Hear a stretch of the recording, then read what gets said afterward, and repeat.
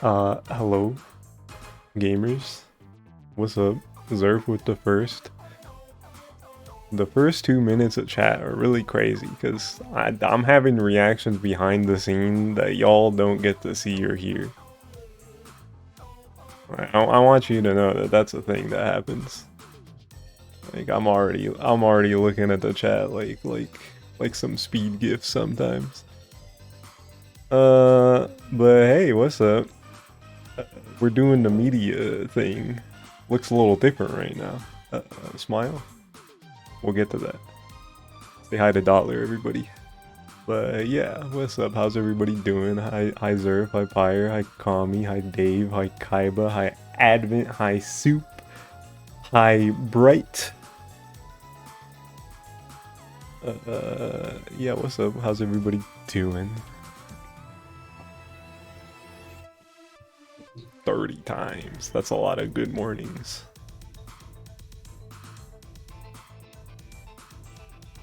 But yeah, it sure is that time again for the funny quarterly media review roundup.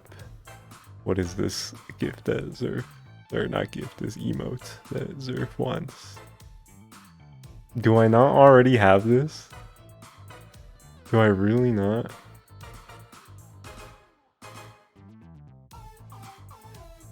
Some kind of variant or something?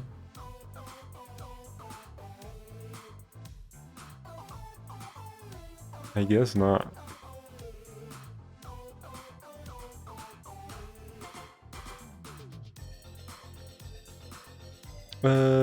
Okay.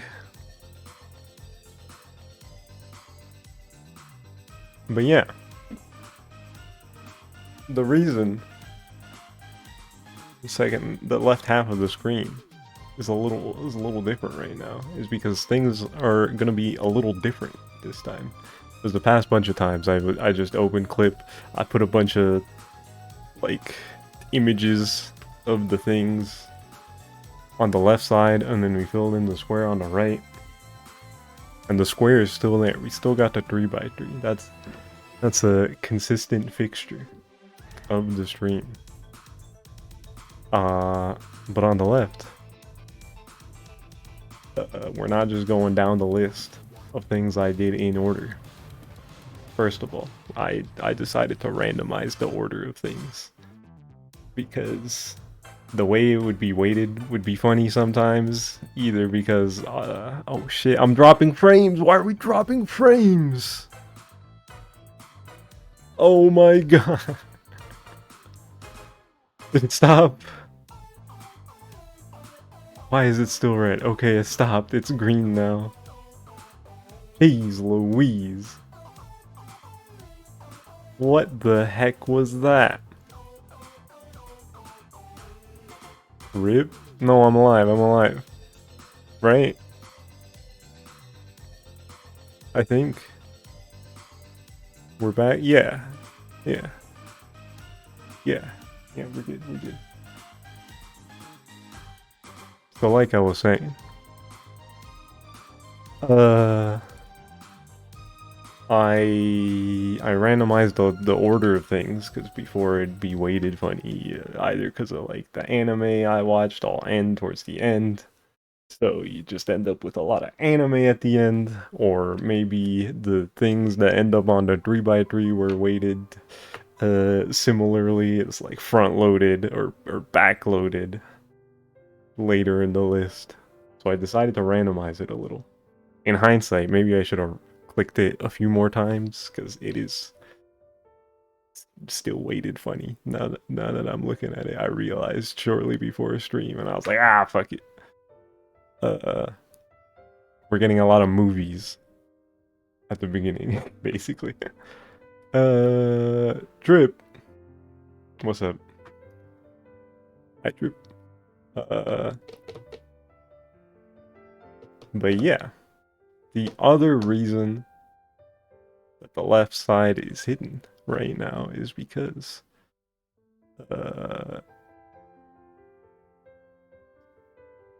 where did it go? Where's the thing in my OBS? Oh my god, I lost it. Okay, there it is. We're revealing the first thing we're looking at. And also, structurally, we got actual reviews a little bit.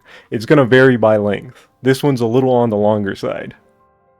Uh, on average, I'd say. But yeah, I did write stuff down about all the things this time. I didn't make a Twitter thread because I was like, I don't want to be like, or Blue Sky or whatever, you know. I didn't make a media thread on social media.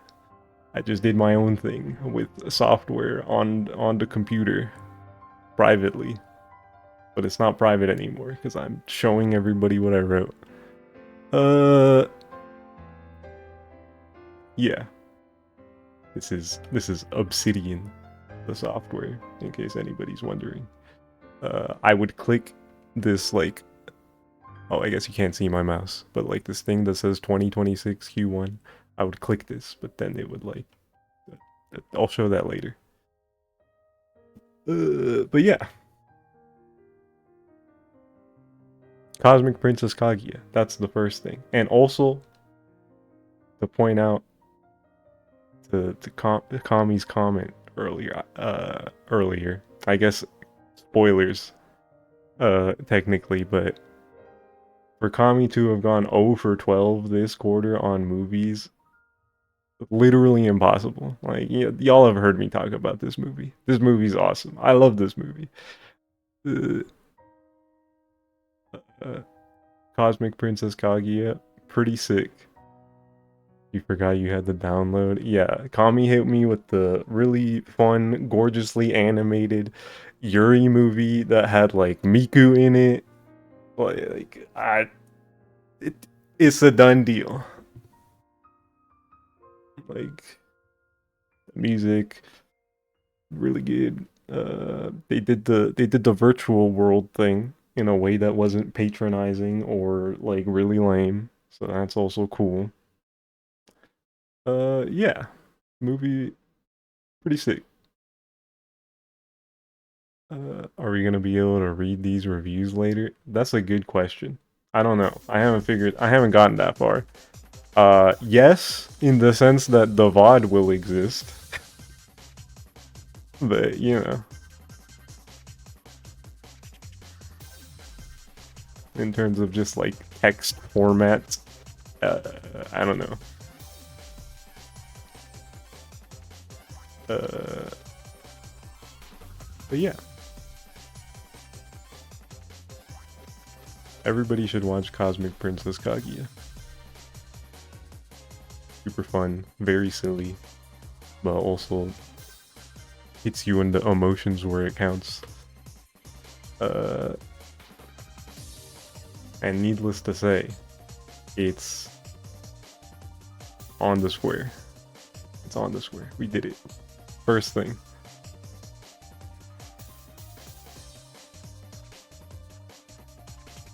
Should? What do you mean should? With a question mark. Go watch it, Advent. Now I'm demanding you. Should you really though? Yes. I think so.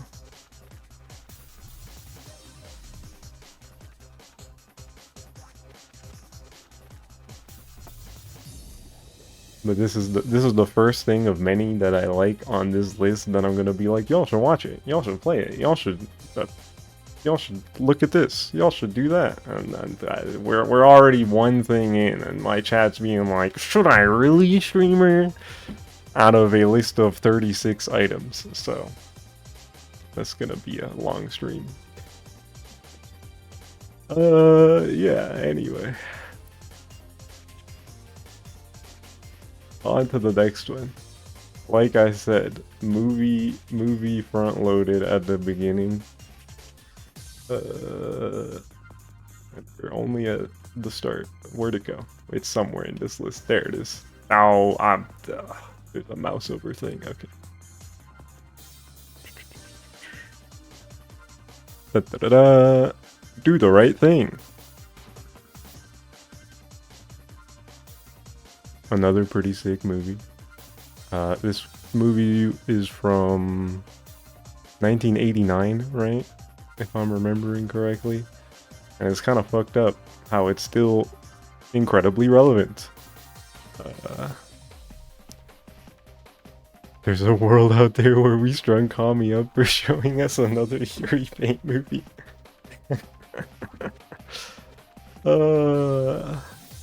See, I was emotionally ready for that prior to like the day before we watched Cosmic Princess Kaguya, and I was hearing it was like actually Yuri. So I don't think I would have strung Kami up for that. But you know how it goes. If they don't tell you it's Yuri, it's a pretty good chance it's not Yuri. But that's besides the point. We already talked about that movie. Do the Right Thing. Do the Right Thing was pretty darn cool. Like the way that it wove a bunch of stories together, in the way it all came together into climax, really in a really powerful way.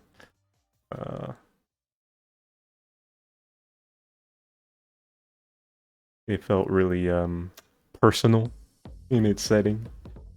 Pretty small area, tight cast of characters, and like I said earlier, still a really relevant movie. As you can see on the screen, I fuck the police, death to America, free Palestine, all that. Y'all get it. Another really good movie.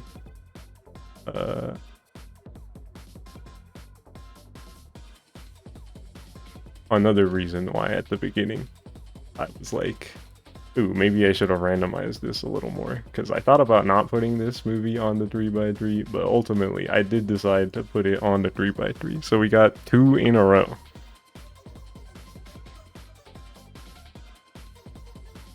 Kami is 2 for 2 so far. This is unprecedented.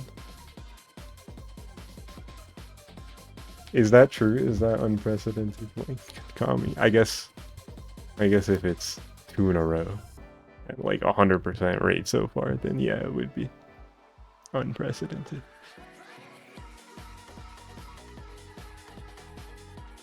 You never thought you'd get this far? You're 2 for 2, right? Are you 2 for 2 on the My Media 3x3 though? Time will tell. Let's see.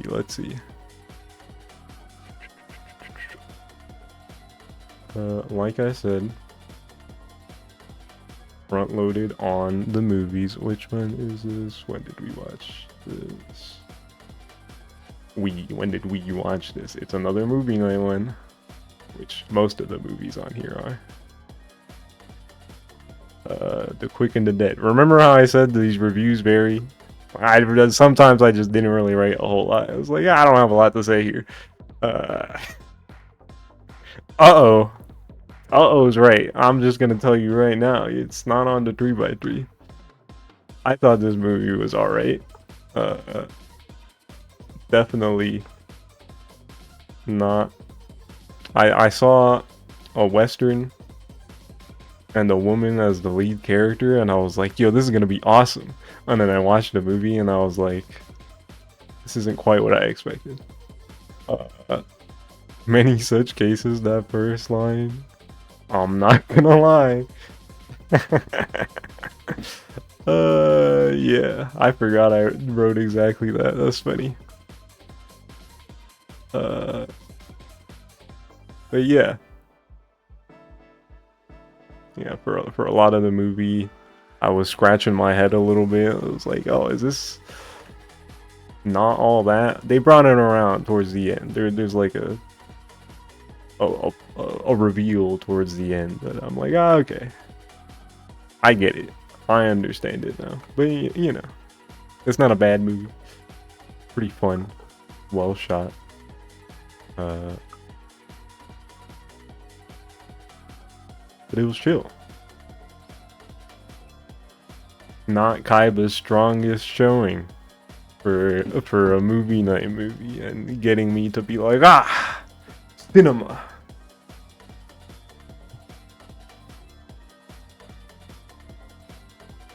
But you know.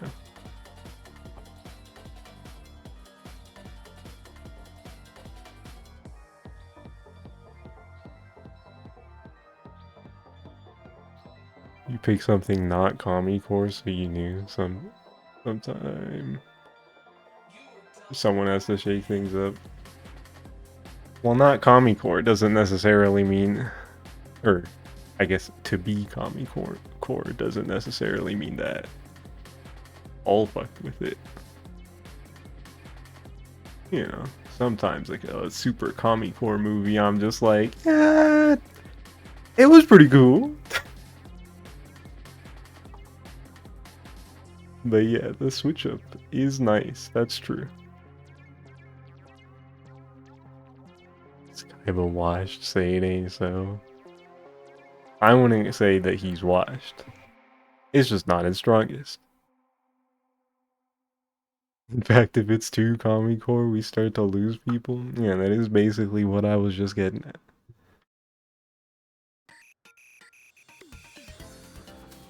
It's like Raimi. But yeah, this movie, it was chill. It was cool. On to the next one.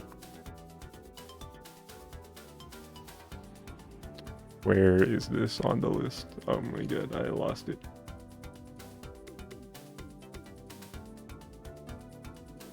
Another movie. Circuito Chuso, I think, right? Or just Closed Circuit is the English title. There's a lot of Agas in the chat. What's up? But yeah, this was a mystery movie about watching movies, which is kind of awesome. I did like this one.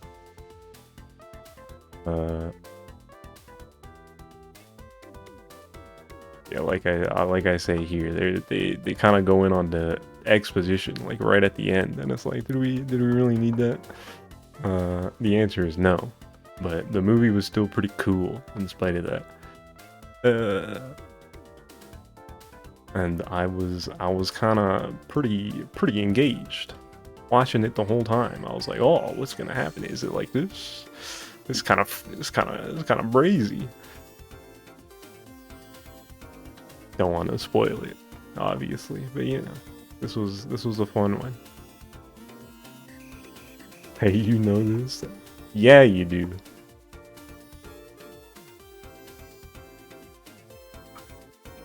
But yeah, I liked it. We're almost out of this early movie section, I promise. But the next one is another movie.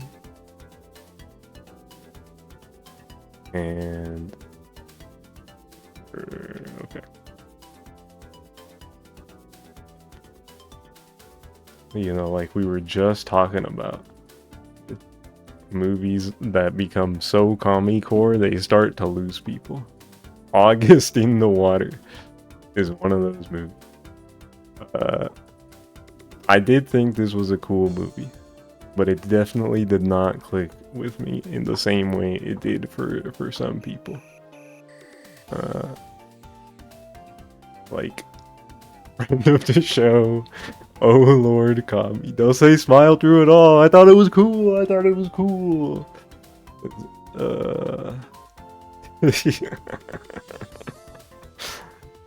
This is not my favorite.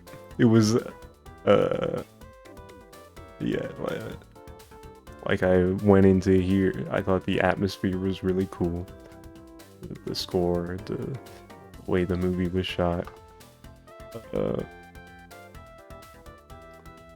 Definitely a very interesting movie, a real thinker. Frankly,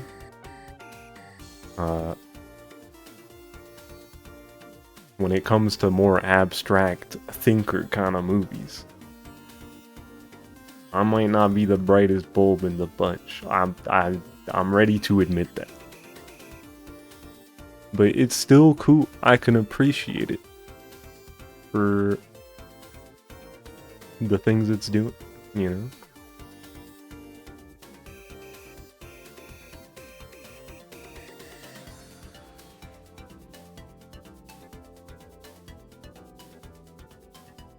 Call me, it's gonna be okay.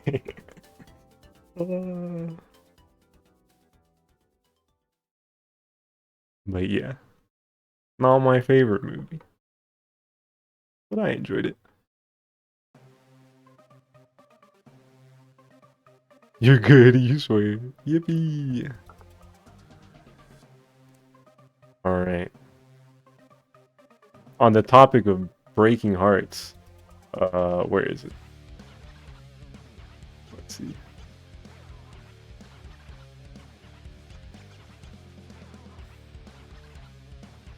Next thing on the list.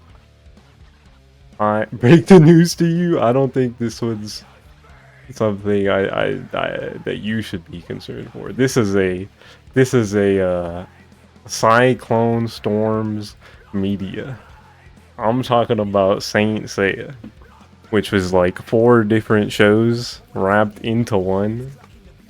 It's just the main thing, Knights of the Zodiac, and then like 3 different Hades chapters things.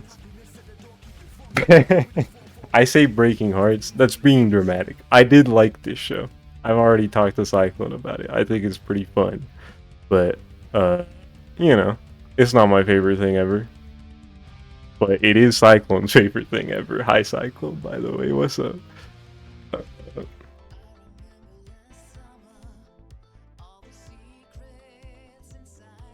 Saying say more like ain't seen. Yeah, am I right? Yeah, I talk about it in here, like at the bottom. I'm like, I probably would not have watched this, like all 145 of these episodes, if I didn't make a deal with Cyclone. But did still enjoy it and enjoy most of the show, in spite of its like old shonen problems I have with it, you know, like fights that kind of drag or are repetitive, uh, the lack of women with agency in the show, uh,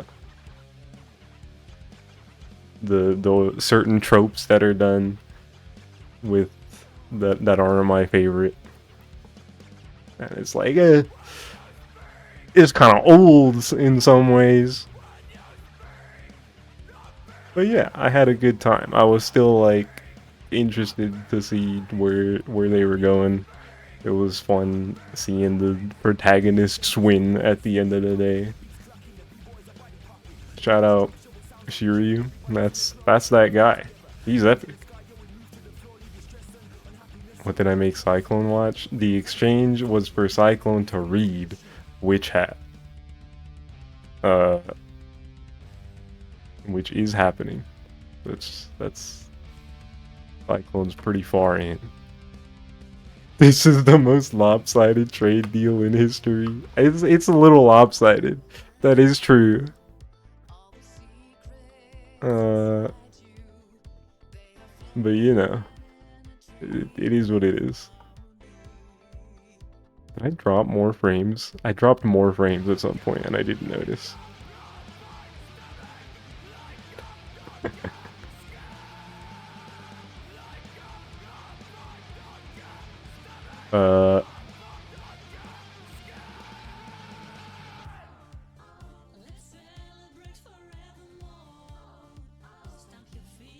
This trade also happened like a year ago almost, I think. Not quite yet, but you know. I think also when we proposed the idea, I didn't realize that there were like an extra 30 episodes. So I was like, ah shit, there's more than just 114 of the main Knights of the Zodiac. Looks around.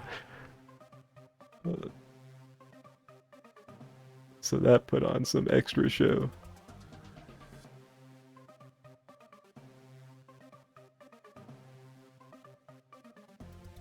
But yeah, it's true. Smile.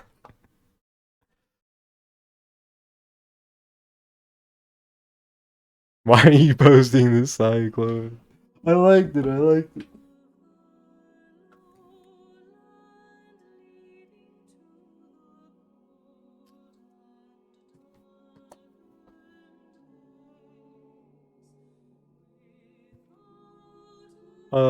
Yeah, that's that. Me not realizing there was like another 32 episodes. It's true. And then a Cyclone was telling me a while ago, it's like, actually, there's like another 12, 13 episodes that you probably should watch that I still haven't. Because I'm like, I'm just gonna watch the stuff that's an adaptation of the manga for now, respectfully. I'll probably watch it at some point. But you know, I did just watch a lot of the show. The last 100 of these episodes were like in the past 3 months. I watched some last year and then I dropped it for a while and then I watched a few more, like dropped it again. And then it wasn't until like January where I was like, okay, I'm gonna finish this show before the Witch Hat anime. I finished it in March. Yeah.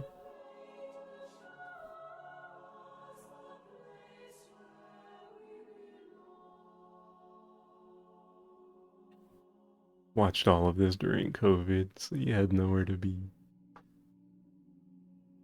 Understandable.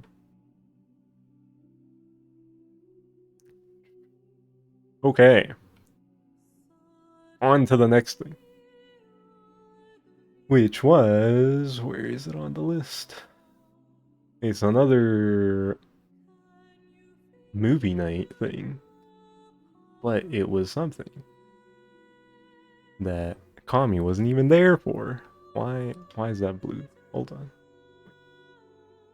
Should this be blue? I guess that's blue. Uh, why did I write this? I guess it does. I think when I was writing this, I was like, damn, it's been 8 years since I'd watched part one. Uh, uh, but yeah, JoJo's Bizarre Adventure Phantom Blood the musical was pretty cool. Uh, Mommy has seen it though. I did know that, but I just mean he wasn't there. That's all. Uh, but yeah, this was really fun. Really cool way to watch Phantom Blood again. The songs were kind of crazy. Dio was super fun. It was fun in general. Like the way they visually represented some stuff was really cool. Uh, and yeah, all around a good time. Uh, y'all should watch this. There I go saying y'all should watch this again. Everybody's favorite word, should. Uh, but yeah, it is good. Like, especially if you're already a JoJo head. That's a big recommendation. I mean, what's up, Advent?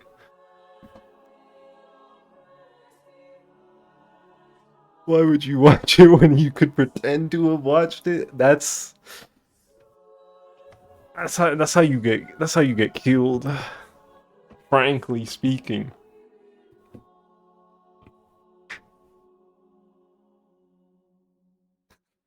Caught. Oh my god. Is it on the 3x3? No. Uh but yeah, I did like this a lot. Only so many things can get on the 3x3.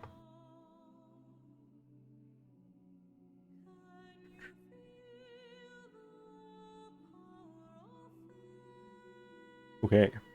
Next on the list is technically two things. Well, not even technically. It is just two different things. Uh, that I lumped into one because I was like, yeah, that makes sense. I think that would be easier. and that's this. Oops, I tried to. Okay, there we go. Yeah. Zootopia Plus and Zootopia 2. Because I was gonna watch Zootopia 2, and I was like, I should watch Zootopia Plus. I never watched that. Which, you don't really need to. It's just a bunch of side stories that are connected to the events of the first one. And it's like, it's cute enough if you care, if you like the Zootopia movies. And then Zootopia 2 was pretty fun. Good sequel to the first one. Which is not something you can say too often about Disney movies. Usually they make sequels and they just kind of stink. But this one was good.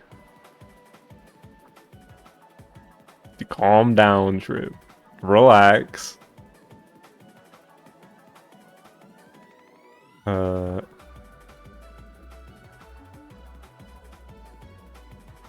yeah.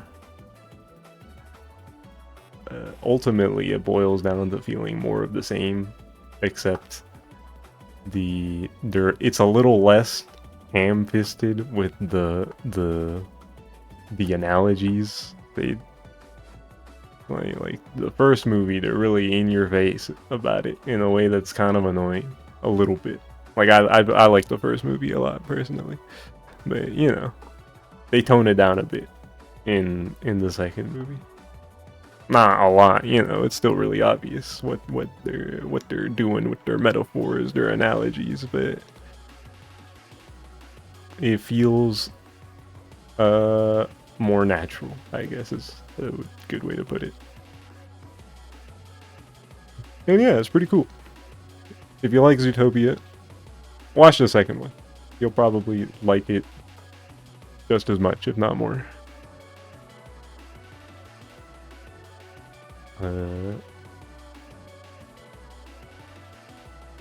There's a teaser. There's like a post-credits at the end. They just straight up tease another movie. So I guess they're making Zootopia 3 at some point. It's just like, sure. I forgot I wrote this at the bottom. Oh, that's so funny. I crack myself up sometimes.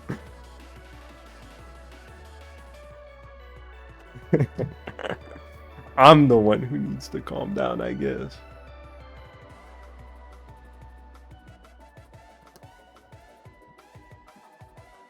It's true, though.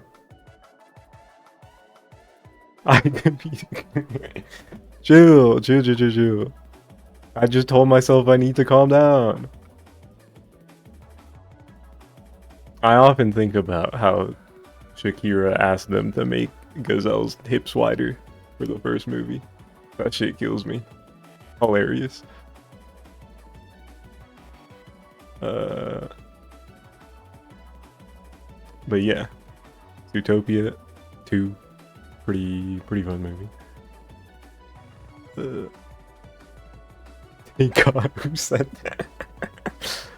Did I say on to the next movie?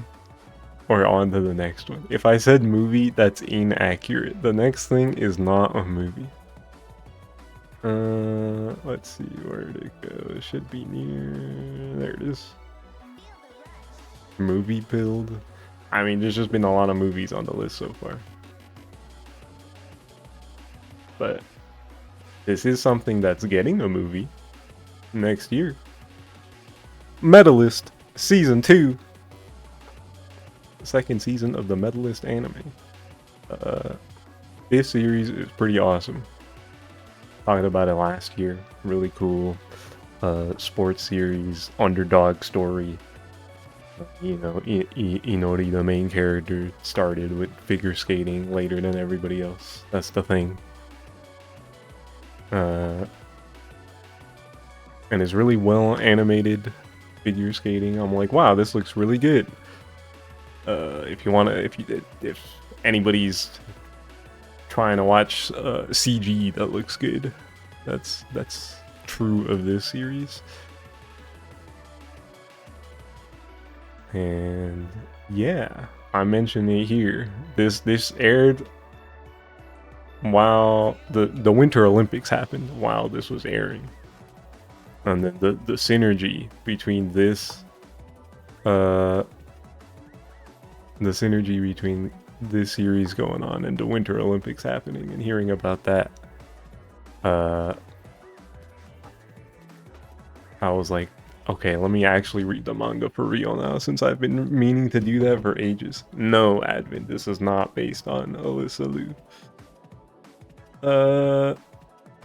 I just wrote that because the Winter Olympics were happening, and it's like, oh, it's figure skating, and I heard about her, and, you know.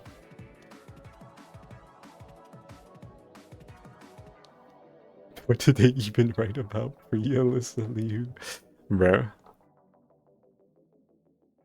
And dude, I've been talking about this series a bunch recently, because like I said, I did start reading the manga, and the stuff that goes on in the manga is so good. Like, I already really like season 1 and 2 of the anime, but now that I'm a manga head for this series, fuck, dude, it's crazy. I get it. I be seeing a lot of people who are also into Witch Hat talking about Medalist, and I thought I understood it before, but now I'm like, dude, this shit is so good. There's a reason why I put it on the top 10 manga list the other day, very recent, hot off the presses. But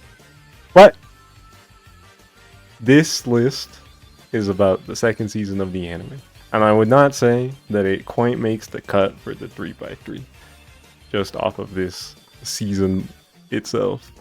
I wasn't feeling like, obviously I really liked it, but you know, didn't quite make the cut for the 3x3. Tell me it has its own Shibuya incident arc. I don't think so. I don't think I described anything in but it's quite like that. But it's awesome.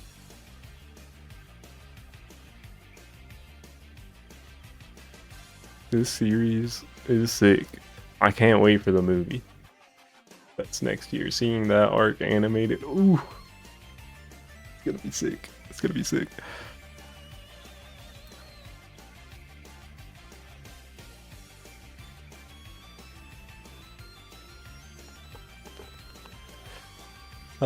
Okay. Now the next thing.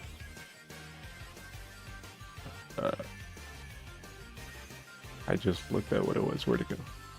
The next thing is a movie this time. The first one we watched for movie night this year, and also just the first thing on the list in terms of the actual order that they happened. 100 meters, another sports thing.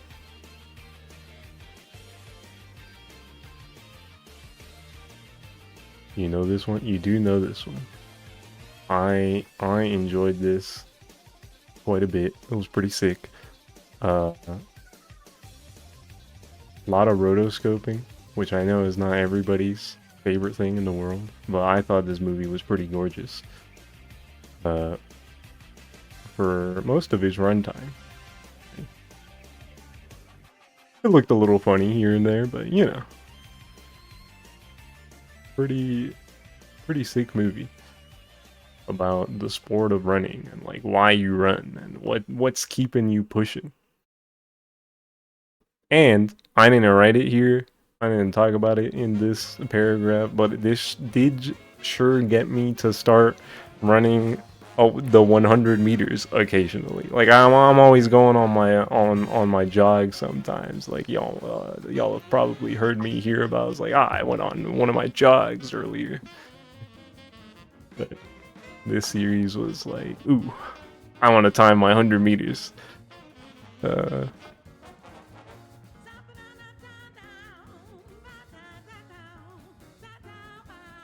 You were on your way because of 100 meters, but after watching Orb, you become an Uodo truther. You will read anything he writes.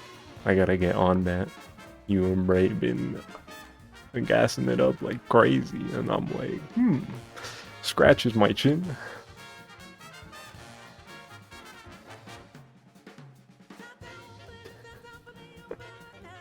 But yeah, this was good. I really like this movie. And remember when I said this list is weighted kind of funny so far in hindsight? Uh, 3 movies. We got 3 movies on the board so far. Smile.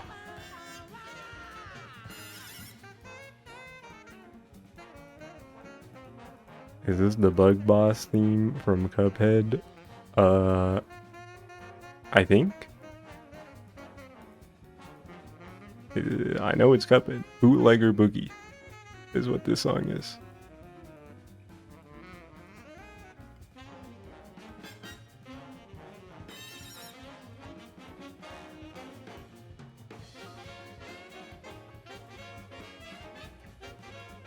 But yeah, 100 meters, pretty sick. Pretty sick, pretty sick.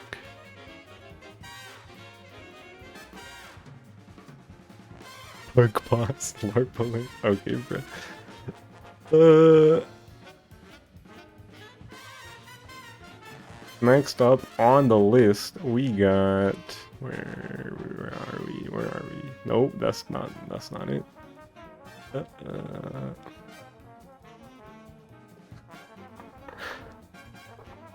Calling somebody literally AI is so foul. That's fucked up. Oh my god.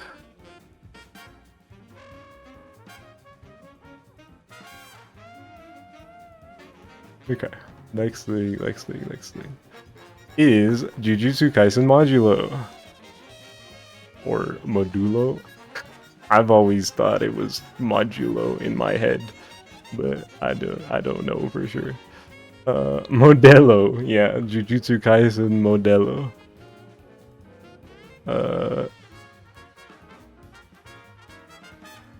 This is a pretty sick sequel follow-up to Jujutsu Kaisen.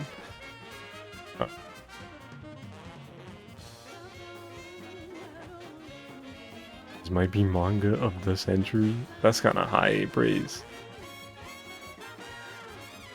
You read it as Modelo, like the beer this whole time? Wait, are you saying you actually thought it was Modelo? Or just that it's pronounced like that?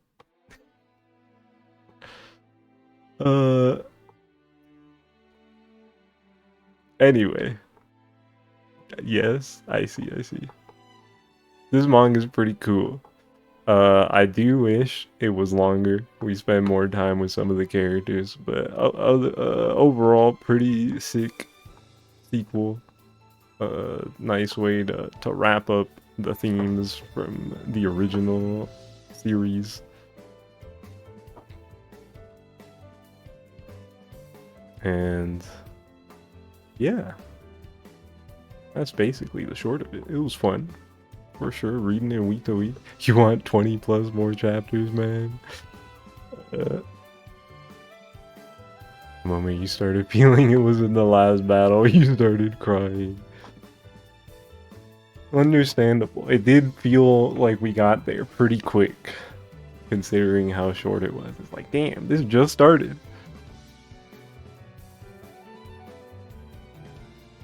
But yeah, it's good. It's good for sure.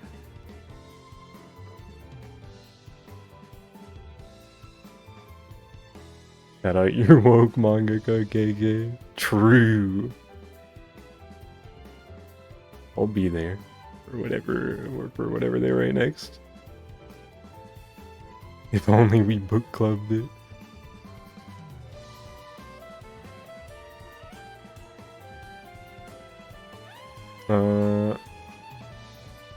But yeah.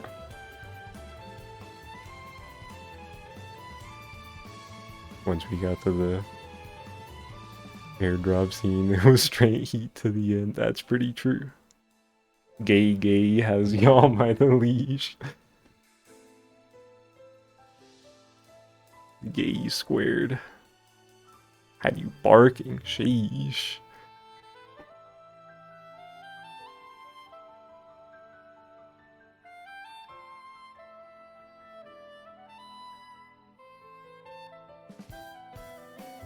Gay times 2. Just like that. Oh man. But yeah, Modulo, pretty cool, pretty cool. It's not on the 3x3, but you know. On to the next thing. Which is back to the movies. Just say I hate you. I don't. It's your 3x3, not mine. That's literally not true. The 3x3 that is on the screen that you're looking at on the page twitch.tv/Hugo_Nomics is mine. It's literally my stream. And I'm not, this isn't a vote thing, this isn't a viewer input kind of thing. It's my opinion. Wait, chimp. Okay, bro. What? Where was I? We're back to movies. This time is the Bright movie. I would have thought I would have written more for this movie. I did like this movie. This movie was cool. It was a pretty slow movie. I said no to democracy. That's not exactly what I said. But in this particular instance, my opinion is not being determined democratically. That is true.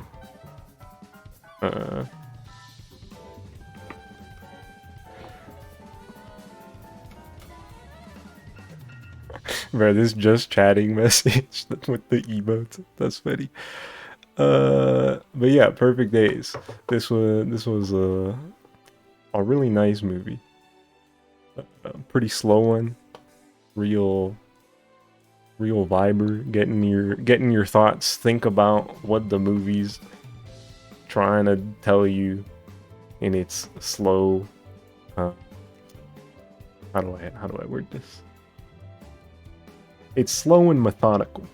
Right? You know, it wants you to think about it. It wants you to really get into the weeds about the so-called perfect days. Unk got you reading again? Yeah, following Unk's daily routine as he's cleaning toilets around Tokyo, the Tokyo toilet.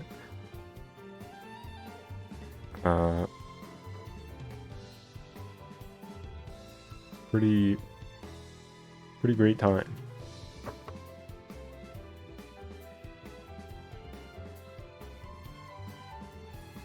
Shout out to OG-san. That's kind of tough.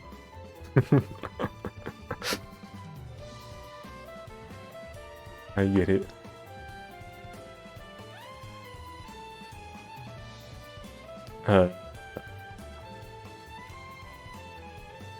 That means Tio in Japan. This is stupid. I do understand, because it's like OG-san, but like OG. Ahaha.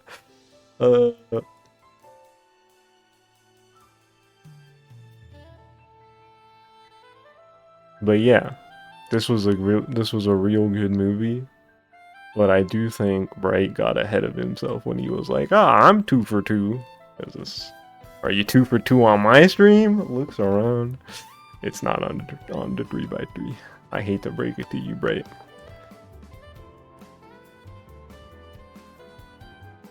Definitely worth the watch though, for sure. Where's my list? What's next? Okay.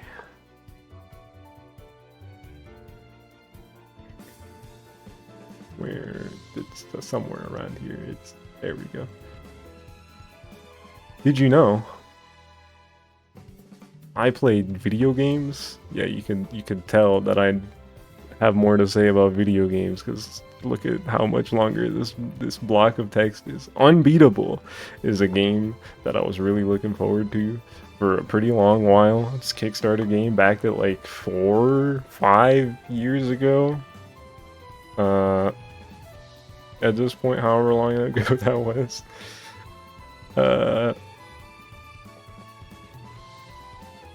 Zerv? What's going on? But yeah, it was gonna come out in November, and then the day before they were like, actually we're delaying it because we found a bug in the console versions. And then it came out in December, and then I played it once in December when it came out, and then I didn't turn it on until like January when I finally beat it at the beginning of the year. First game I played. And it's pretty sick. You don't do games here? I don't think that's true. In fact, I'm usually streaming video games. Predominantly far more often than I'm not. But yeah, Unbeatable, the game. There was already a demo before this game came out, which was effectively just the rhythm game portion, but without the entire song list. And that the rhythm game portion of it already really sick. That demo, Unbeatable White Label, really awesome. One of my favorite rhythm games. So the full game is just the rhythm game mode, but with more songs. And then you also got the story mode, and the story mode is pretty sick on top of it. It feels really ambitious, and like they didn't care about following any particular rules, so to speak. And it really feels like an indie dev following their vision in like the best way possible. In some ways, it kind of shows in some technical quirks. I go into it here, but yeah, there's some oddities here and there about with like things flowing together awkwardly, or like text boxes. A lot of lines are voiced, and then a few lines randomly won't be voiced, and then they're voiced again.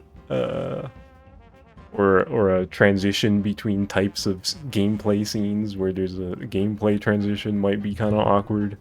And maybe they fixed up some of that since I played the game. There's been a bunch of patches, so it's possible some of that stuff was addressed since then. But when I played it, it definitely felt like they were in over their heads almost. But at the same time, I'm glad that the devs were in over their heads a little bit, because the end result was still pretty awesome. Like, there was a bit early on in the game with a big musical set piece and crazy stuff was happening on the screen, and I literally got chills, bro. This game is sick. It's so cool.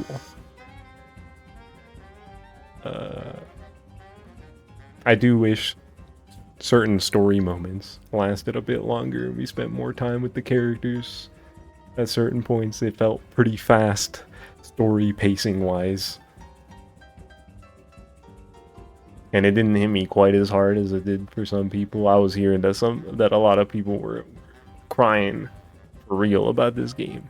I was like, damn, is it that crazy? And then I played it and I was like, this is really good, but it didn't hit me like that.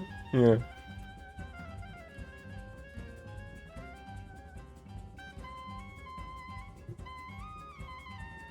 Game rules though.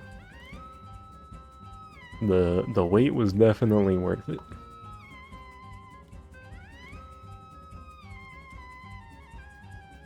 And gotta say, it makes the cut. It makes the cut. Unbeatable, pretty sick. I gotta stop saying pretty sick. I've said sick as a descriptor for this game too many times. It's fine though, smile. Game is good. The game's good. Okay.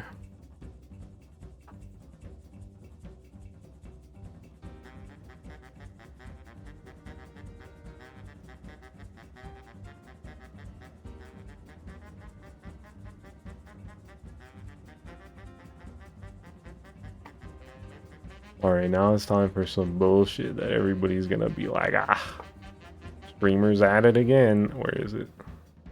Where is it on my list? I have the order, right? Okay, I do. What? Streamers at it again? Not, it's maybe again on this specific stream right now isn't an apt way to put it, but I sure was reading some Yuri. And I know some of y'all are like, ah, streamer and their Yuri. Whenever I talk about Yuri. Ah, streamers at it again. Fort Kitchen. Yeah, I guess there was Yuri earlier. There's been Yuri multiple times if you really get it. Oh, waiter. Yeah, this was just a manga. Read. When was this? In February, yeah. One that I had heard about a while ago, and I was like, I'm trying to read a Yuri that's short right now. So I read this one, and I was like, this was cute. The art's really pretty. Really cute dynamic between the lead characters. But man, you could definitely tell that it ended prematurely. Like, that shit just ends very abruptly. There's a thing in like the second to last chapter. It's like, what are we doing? Then the next chapter, it's over. And there's previous plot threads that were brought up before that just go unaddressed. And it's like, oh, okay. But yeah, I think the series had just been axed when it was running in whatever magazine. So like, it's hard to blame them for it feeling rushed like that. But damn, it still does. I liked it though. You want a manga, a romance manga where food is a thing, a focal point of it. They talk about food and go into the recipes, specifically like parfaits. That's the thing. Sweets, sweet stuff. Yeah, food, romance, Yuri. It's pretty cute.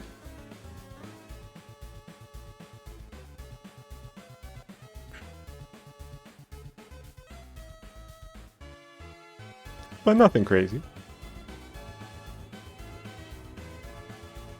On to the next thing. If it makes the 3x3, you're blowing your shit smooth off. No. This would not have been on the 3x3. Multiple other things would make the 3x3. Several other things on the list would probably make the 3x3 before this.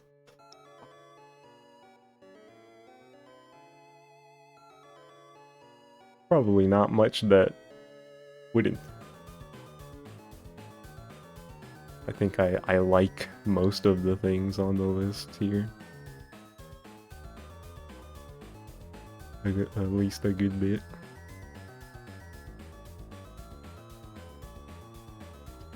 Where's the next one? Speaking of whatever. Why can't I find it? I know it's in here. There it is. Okay. Another movie. Linda. This was a band movie. And it was a pretty fun band movie. But it wasn't one of my favorite like band things. You're so fucking scared. Tommy might be right to be scared. Because as far as like the banned media goes, this didn't particularly stand out to me. Like it was nice, it was fun. It had its moments, for sure. They wrapped it up nicely at the end. The performance, the song they played at the end was pretty cool. Which is, if you fuck up the song at the end, what are we doing in the band movie? Like what? But no, it was fine. They did it. It's a patented. It was fun. That's fucked up, guy. But we gotta kill you for that. Like it's not my favorite, but I would never say that.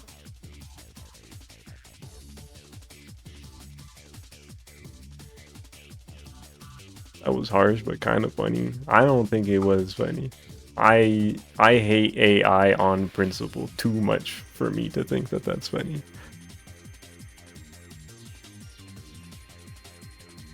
But you also agree with me. Oh my god, bruh.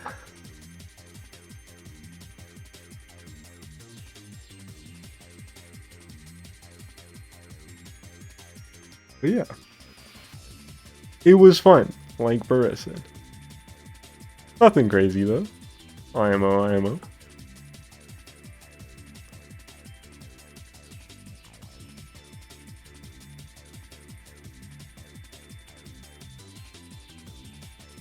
Folks were feeling banned out. That is a factor for some people, yes.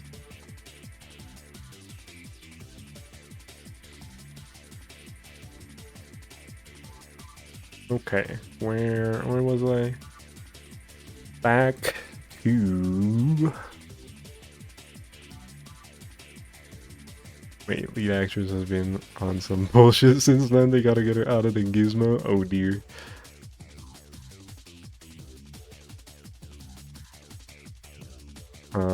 What was I saying? Can I look at the list? Okay, no, I'm in the right place. I'm in the right place on the list. Okay, back to the manga mines. My Dear Detective, Mitsuko's Case Files. Was a fun detective story. To be honest, I should probably reread a bunch of this. Because I was writing this. I remember that I was writing this. Like this little mini review, and I was like, oh, I don't remember a bunch of the early stuff super well, but I remember that I liked it quite a bit. And then the more recent stuff, there was a bunch of chapters I had read, right, and when it was about to end, and I was like, oh, the next chapter, it's over, so I got caught up and I wrapped it up. You have this bookmarked. Never read it though. It's fun. It's good, even. Yeah, it takes place in the 1930s. So the lead character being a woman is kind of awesome. And the series is basically all about propping up people who are being put down who don't deserve it, essentially. So it's pretty cool.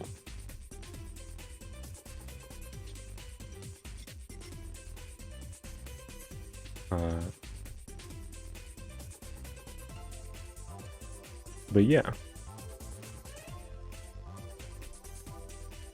it's good. I don't got much to say beyond that. Like I said, I'm like, I don't remember this as well as I probably should. Well, not that I should. Not that I arbitrarily have to remember it super well, but you know, in terms of talking about it. Drawing a little bit of a blank. But I know that it's good. Smile.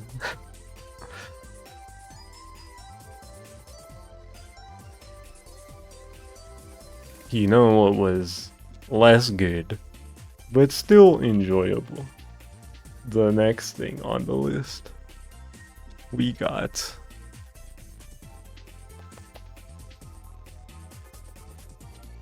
Sore, Away from the Future, which, yeah, it was alright. Yeah, I said here, first 90 minutes, the first chunk of the movie, good amount of it. I was like, this is pretty cool. I'm liking this a lot.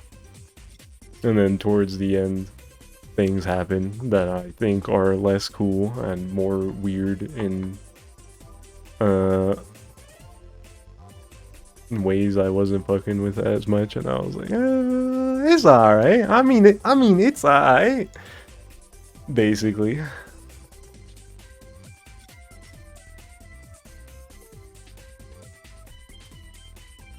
But yeah. A movie about time stuff.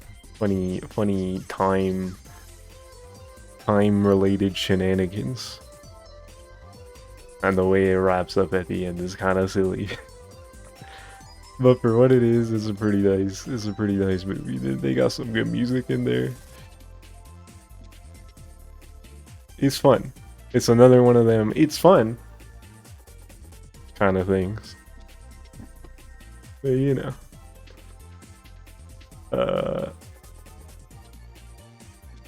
It's funny at the bottom I wrote that prioritize playing In Stars and Time instead, because the premise reminded me of that game. Which, spoilers, we haven't talked about that one because of my non-linear way about doing this media thread. So sometimes I refer to something in the past or write it like you know, sequentially, but because of how we're doing things. You could say we're playing with time ourselves here. Non-linear storytelling stream. Wow, it's just like things on this list. Yeah.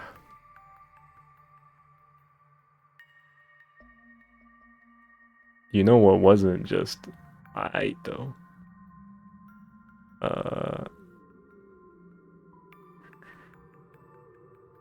We're back to some anime. Hold on. Double check. We're in the right place. Journal with Witch, aka Ikokuniki. This series rules. I love this one. Add witch show. Oh.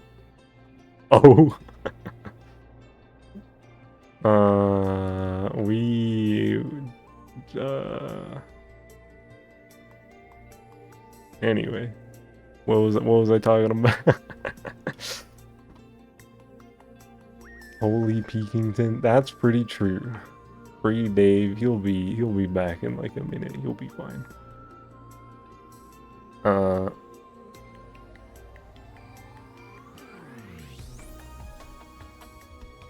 Yeah, well, this show's really good. How do I talk about it? What am I trying to say? I'm trying to like find the words. Oh, it's just like the series. It's about writing and finding the words in order to comb through how you're feeling. I didn't mean to make it a bit about the show, but that's effectively what they're talking about. The main character is going through and dealing with a traumatic event in her life, and the whole show is basically about how she's dealing with that. One of the main characters, there's two, but they're both effectively like going through a big life change, and the show basically follows both of them, and how they're dealing with everything, and, like emotionally. We got them queer themes. It goes into how people's minds work differently. One thing that surprised me, they used the word neurodivergent straight up, and I was like, what? Anime can do that? Wow.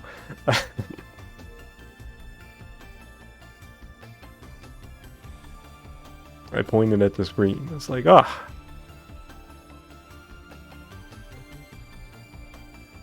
But yeah, this is a commie show, that's true.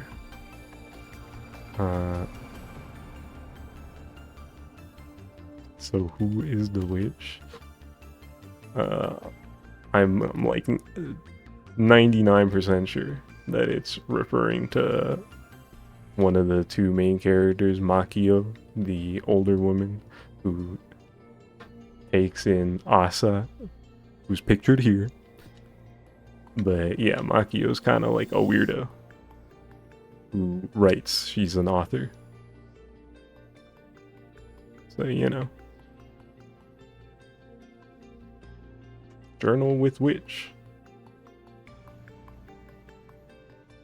Asa, Sasuga Fujimoto-san. Oh my god, bruh. But yeah. Series is pretty sick. If you're trying to get in your feelings about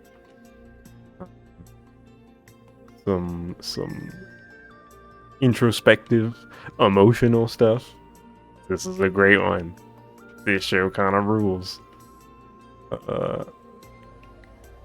Definitely one of my favorites of the season.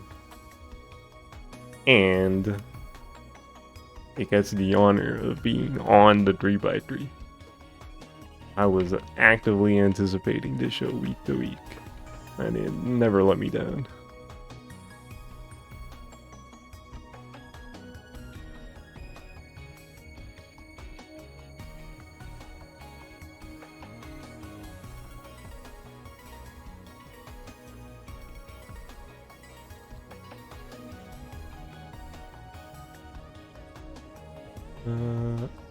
Yeah. Journal with Witch. It's good.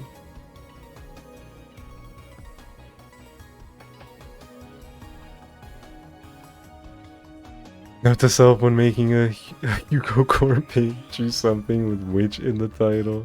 It's not that simple, Zerf. Zerf's about to pull up with some bullshit just because it has witch in the title.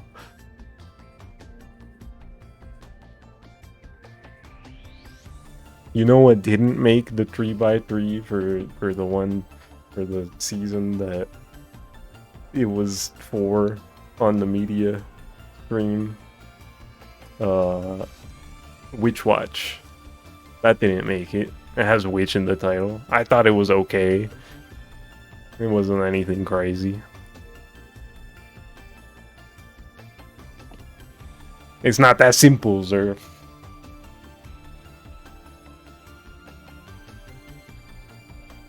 JK. Assuming something about people is not very woke of you, Zerf. That's pretty true. No more, Zerf.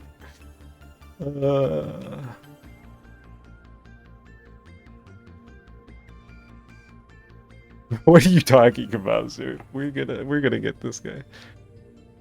Anyway,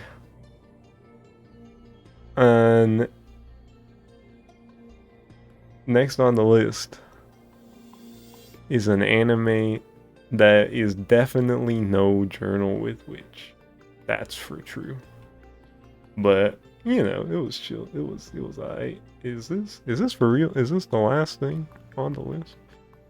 The last thing I wrote in here?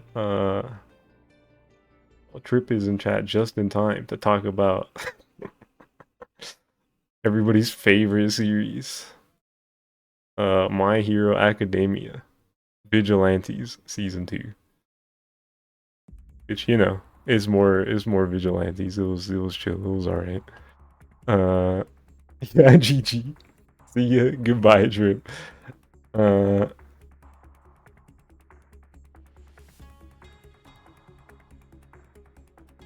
But yeah, it's basically more of the same. It was pretty fun.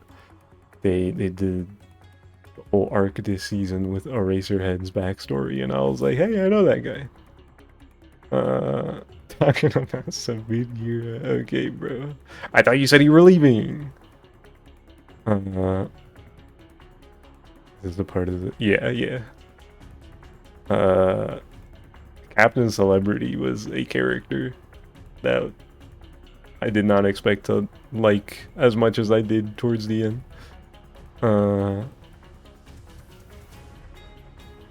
But yeah, it was a fun season. You know this show is peak because the sky ain't blue. Peak is a strong word. I don't know about all that, but I think it's pretty solid.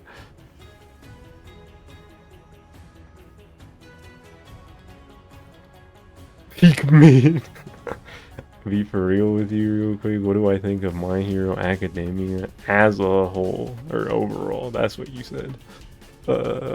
I think it's alright. When I was reading it, I definitely felt like the finale arcs of like the final battles were going on for like way too long.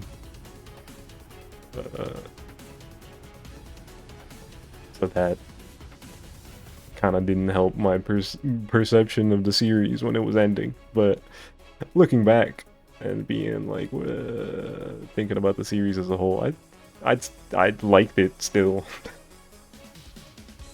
I don't think it's the worst thing ever by any means, but it's also not the best thing ever, so it's fine.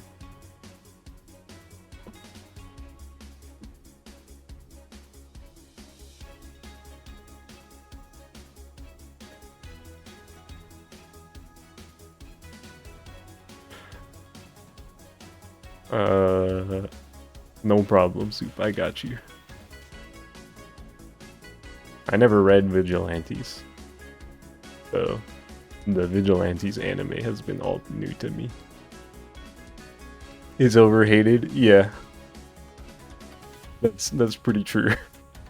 It got really popular and it's pretty run-of-the-mill shonen, so it's like really easy to hate on.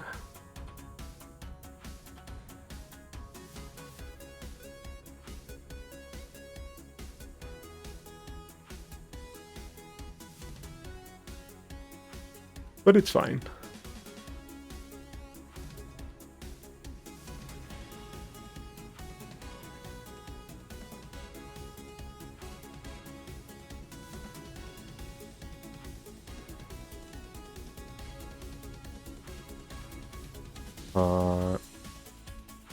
Okay, next on the list, after Vigilante Season 2, we got... Wait, people forget you can enjoy things despite the fans being a little cringe. That's true. Horikoshi's art moves mountains. Also pretty true. That guy draws like crazy. Bro's a crackhead with the pencil.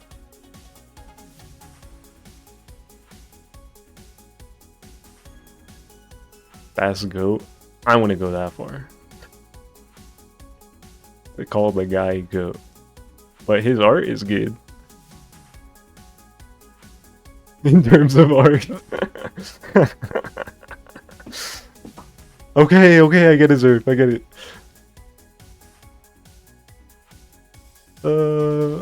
Where was I? Okay, Vigilantes. Next up on the list is not a movie, but it's a commie recommendation. Smile, bro said, "Yo, check this shit out," and I was like looking, and then I read it, and I was like, hold on,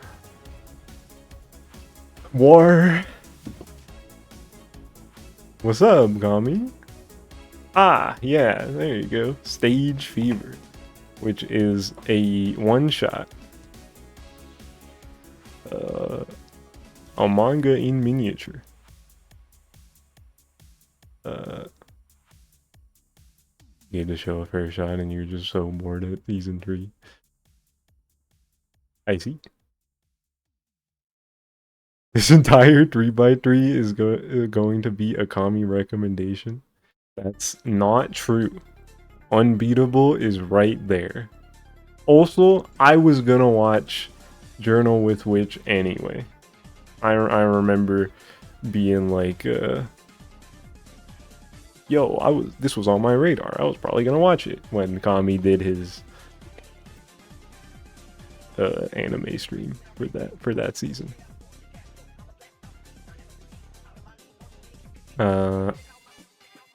Also, yeah, that's also true, bro. I 100% would have found my way to Cosmic Princess Kaguya, regardless of if Kami put it on.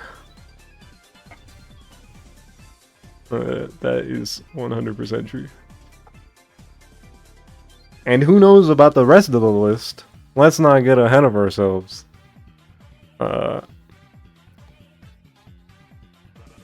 That's not agenda, so you're ignoring that.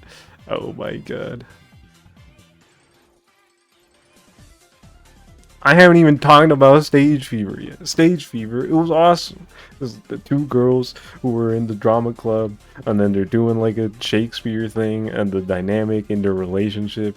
They use the Shakespeare play in the story, specifically A Midsummer Night's Dream, as like a metaphor for the dynamic between the characters. It was pretty sick. Also, the art is gorgeous. Between like the hair, the way they do the anatomy. I really like this one. This one stuck with me. I was thinking about this one. I think about this one sometimes.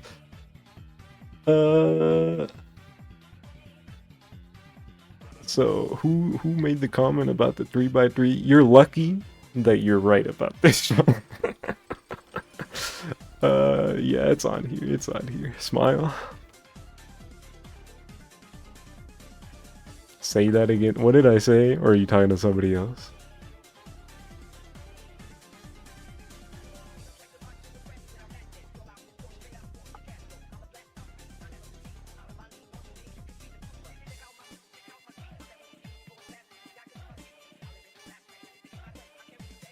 I put you on the spot so it'd be embarrassing. Which chatters when the streamer asked them a question about the thing they typed?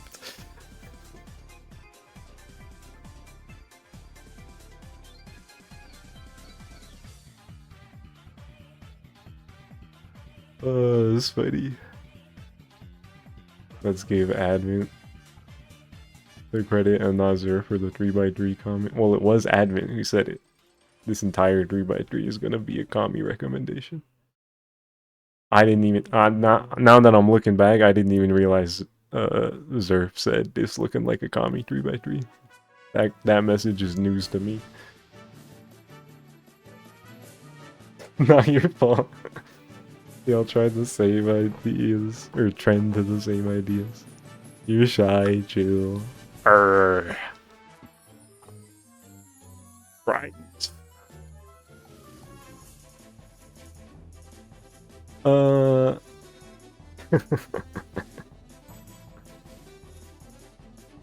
Okay.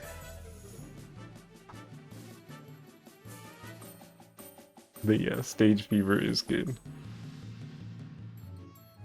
And it's a one-shot. So, like, y'all can read it pretty quick. Looks around.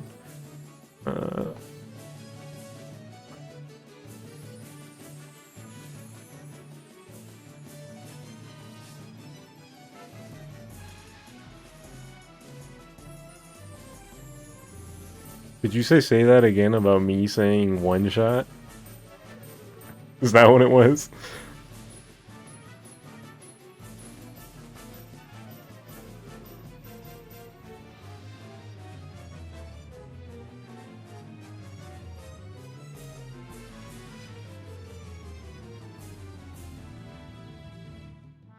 I guess we'll never know. Where was I? Stage Fever. We're over halfway there. We've gone through 20 of the 36 items on this list. We're getting there, we're getting there. And back to a movie with the next one. Was this? Oh, this was the last movie we watched in this quarter. Josie, the tiger, and the fish.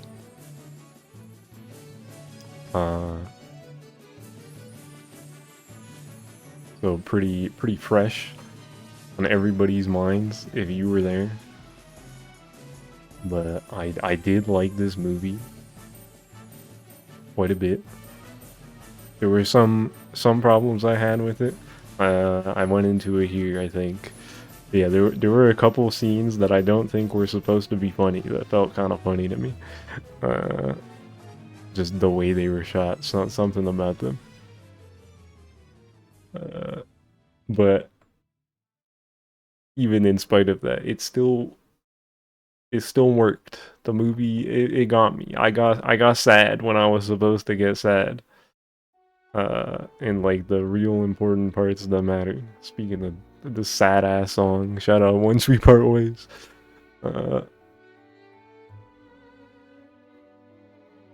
My apologize for her actions to you in private. Can we forgive her? Or we can forgive her? Looks around. That wasn't in the movies, or I'm judging the movie.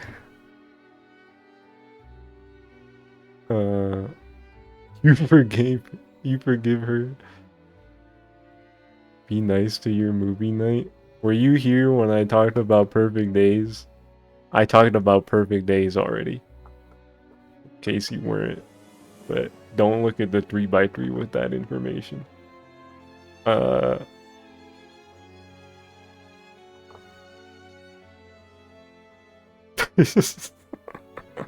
I liked it. I thought Perfect Days was good. That was essentially what I said boiled down to. It was good.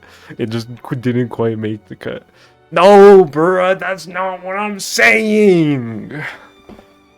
Ah! You were bullying people in Star Wars.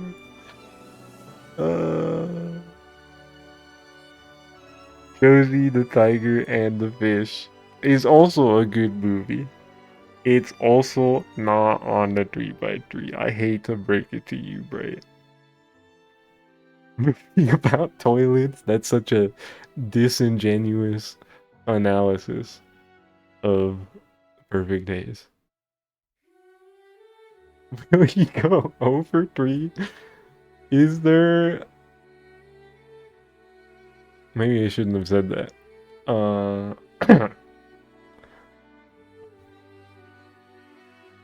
Anyway. It's good. This movie that we're talking about right now and no other movies, it's good.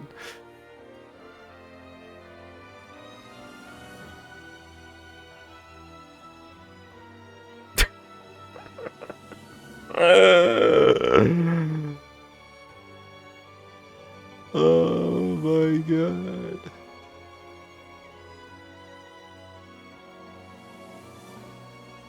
I liked it. It made me sad. I got the glassy eyes in the one scene that was really touching. In the latter half of the movie, it was good. It was good. I promise it was good. This music really is pulling this all together. Shout out Once We Part Ways. That's my fucking GOAT song. You're retiring from movie night? No, Bright. They were all good. They're literally all great movies. They just didn't make my personal 3x3 because there's a lot of competition.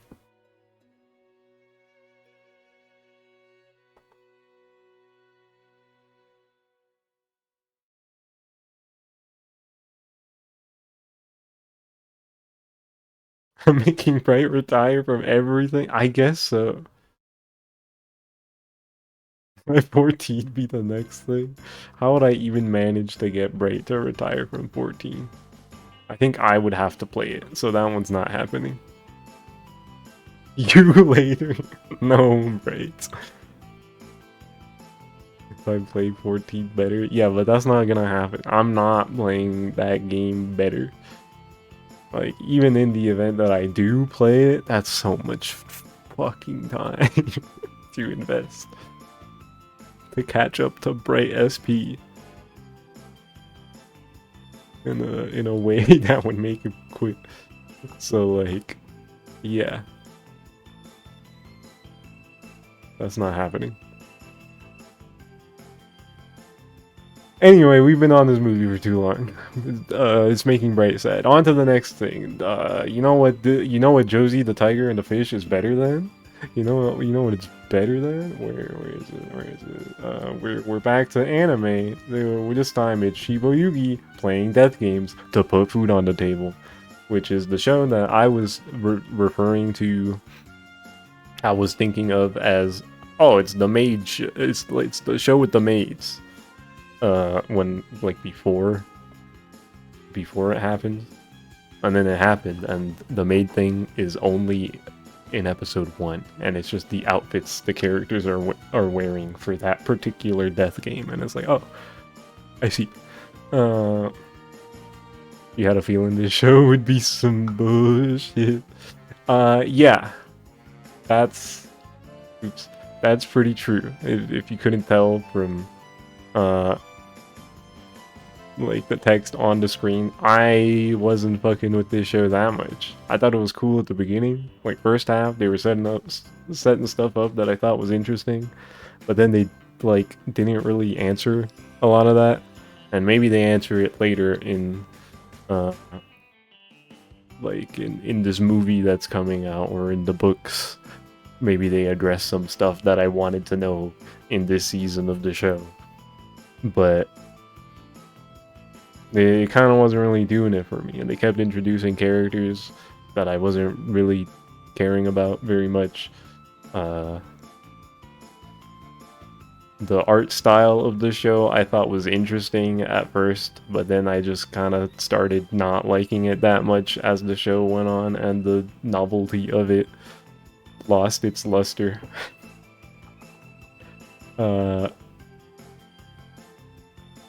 They did this thing where they were, I don't know if it's like this in the books, but in this anime they were telling the death games in a non-linear fashion. So the next one, the second one in the show, actually took place before the first one, and similar things like that going forward. But then at the end they do this thing that makes it feel like they forgot they did that.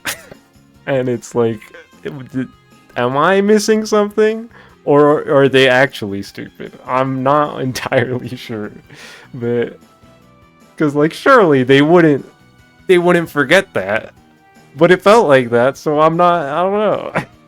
I wasn't about to rewatch it to double check, because I wasn't that invested. But it was odd. This show's kind of weird, and not the best way. The first episode was kind of awesome, though. I think of the first episode, like I said it right at the bottom. I think if the first episode was just a movie, would have been sick. And I watch Orb, since I like the 100-meter. I did talk about it because Kami brought it up when I was talking about 100 meters, and I was like, I should watch that show, because Bright and Kami have been gassing it up like crazy.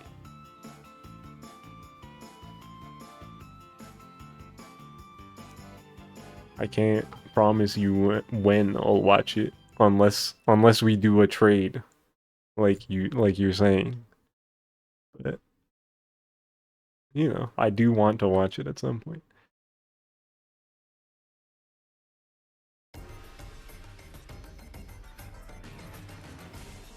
But yeah, Shiboyugi, kind of not great, which is unfortunate, because it seemed like it could have been cool, and it almost was. Like I said, that first episode was kind of a banger, and because it's a non-linear death game thing, you could probably just get away with watching the first episode and pretend the rest of it isn't real, to be honest. But, you know,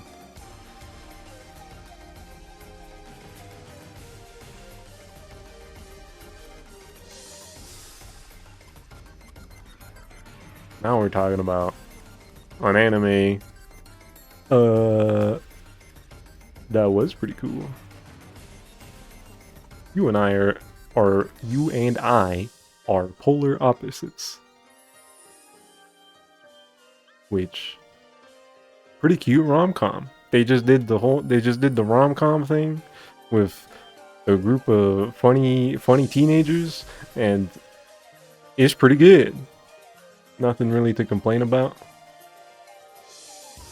I talk about it in here. I like how, compared to other romance shows I've watched, the characters in this show are kind of just normal. Like, they're not exceptionally amazing people, or they're not freaks like in Kaguya-sama, or a lot of the Yuri I like is like tragic Yuri, where everybody's tortured in some way. Maybe not everybody, but at least one of the characters.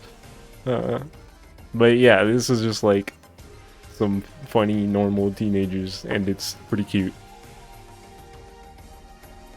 So compared to a lot of the other romance, it stuck out to me in that way. Funny enough. It stuck out by being normal.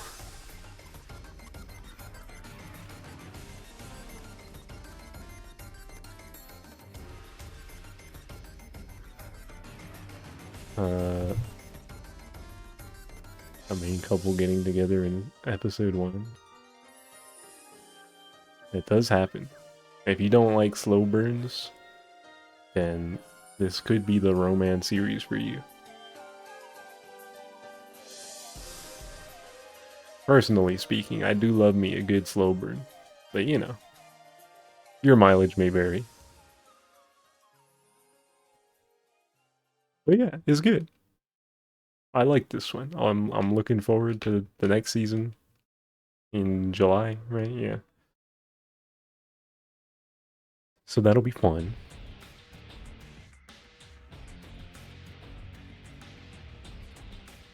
The song is always funny when it comes up. It draws my attention when this song starts playing.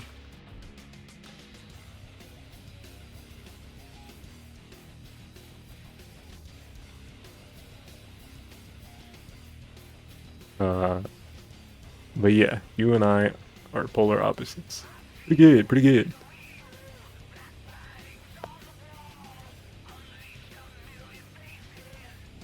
You want to watch this? It's a good one.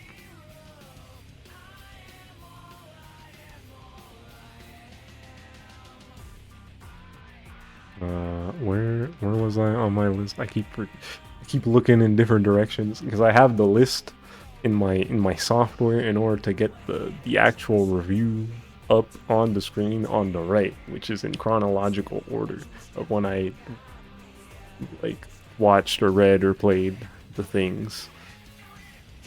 And I keep looking over there first, but I gotta look to my randomized list first to figure out what's next.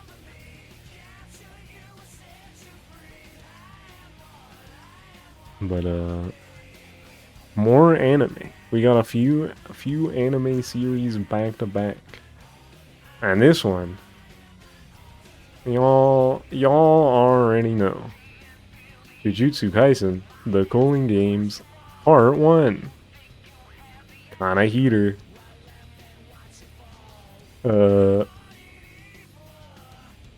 Effectively, like, I remember talking about season 2 on stream, and it's effectively more of the same praise, because I remember being like, dude, it's kind of fucked up how good this show looks. This shit is insane. And y'all already know that the Cooling Games Part 1 is more of that. This show is ridiculous. These map of mines are not fucking around. This shit is serious.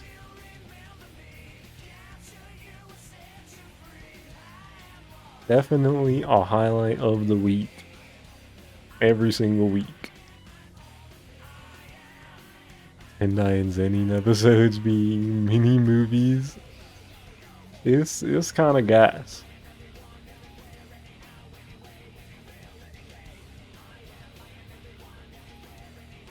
I'll Zerf, relax. Let's not get ahead of ourselves.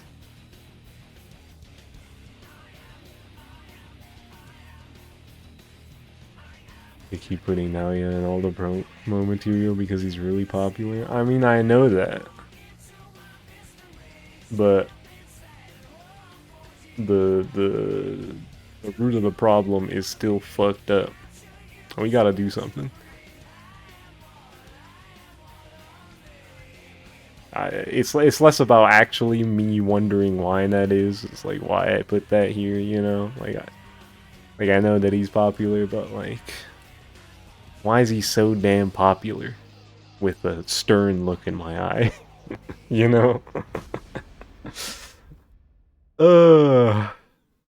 That shit is crazy.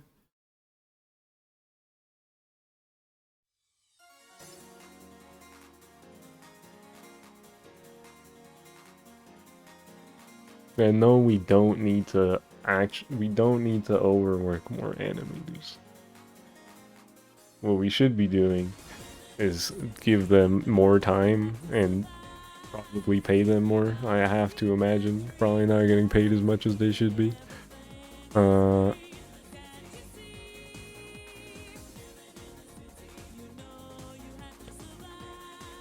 But I guess if we do that, then there's gonna be too much time in between seasons. Too much time, in quotes, to emphasize that I don't agree with that. Like, if it looks good, and they're getting paid, I don't care how long it takes. It's fine. It's chill. It's chill. Take your time. Certainly aren't. Yeah.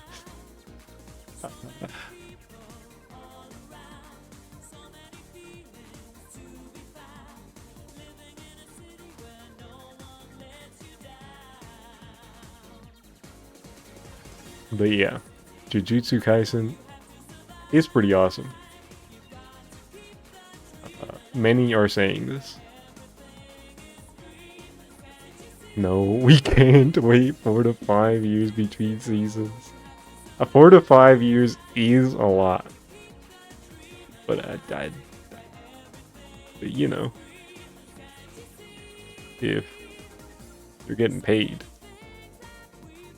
and they're alive, is it making the 3x3? I sure did just kind of unceremoniously put it on there without really saying anything because I was answering a question. Or was I was just talking to the chat.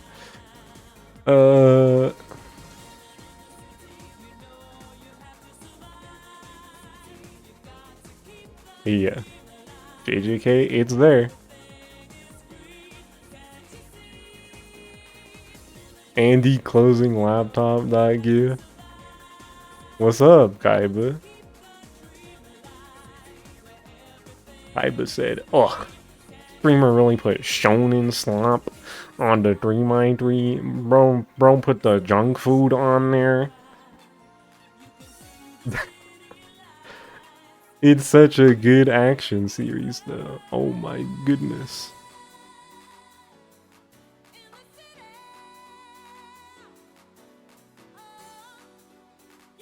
You're not supposed to post nodders. I was using the derogatory nerd voice. You're not supposed to agree with that.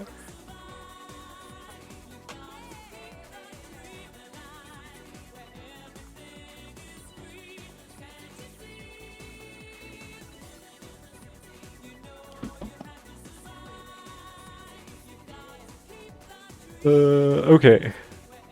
Season 3 of this shit, of this damn show did something to you. Understandable.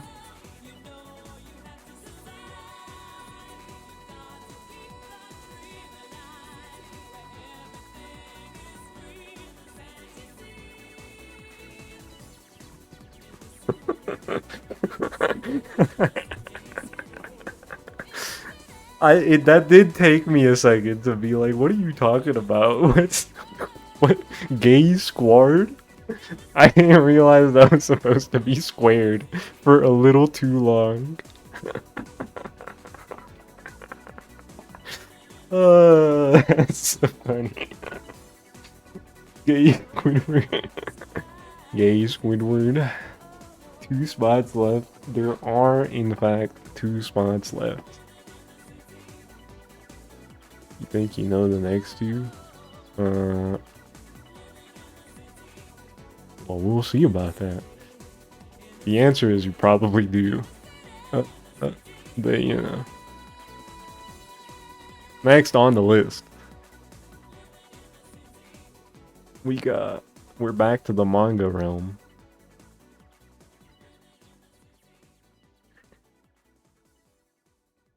A series that got cut too damn short. Harukaze Mountain. This shit was awesome. But unfortunately, you had to get the axe. Because I guess it just wasn't popular enough. But man, those 30 chapters that it was on Shonen Jump, it was so good. You know, baseball series, a sports series with the underdog thing going on, but in this one it was a bunch of weird ass baseball players with weird specialties combining to make the team of freaks. And it was pretty sick.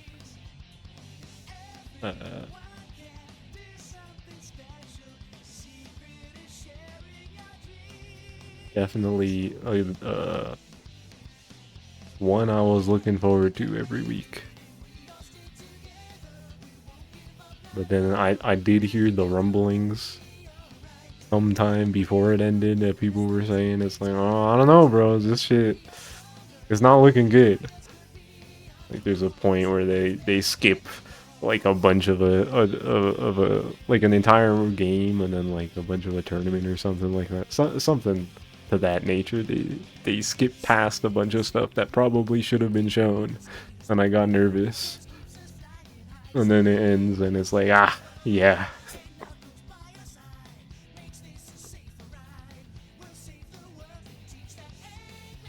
Which was very unfortunate, because what's there is genuinely really good. Like honestly, I think it's still worth the read at only like 30 chapters, however many of us struck out early. I can't be a little quirky in my writing. I can't put my voice into the things I write. Come on, let me have some fun. When you added the emergency gorgeous woman, you knew we were on a dangerous skid. Yeah.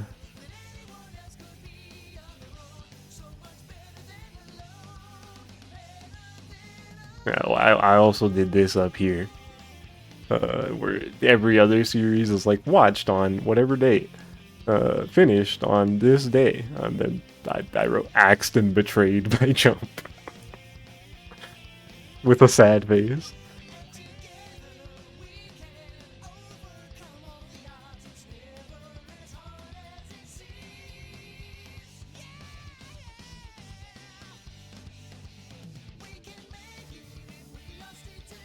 But yeah, Harukaze Mountain was pretty sick. Sad to see it go. It's cool. It's cool.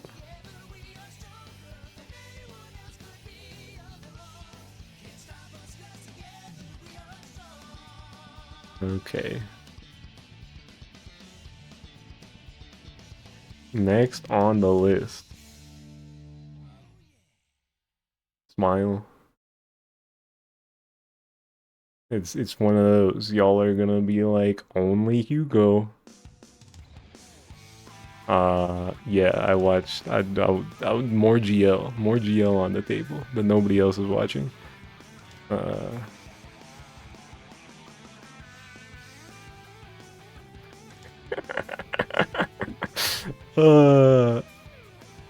This show. This is a really short series that's just on YouTube. No way. Like, there's 2 seasons of this, and it's collectively like 90 minutes, I think. Like that. 90 minutes to 2 hours, something like that. But yeah, it's like a office romance sort of thing with I'm trying to remember exactly how it goes, because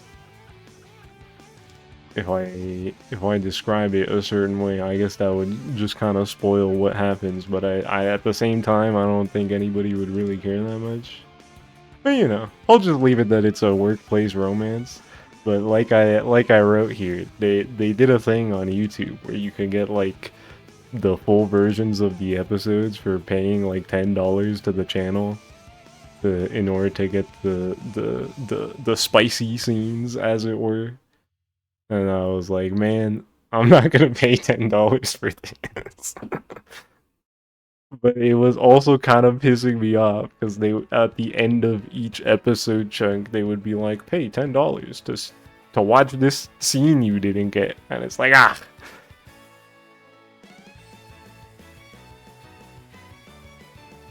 This is not worth it, I think.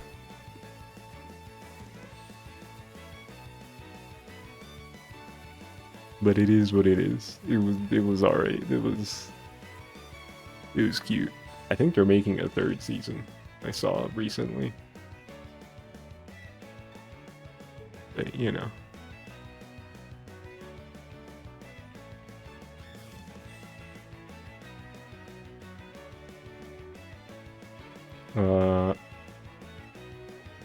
Alright. On to the next thing. Oh boy. The first 3 words of my review on the next thing on the list are pretty scathing, I think. Like, you know, like not even considering the rest of what I wrote. But brother, what happened? Trigun Stargaze.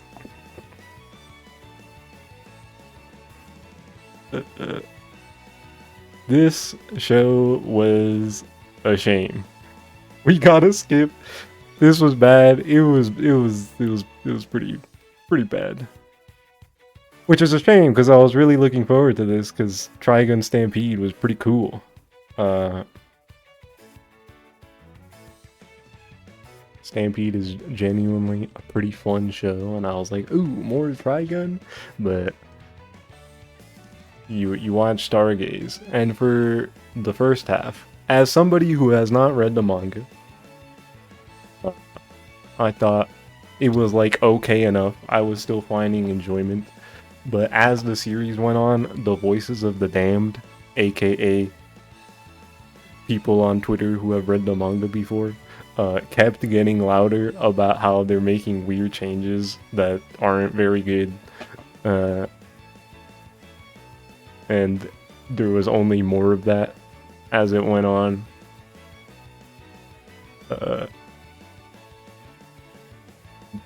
But yeah, like the first half, I was like, this is still okay, I think.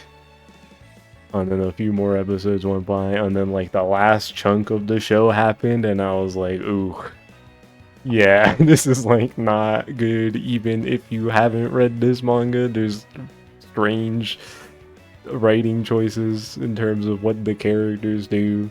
They just get blatantly misogynistic at a point. The show is just kind of ugly. Stampede looked nice, but I don't know what happened with Stargaze. But it's not it by comparison. Like something about the lighting, the compositing, it never reaches the level of Stampede. And at worst, it's just pretty outright ugly. What do you mean misogynistic? I mean the writer's writer? I think I heard there was only one writer. uh, hates women. Speaking of the team of people making this show, apparently it's just completely different from Stampede. And whatever team handled this one clearly did not have it. This shit kind of sucked.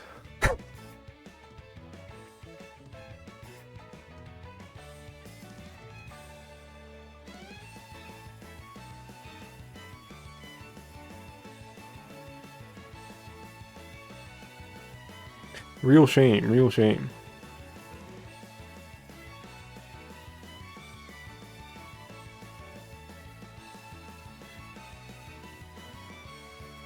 But yeah. Trigun Stargaze. That is crazy. It is crazy. Did I mention the character designs? Like I said, the show is ugly, but the character designs themselves are, some of them are like, what am I looking at, man?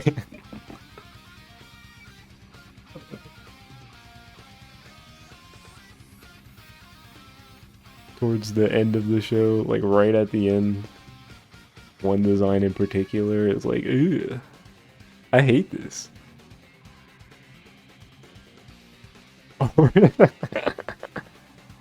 You better hope they don't do Land of the Lustrous like they did Stargaze.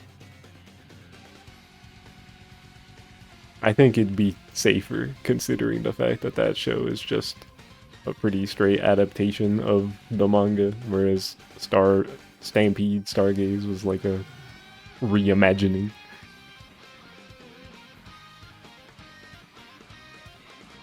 You know, got source material. Yeah, yeah. Not too much on Land of the Lustrous. I'm not saying anything about Land of the Lustrous. That series is cool.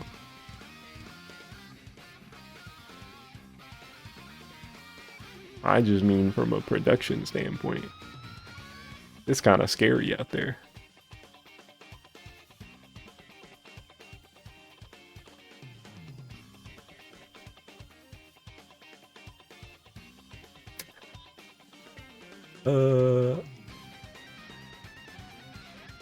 Alright.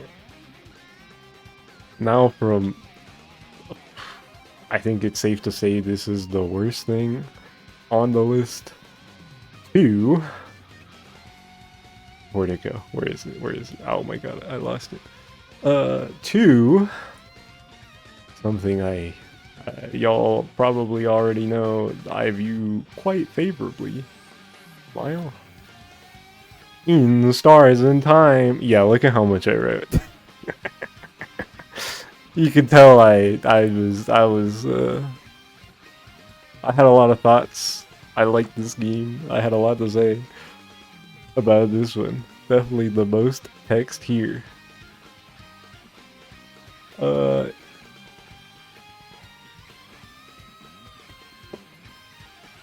don't like these underscores that Kaiba is ominously posting. But anyway, In Stars in Time, game I had been hearing a bunch about for the past year or so prior to playing it.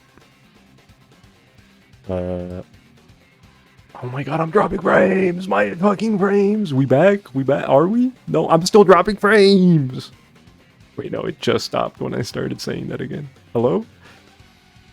I think we're alive. Why do I keep dropping frames? Oh my god, bruh. They're trying to silence me. They're trying to silence me from Shilling Peak. But yeah, In Stars in Time. Heard about it for a while.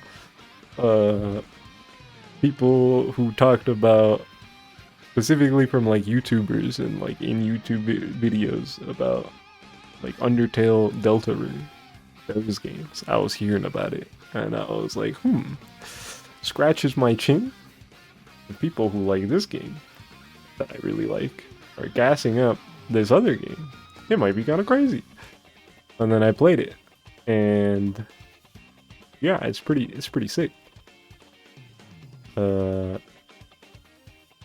I mentioned it right at the beginning here. Technically speaking, in Stars and Time, it's a time loop game. And because you're looping and doing things repeatedly, there is an element of the gameplay uh, where it does get repetitive a little bit. And technically speaking, if you're a real gameplay head, you might be like, ah, this is annoying. But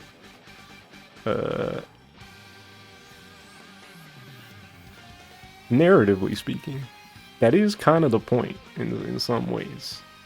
When you really get down to it. I'm not going to say too much, obviously. I think everybody has got to play this game. Frankly speaking. The characters, the writing, pretty stellar stuff. And how much is it? That's a good question. I think it was like $10 on sale when I got it. Let me investigate. Let me hashtag take a look.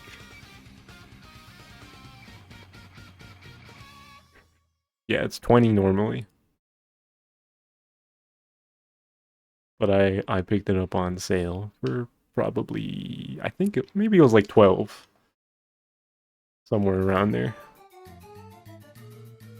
I'd have to check later.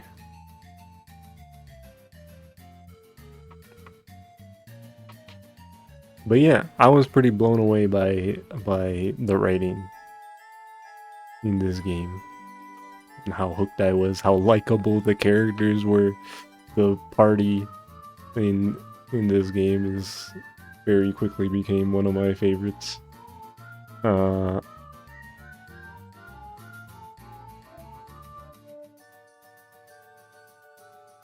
Got good music.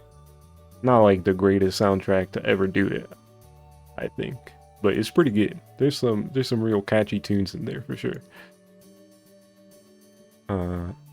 Also, I love the art style, like the character portraits. Whenever they do like a CG they put on the screen, I'm like, ah, this art is so pretty. Very appealing stuff across the board. Also, put a thing down here at the bottom. On March 31st, I finally got around to playing the Start Again prologue, which did come out before In Stars and Time. And in hindsight, I probably should have figured out that it's a good idea to play it before. That being said, my enjoyment of like the main game, obviously I still loved it a lot. I don't think it would ruin anything to not play it. But based on how I've heard other people talk about Start Again and what's in there, it might be a good idea to boot that one up first. Which, that one I got on sale for like $2. So collectively, you can get the both of them for not too much.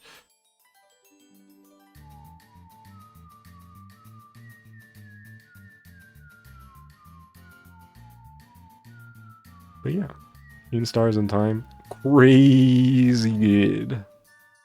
Good writing, good characters.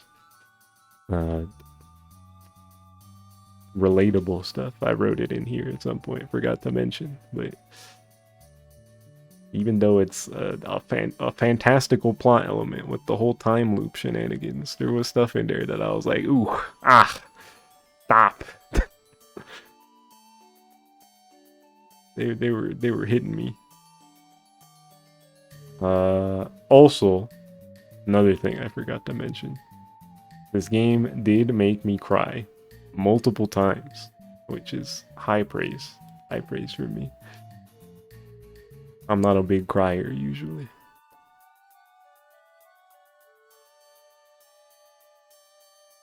So, yeah, I think, in case you didn't already figured it out, it's in the middle.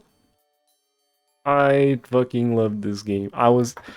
Whenever I think about how much I like it relative to other games, I keep thinking, wow, this was easily my favorite game I've played in, oh wait, Kirby Air Riders came out 2 months before I played this game.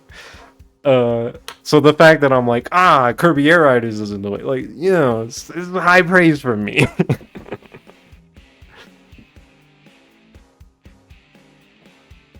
The fact that I'm like, it's up there. Oops, I did not mean to. Hold on. Let me recenter this. There we go. Series that make you cry is an insane cheat for you. Yeah, crying, it's kind of broken sometimes. Man, like I said, I'm not usually a big crier. So when it gets me, I'm like, damn, they fucking got me. Fuck. It's awesome. How did they do that? Yeah, in Stars in Time, it rules.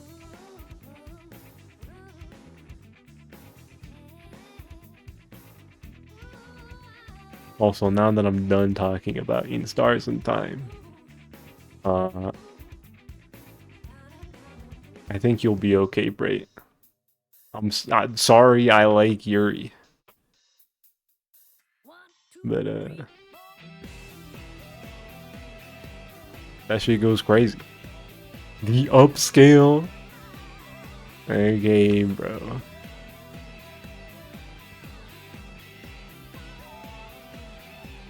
This song is your Werehog panel. That's so funny. I do genuinely believe that a relationship in a piece of media being Yuri elevates it a not insignificant amount. That shit means something to me.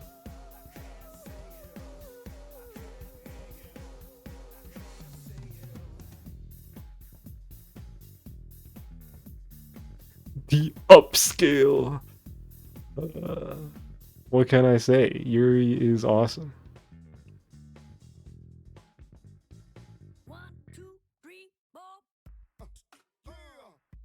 All right, where was I?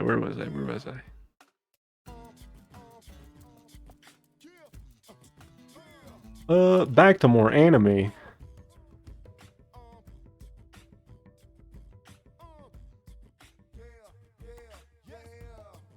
Frieren, Beyond Journey's End, Season 2. Pretty cool. Is more Frieren. You know, show still looks and sounds great. Pretty cozy adventures they be going on with the occasional segments of like, oh man, we're getting into some crazy action, some cool stuff. So if you like the first season, definitely do continue watching because it's still pretty sick. This season was shorter. I remember talking about season 2 being like, dude, y'all aren't ready for one of the arcs that's coming up that's gonna be in this season, and it's not in this season because the season is shorter. But it's the next one. It's the next one for sure. Like, bro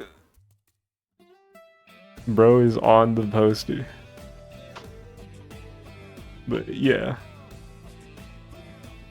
season 2 still pretty chill, still pretty cool.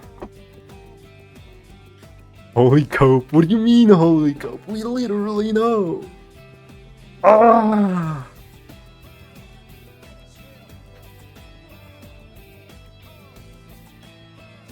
You getting season 6 of Rent a Girlfriend instead? Just blow my shit smooth off, bro.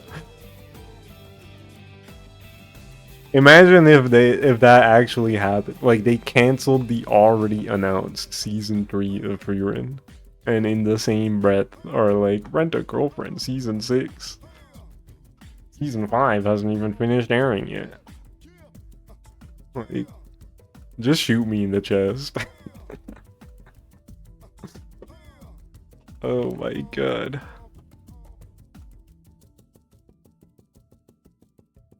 Anyway, Frieren's cool. It's not the last thing. It's not the last thing on the 3x3. Next up on the list is, where are you? We got Mr. Supreme. Wow, I didn't learn a lot about this one, huh? That Marty shirt was Supreme. I think this was at a point where I was like, I don't know what to write. I was losing a little bit of the steam at this movie in particular. I was like, it was good. I liked it. Constantly keeping you in tension. This keeping you on your toes. Crazy stuff is always going down in this movie. It was really exciting. And bro is a dickhead.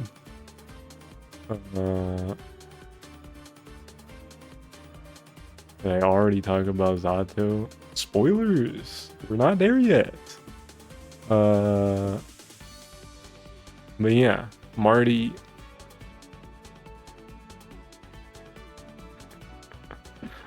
GG's. What's up, Kaiba?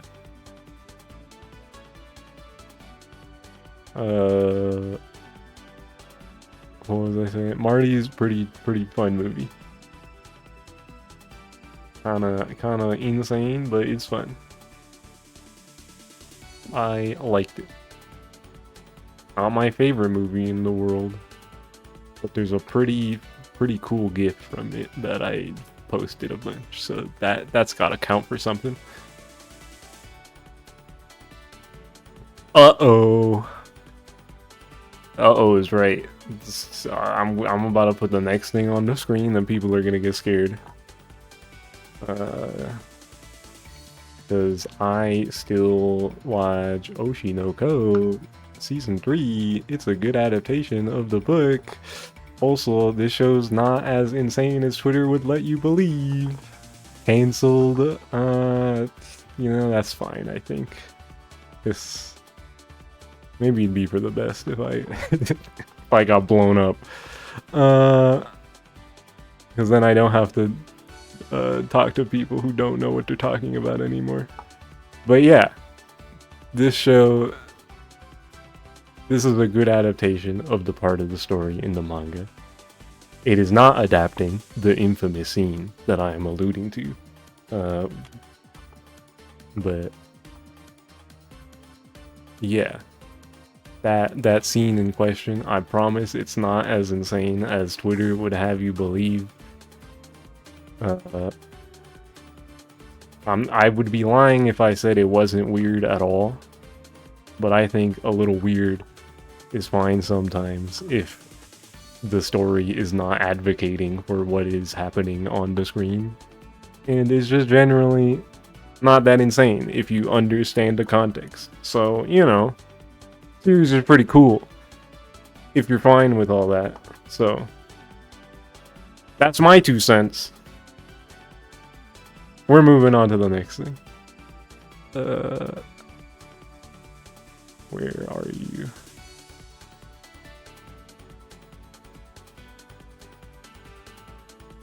Haru, another Bright movie that he's about to get mad at me over, even though I still really like the movie.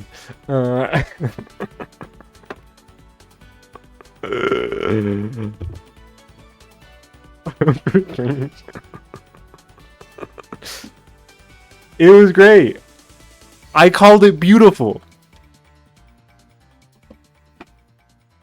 But unfortunately, it just didn't quite click hard enough to make it onto the list. That's just the way the cookie crumbles. And that's okay.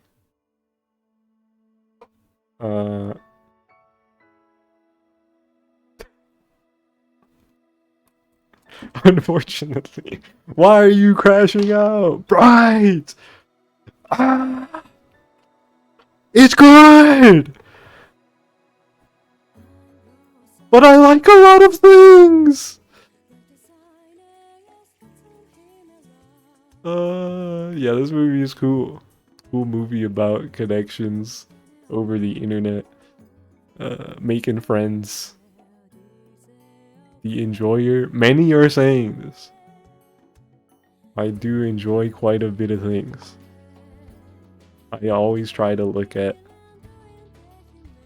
the positives of whatever I'm playing or reading or watching, and even if it's small, I'm like, wow, I appreciate this aspect of this piece of art. I see the vision. I see what they're doing. So it's pretty harrowing when I'm like, yeah, this is just abysmal dog shit. Because if I'm saying that, it's like, ooh, what happened? Looks at Trigun. uh,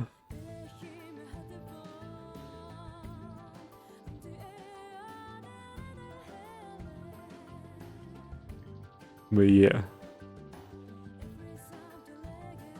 Haru was really good, for sure.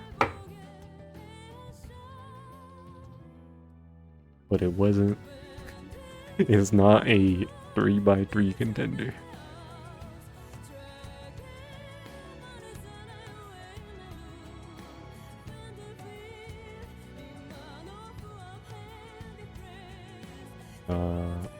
Yeah.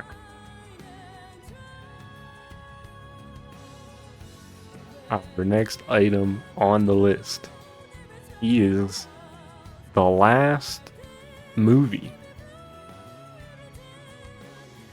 And that is something that we did not movie night.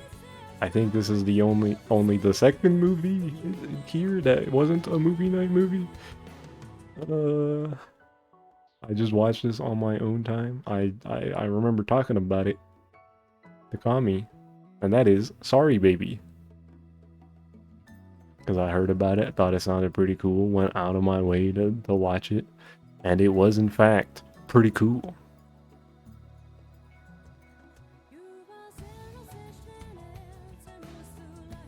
Talk about a movie with non-linear storytelling. That's a trope that's come up a few times this stream.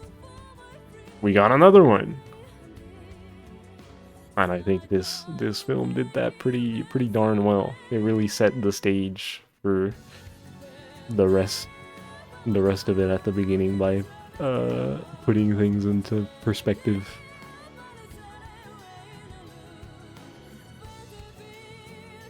In a way that was real thought-provoking.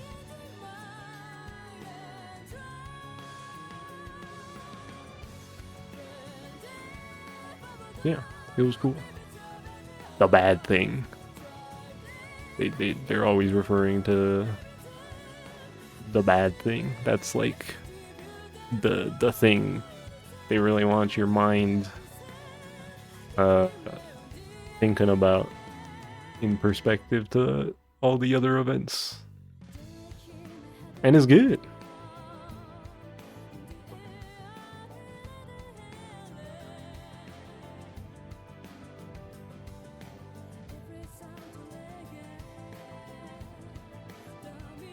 But alas, those who might be in the know may already be aware that this is not the thing filling in that final square. But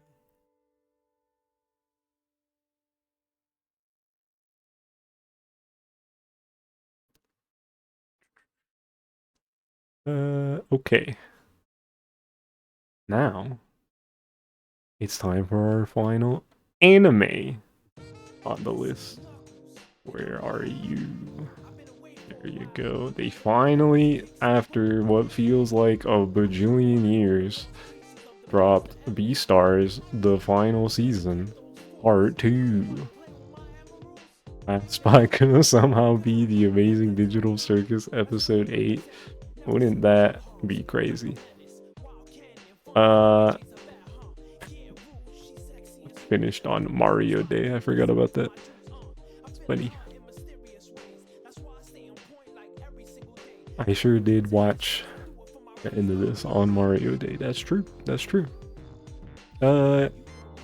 Yeah, they finally dropped this after so long. Netflix and your release schedules. Oh, I'm gonna get you. Who would put that on their 3x3? Clueless. Uh, Spoiler alert, it's not me. I didn't even put it on the list.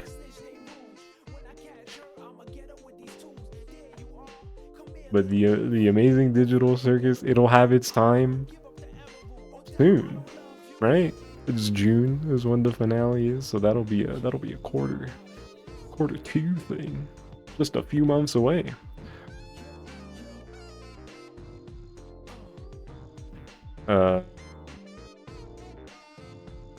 Yeah, Beastars, it's pretty good. I don't think the ending was quite as, what's the word? It's not quite what I expected, but like not in a bad way. I guess slightly underwhelming. Like using the word underwhelming sounds worse than I actually felt about it. Like one of those things where I wish they spent a little more time on certain things. Ended kind of fast.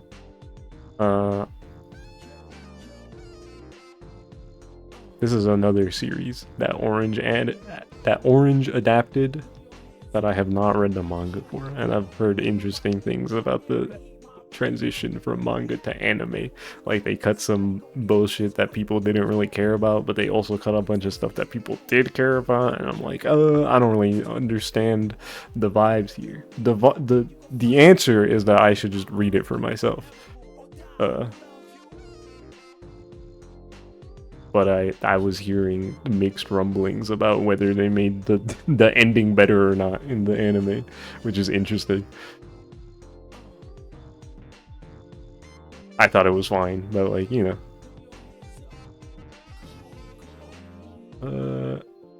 nothing mind-blowing, but Beastars as a whole, pretty good series. Pretty good series. Shout out Beastars. I like it. It's good. But yeah, based on what I've heard about the cuts in general in the anime, I should probably read it at some point.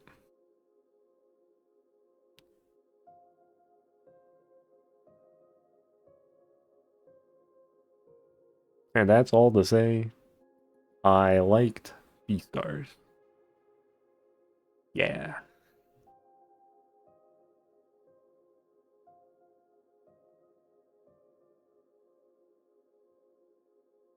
All right, now we are going from the last movie and then the last anime. Now we got the last video game, which for those keeping track at home isn't a lot. And even then, this is a visual novel, so like this is a real uh, this is a reading more than anything. This is a pretty straightforward. There's no like choices or anything. You just read the story as they present it to you. Fake video game. I didn't say that.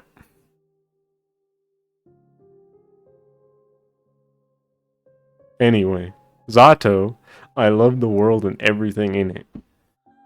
Like I said, it's a visual novel. It's free, so you can just get it right now off of Steam. And it's pretty short. Like 6 hours, I think. I think it took me a little under 6 hours. But for it not being super long, I did enjoy the story quite a bit. It's a mystery thing going on. One of the characters disappears, and then they do our favorite thing today, non-linear storytelling. They go back in time and give you context, and then you like go back to present and you follow some stuff. But I thought the story was super cool, really interesting.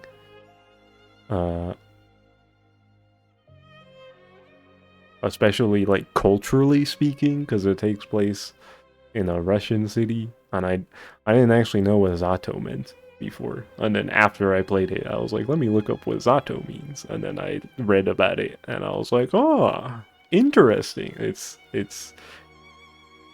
uh, you know, something that's cool to consider in context of the game, of course. That's why they call it that. Is it a spoiler? Not really, but uh it might be the kind of thing where like you might want to do what I did and like learn about it afterwards. So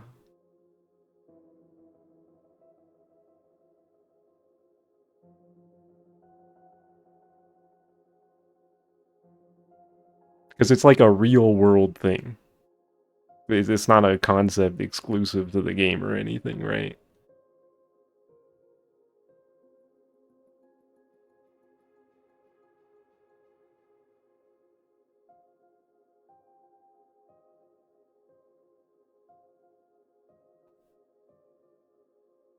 But yeah, learning about that afterwards was definitely getting my brain going. Like, wow. Also aesthetically, it was pretty cool. The anime style and the filtered photographs they use. Uh,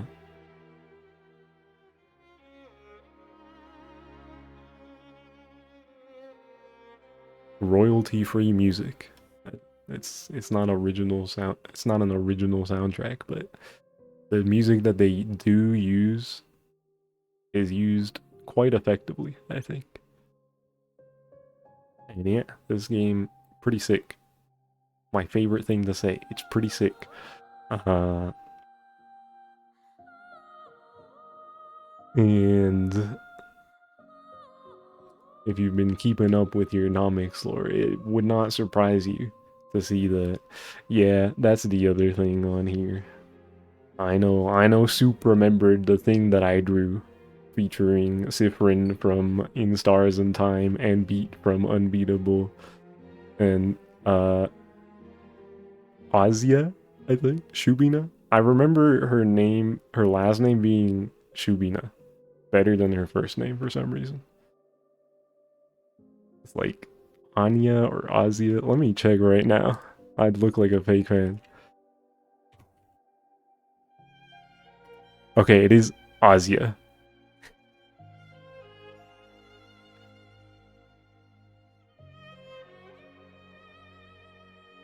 Asya.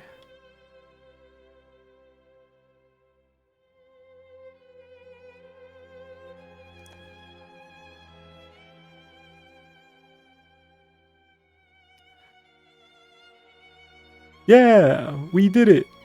We did the 3x3. Woo!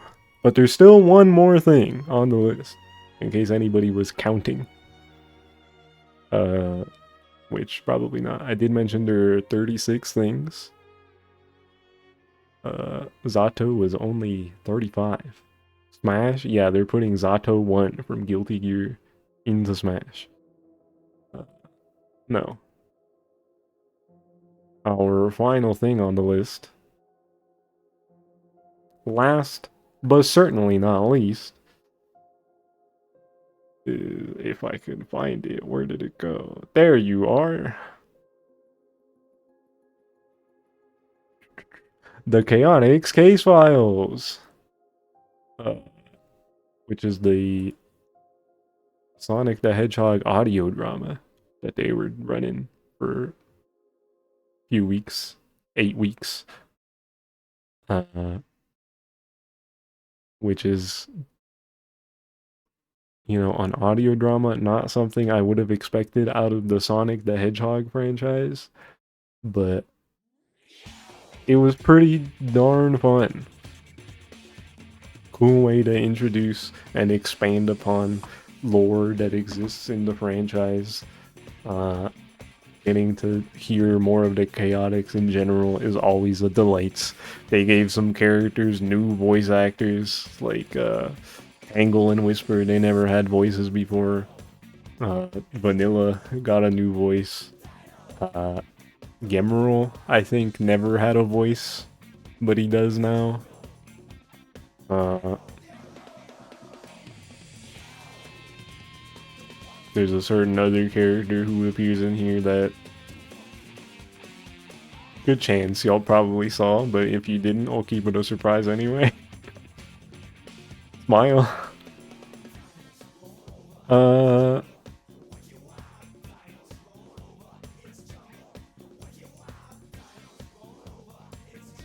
yeah, this was awesome. Pretty fun mystery detective audio drama. Like, not the craziest mystery in the world. Once they introduce one concept in particular, it's like, I wonder what that could be, and it's like not exactly the hardest thing to figure out. But I'd be lying if I said it didn't keep me on my toes, because I really wanted to know for sure if that's what they were talking about.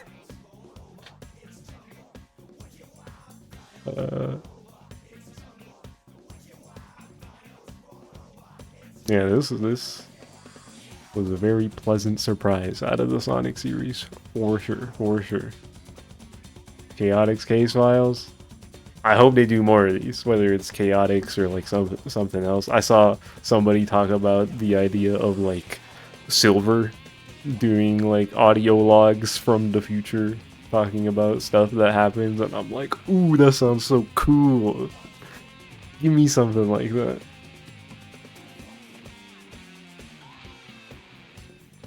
I love expanded stories and lore about my Sonic the Hedgehog characters. I love Sonic the Hedgehog!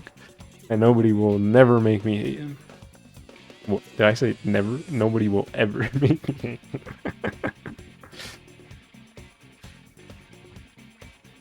You get the idea.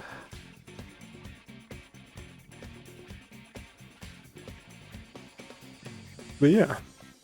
Chaotix Case Files. And now, we're done with the thing.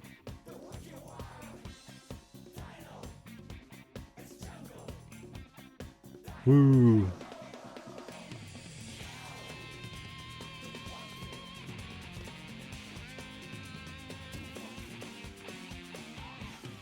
Okay, now I can show y'all. Yeah, if I like click this thing. Ooh, I got the list. I put numbers next to all of them because I thought I was gonna end up using them for how I randomized it, but then I realized I could just copy paste the whole list into a thing. I was like, oh, I could just randomize the list that way. So the numbers ended up being not important. Should get rid of them because they're kind of ugly. But yeah, that's the list. From 100 meters, that was the first thing, to My Hero Academia Vigilantes, Season 2. But we did it in a random order. Woo, yeah.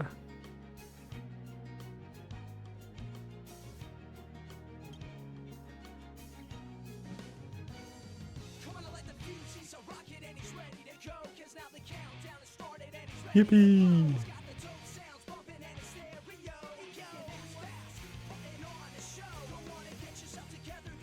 Shout out His World. This song is so good. Came about 06. Alright. Now the question is, what now? And good night. I did think earlier today before I streamed that I might just do this and then stop streaming. Like 2.5 hours. That's not that unusual for me to end stream after 2.5 hours. But I don't think I will. I am going to BRB. And then change gears. Play a video game even. What will we play? Find out when I'm back. Let's use this screen. My intermission screen that I don't use super often. But yeah, I'll be back. And then I'll do something else.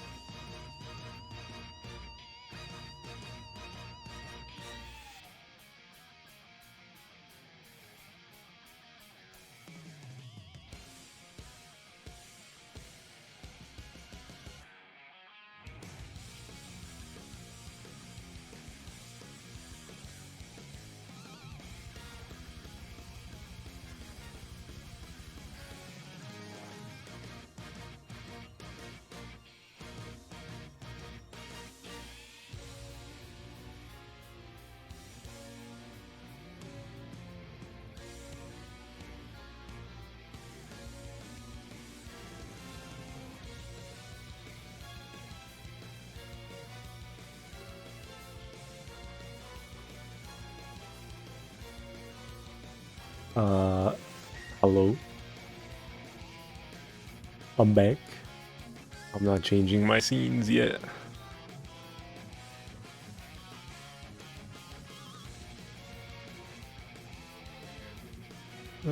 Please hold.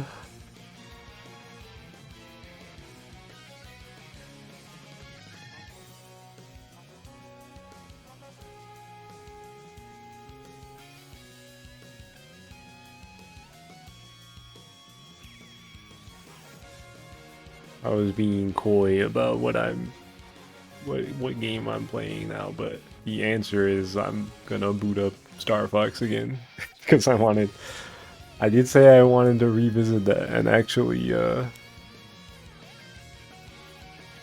beat the other levels on stream because I was getting my ass beat. So,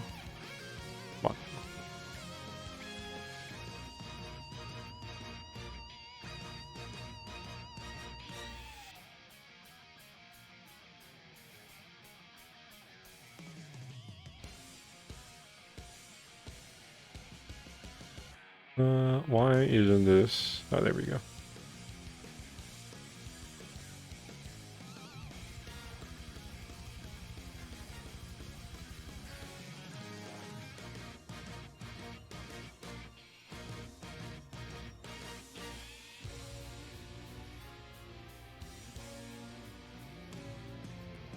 Okay. Let me. Goodbye, you will know our names. No more playlist. No more shuffled playlist. Now, what the fuck? Why is this? Was this always in my audio mixer? Oh, I know why that's there. Ooh, that's freaky. There was a weird extra thing in my audio mixer, but it's something that's like supposed to be there. It's fine. It's not that serious. Is this gonna play the opening again? Oops. I don't think I ever let this full opening play before, like on on stream. Let me leave that.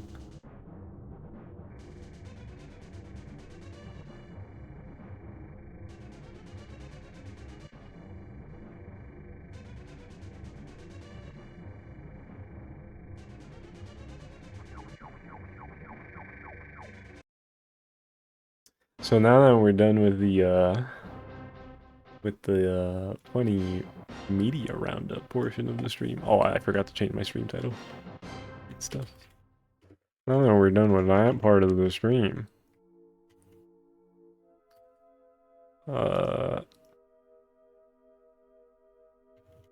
I sure have been containing the urge to talk about the elephant in the room for the past 3 hours by necessity, because that's not what the stream was about. And that is the fact that the Witch Hat anime sure did start today. And oh my god, dude, that adaptation. Ooh, it's so good. I owe Bug Films my life. But I changed the category and stuff. Okay, yeah, I did.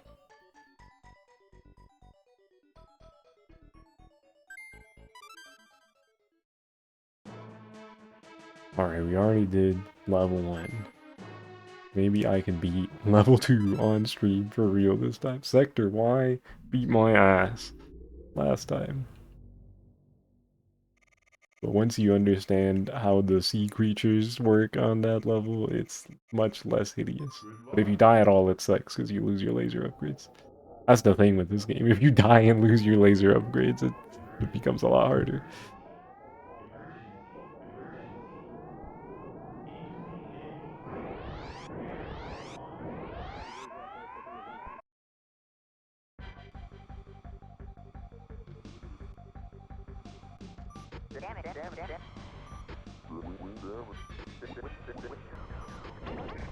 But yeah, that witch hat animation. Ooh, it's been a long time coming. I've been waiting so long to see the stuff in that book animated. And it's such a good adaptation of it.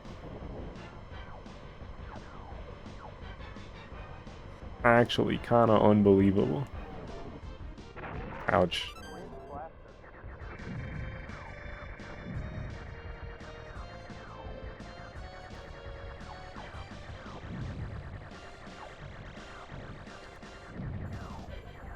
I know I literally just said earlier that I'm not a big crier most of the time. Seeing the opening got me. They got me with the opening. I was like, oh my god, bro. This shit means something to me.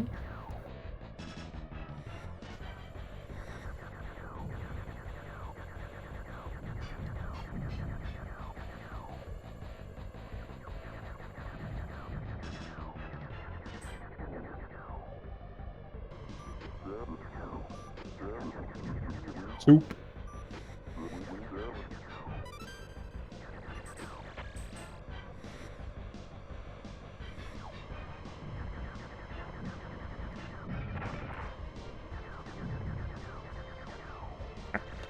Get the bomb. Soup is Rick posting right now.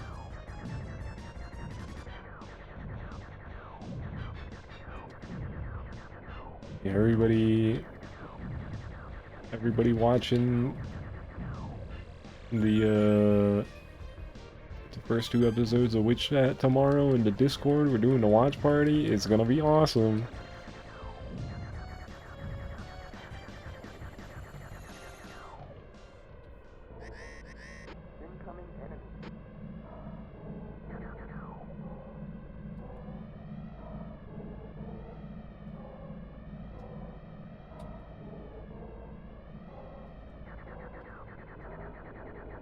Everybody's finally gonna learn about the series that saved my stupid Judd life.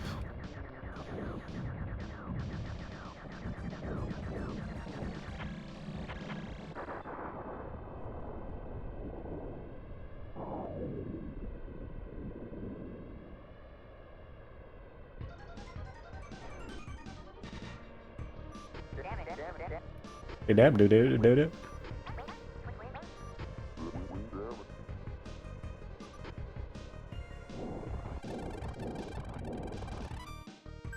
100%.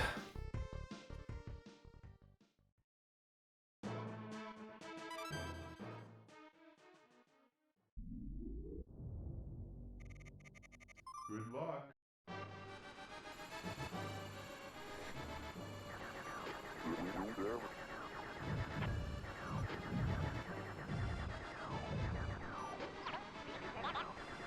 I definitely said it before, but just exciting week in general. Witch Hat today.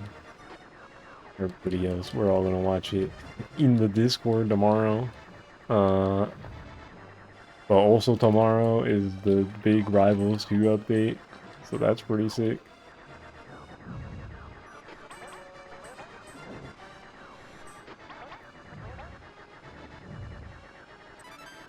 I forgot to get the one up there.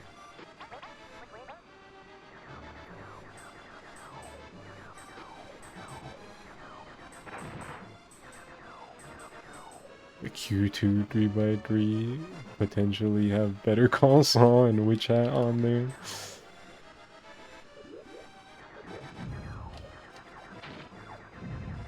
A show I know will be amazing, and a show I've heard amazing things about. So makes sense to me.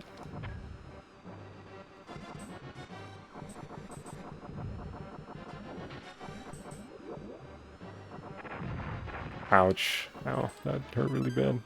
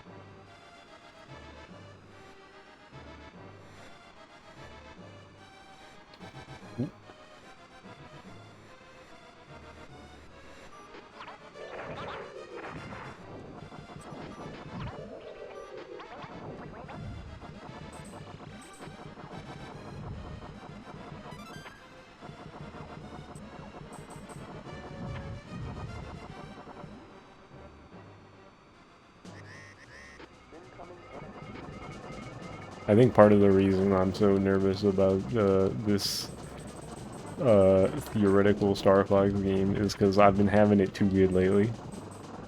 Like Kirby Air Riders, Witch Hat anime, and a Star Fox game within a year. That's something's happening. Something shifted. I'm so fucking scared.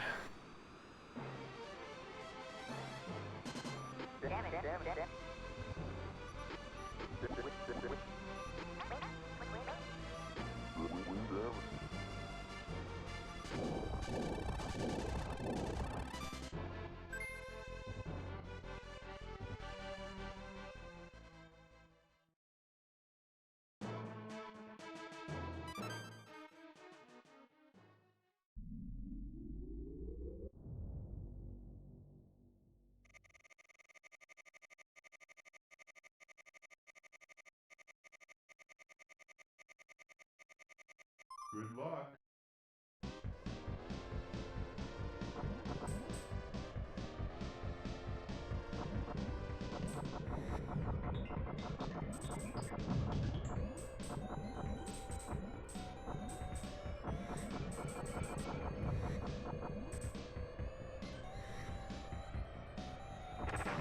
Oof. Damn it.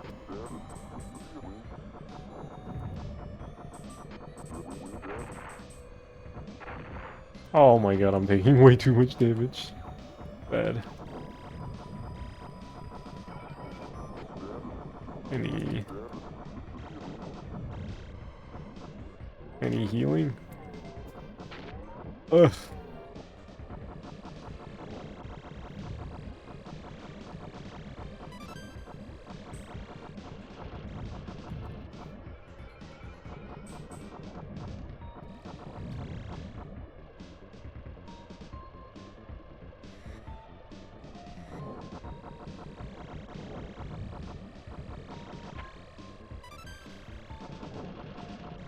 Okay.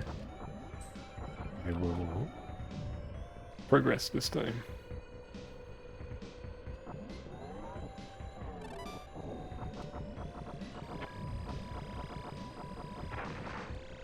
Oh, what did so much damage to me just now?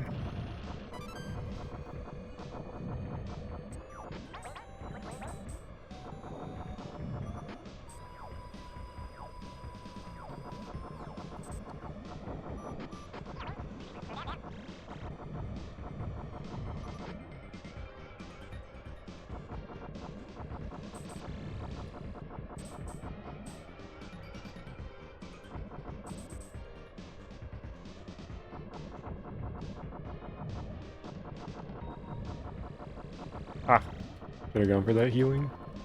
Drop healing? You?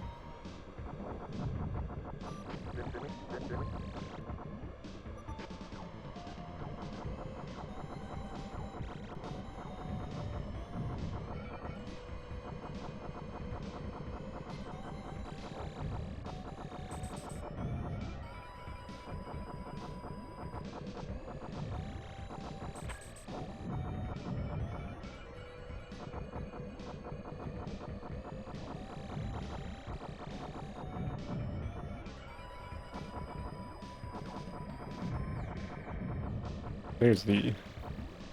There's where the objective is. I was wondering for a second, like, I feel like this level's going on longer than I remember.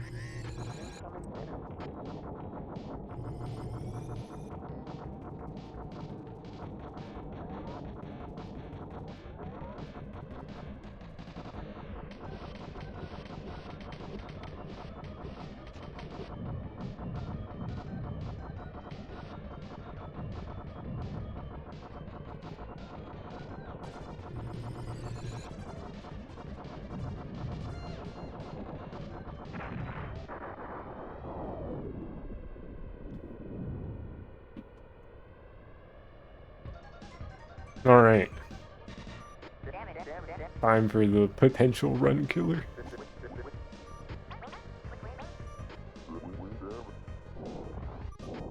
Which would stink, because I have continues. So if like my run dies here, I'd be stuck on Sector Y for a while unless I just reset and give up.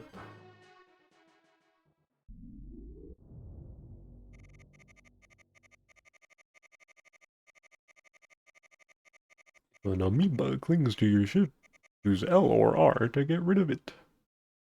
Good luck. Thank you, General Pepper.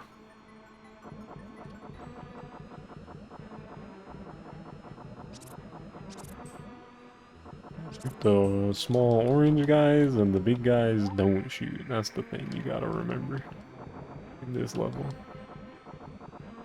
Otherwise, they fuck you up with contact damage really bad.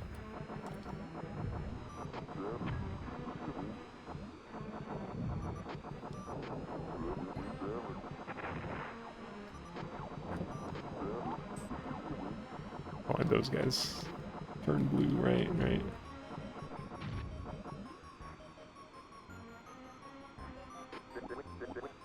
Slippy!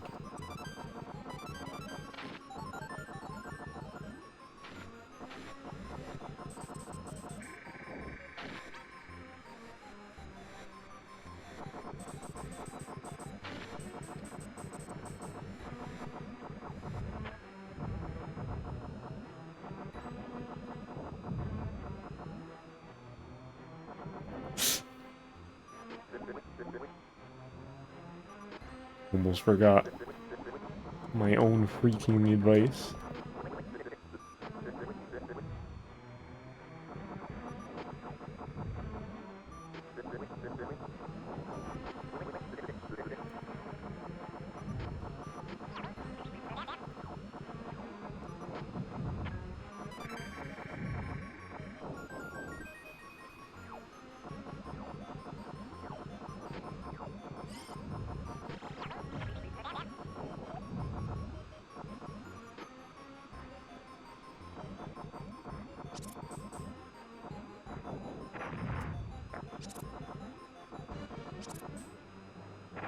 Ah, I didn't see that one.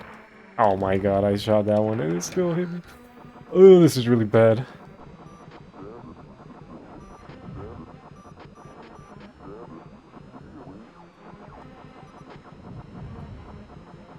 Fuck. How did I miss that? Uh-oh. Well, that's bad. I don't have a lot of health for this boss.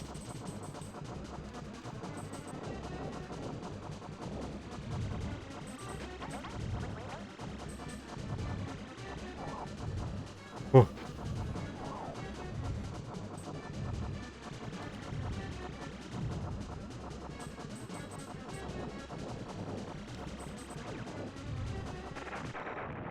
Ah, that's so bad for this run.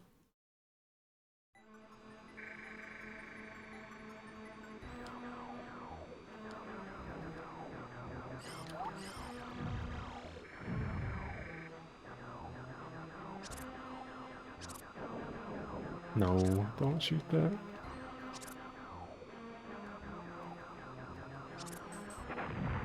Awesome. I love how I can just run into it because I can't see it off screen. Dude, how am I missing these rings? There we go.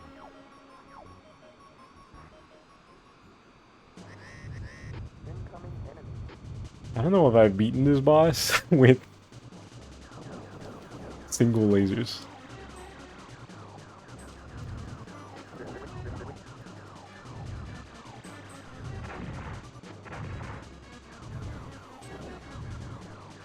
That's like a fantastic start.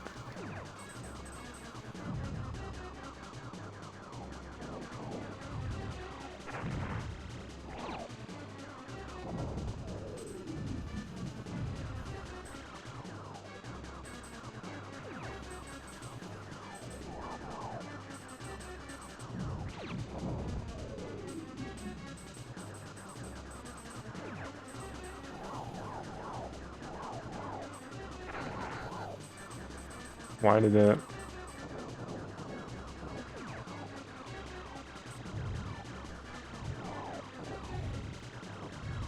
No, Trip. This isn't that boss.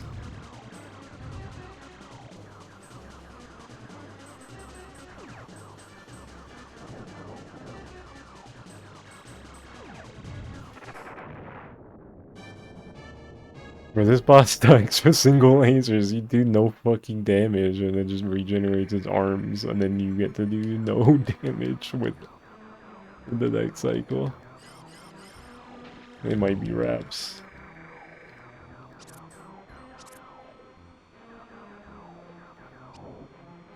Oh, this is why I wasn't supposed to die.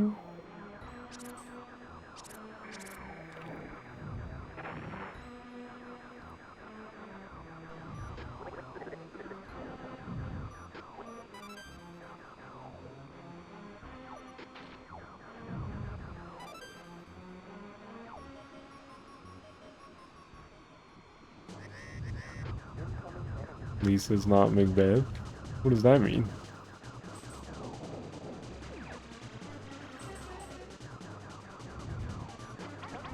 What did Macbeth do?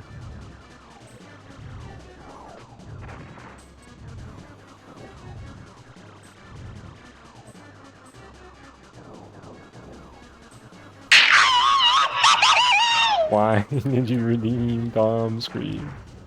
Ah.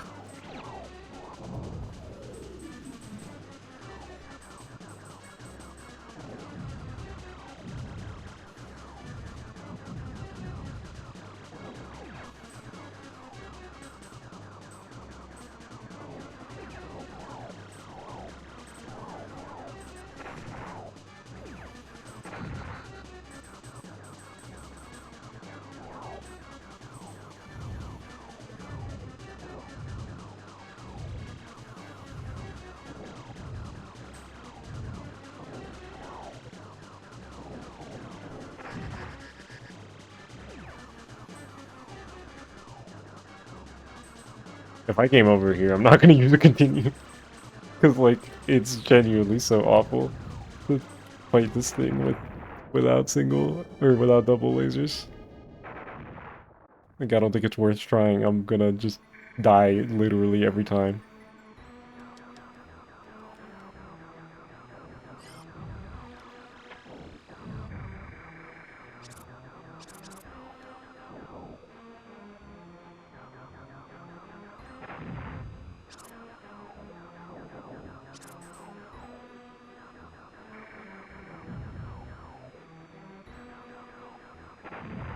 Dude, oh my, I love getting off screen. The enemies are on my screen, man. Yeah, GG's. Look at how did I miss that? Look at how little health I have. Okay.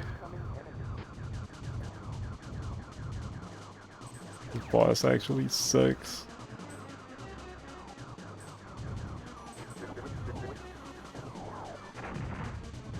Okay.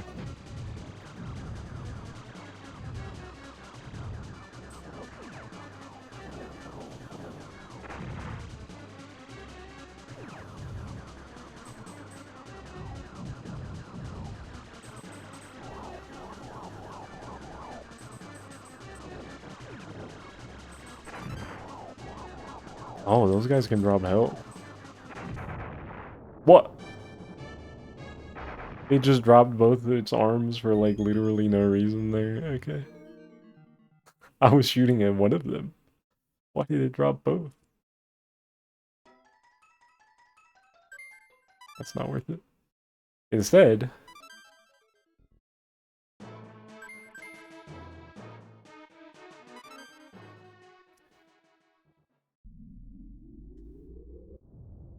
I'm gonna go to level 1. Good luck. I'm already freaking trolling, man. It's GG's. I wanted to be level 2. uh...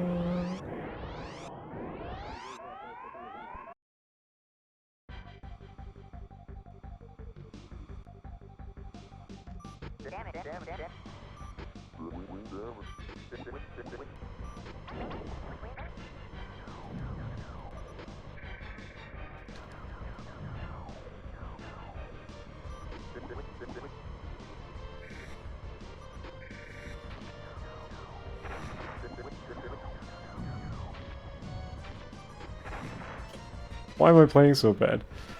It didn't even spawn the thing. I fucked up flying through. Okay. I need the laser upgrade. I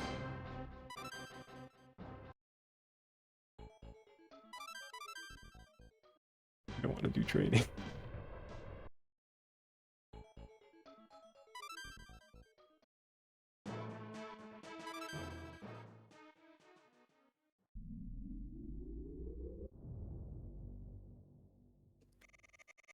Good luck.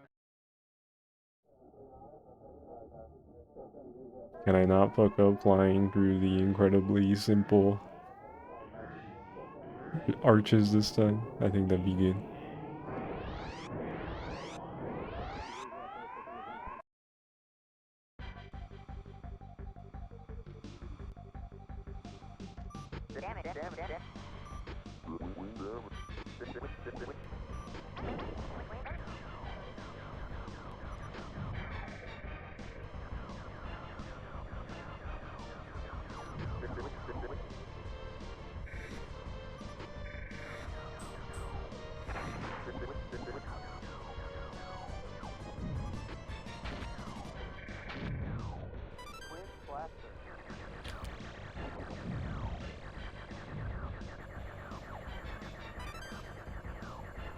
I need the twin blasters. If I don't get the twin blasters, what's the point? I think I would just end up in the same situation I was just in. If I don't get those.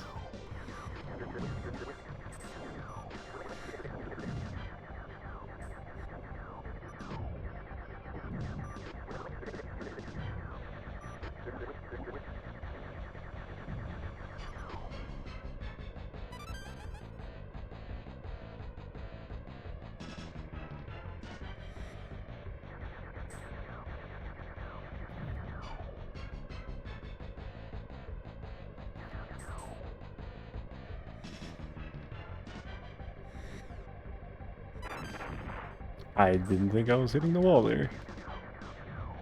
That does a chunk. I think it's literally better.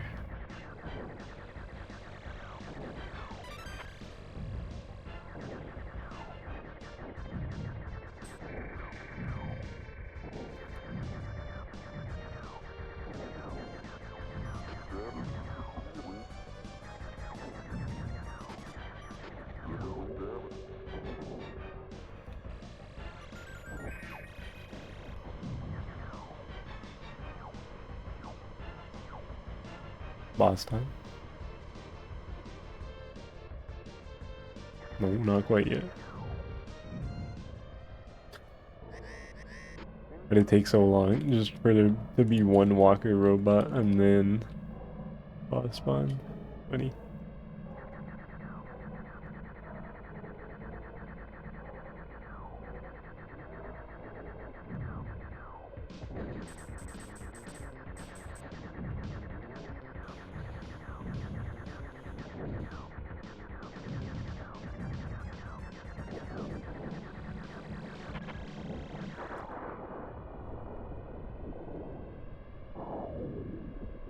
I'm kind of tired of fighting this boss.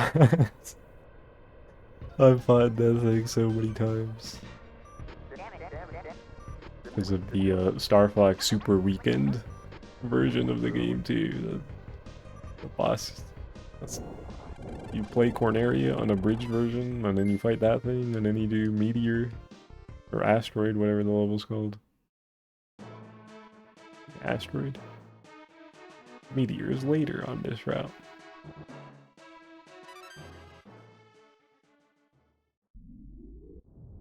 Dude, when did I drop more frames? Who keeps eating my freaking frames?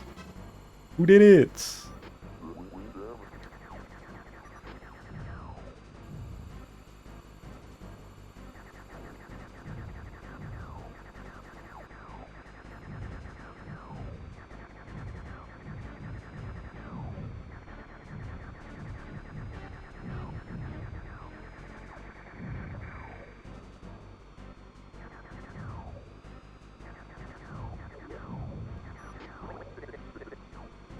I mean, alright, just Gotta not fuck up the thing here.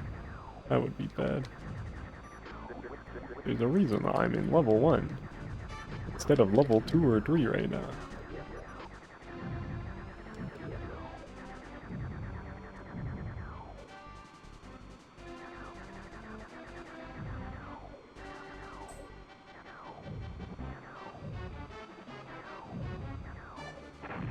Nice.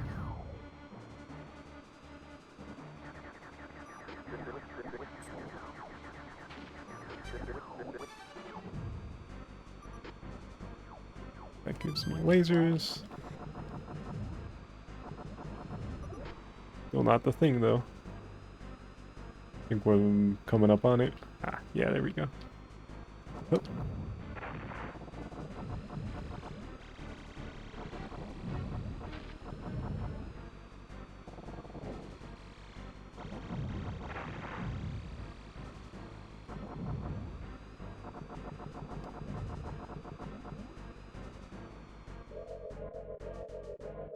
Ooh, a secret.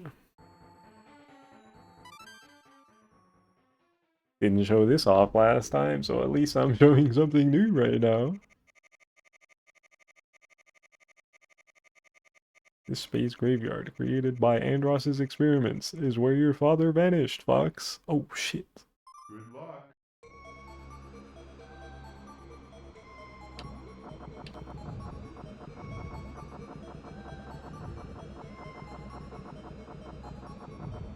Actually, now that I'm here, I'm not sure which is the right path.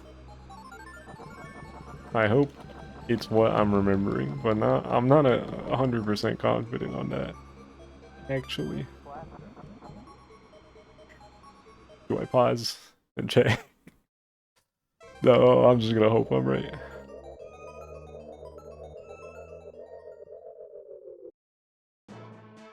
Okay, I was right.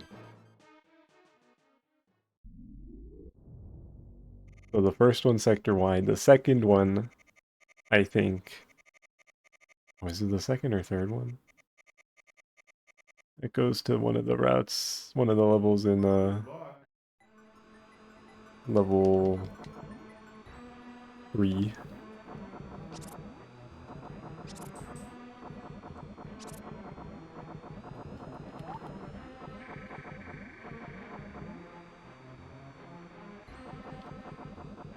Yeah, that is why I did level 1. Just a quicker path to get to sector Y again.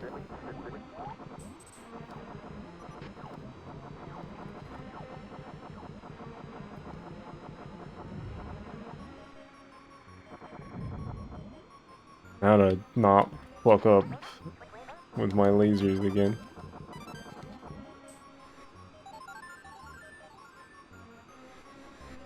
Just don't die. Easier said than done. This level can just troll me because it feels like it if I'm not careful.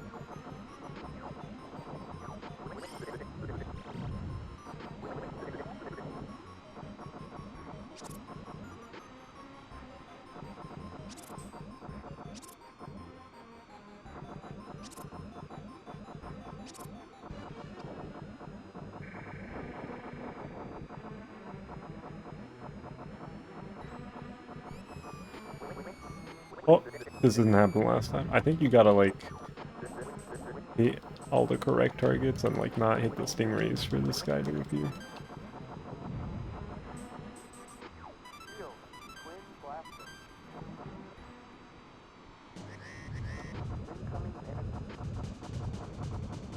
Alright. Now I'm better equipped here. I got a shield.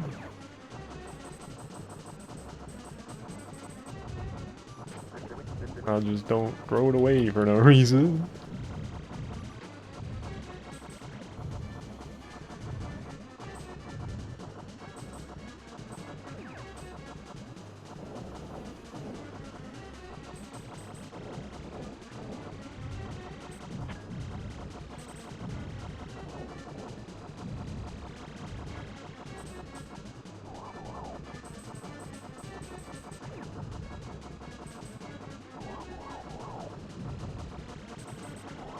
I still feel like I don't totally understand how this boss fight works, just in terms of like when I can or can't hit it to do damage.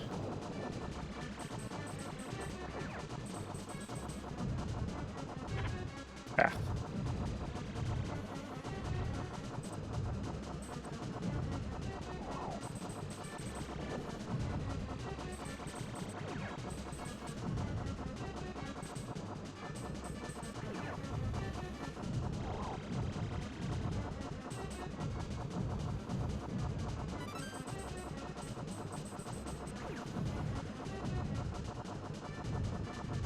And then eventually, it just gets rid of its arms for good. It's like, ah, finally. We're getting somewhere, but I don't know if it's just like you need to survive long enough, get rid of the arms enough times. I don't know, that boss really sucks if you don't have hyper lasers.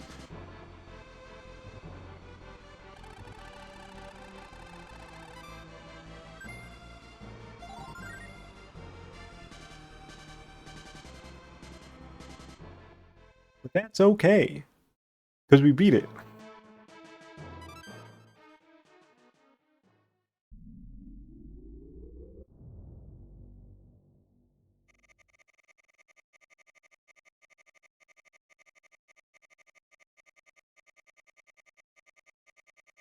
Good luck.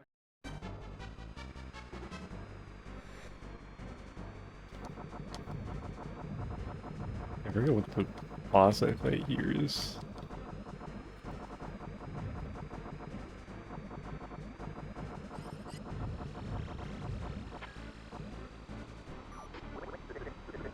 Flippy.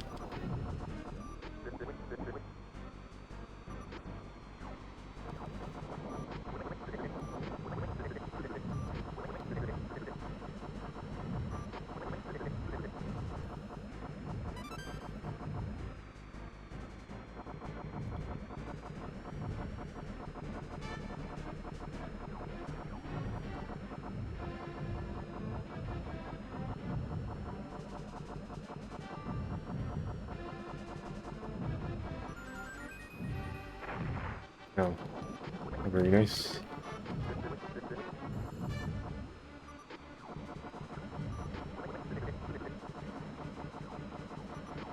How are none of these getting destroyed? Oh, am I missing?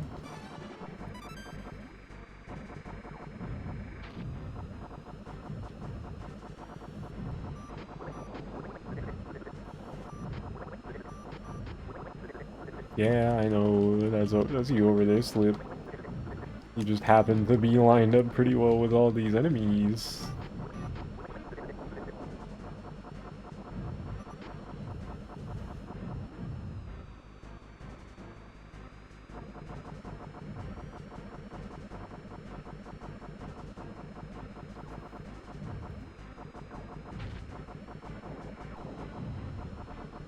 Ah, that would have been nice.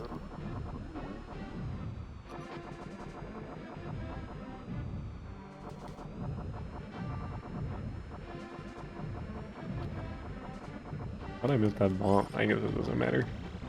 I'm at max. Maximum of 5.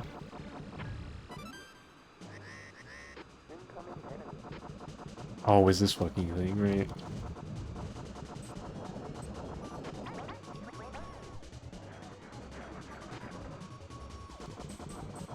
Wait, isn't this the level 3 boss? Am I crazy?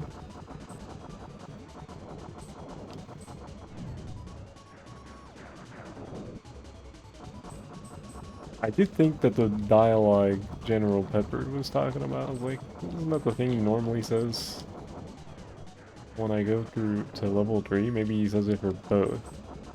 But maybe if you take the black hole, it doesn't matter? And you just end up at Venom 3 anyway? That's a weird way to do it, if true.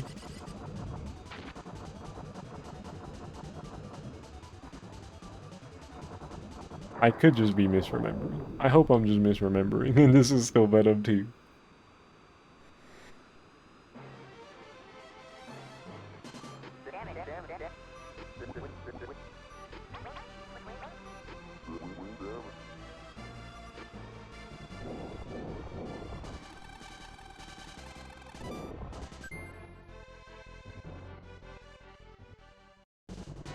Okay, yeah, this is right.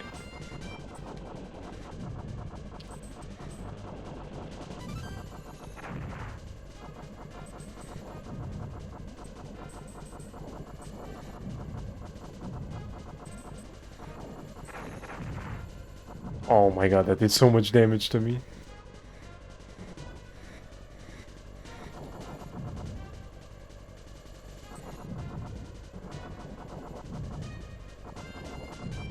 Ah.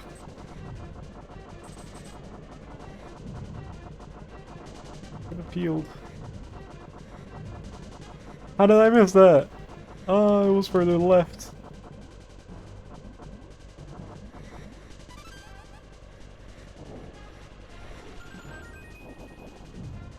If that ceiling slammed onto me, that would have been bad.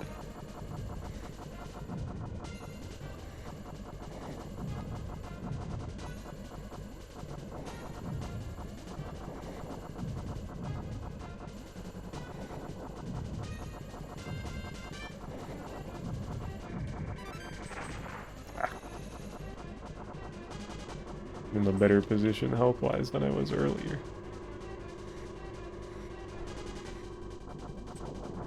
But are these bikes? I don't think I noticed that before. It looked like there was like a guy riding that. Oh, yeah, I think that's what these are supposed to be.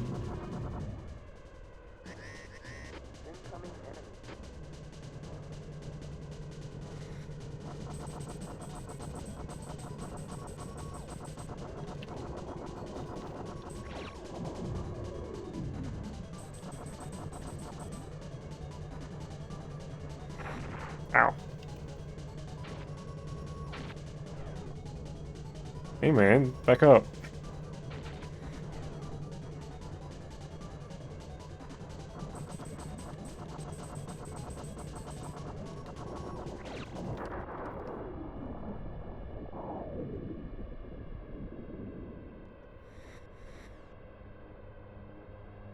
I was getting worried my wings were gonna break there.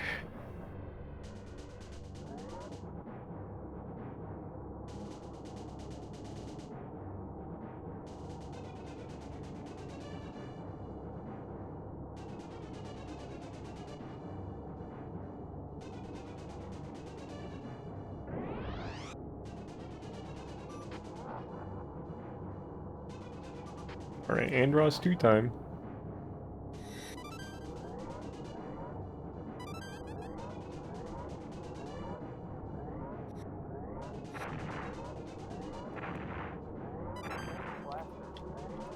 Ugh.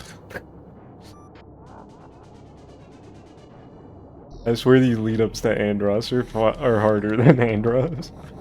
Although, yeah, I'm not careful. If you're not careful, you can still take a lot of damage. Oh, bro.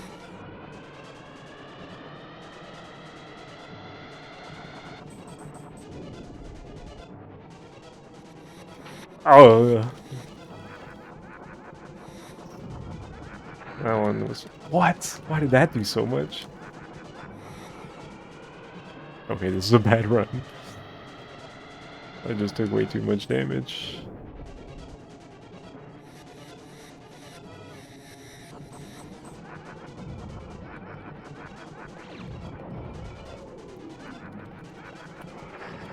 Ah, I'm playing really bad. I have a lot of attempts for this, but you know, I'd rather win quicker. Ideally.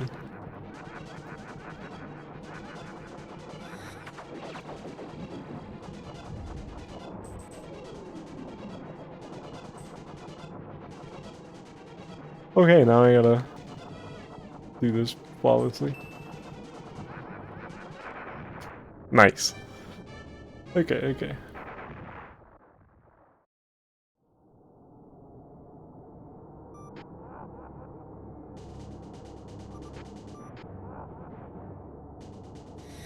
It doesn't feel like hyper lasers make much of a difference on Andross specifically. I don't know why. Just the doubles seems to work pretty good. Okay, that was better. Maybe there is something to that. I don't know. Don't know how true that is.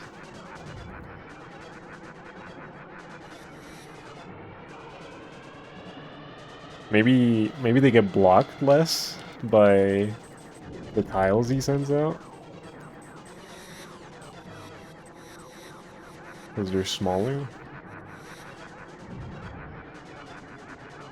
Yeah, like I did that way faster. I feel like there is truth to that. But the smaller lasers are better for Andross specifically. Hila, look at that. Why didn't that eye get destroyed already?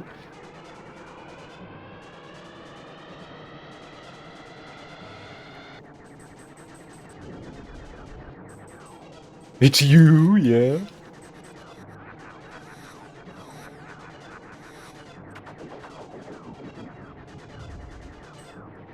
The freaking Andross edit. Yeah. That's funny that the weaker lasers I think are better for Andross, just because they're smaller. Easy.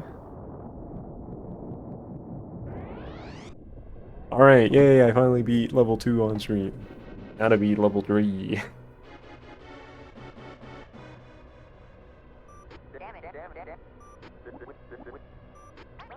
And then the funny zone.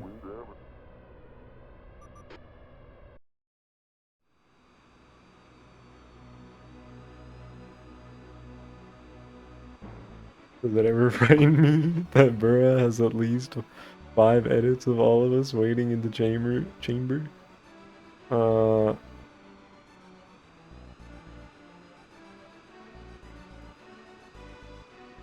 I think less frightened and more just it's conceptually concerning that she could do a lot of funny edit shenanigans, but we cool like that, right, bruh? Smile. It's chill. Ahaha.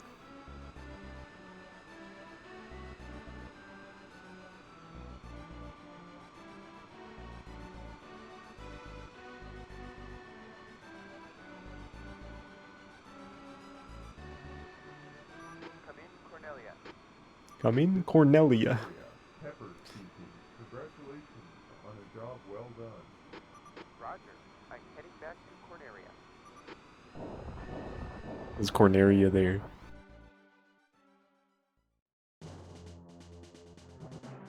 The freaking Mario movie has you hype as fuck for the supposed new Star Fox. Gotta deal with Miyamoto if it's ass. I need that game to be good so bad. Otherwise, it's another 10 years at least in the chamber.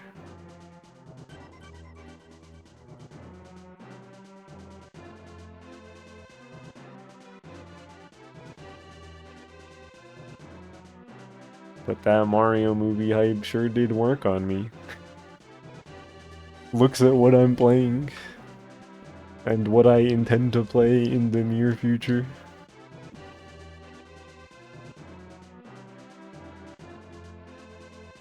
Fox is so cool. Fuck.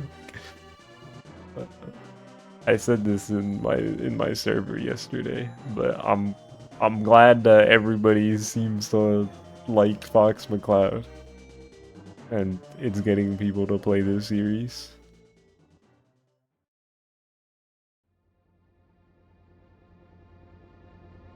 Everyone wants to fuck him too. Yeah, him and Warrant. He's true.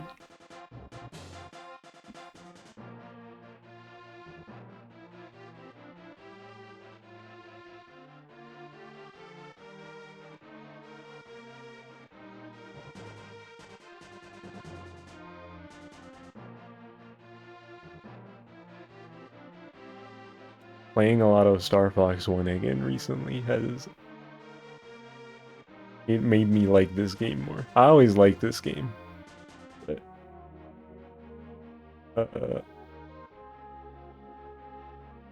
I guess the more I play it, the more I get used to and adjust to how crusty it kind of is. No, not this game. I wanted to beat level 2 and 3 on stream because I didn't do that before. I just beat level 2. Now we're gonna do level 3.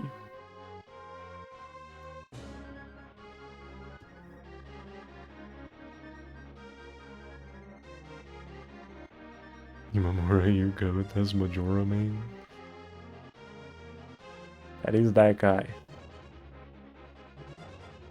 A while ago, I talked about this on screen, like when it was happening, but he was like, it was a little concerning because he was like messing with AI on Twitter, and I was like, looks around, but I don't think he's done that in a while. I hope the reason is because he realized it's ass and not good and evil. He don't got internet.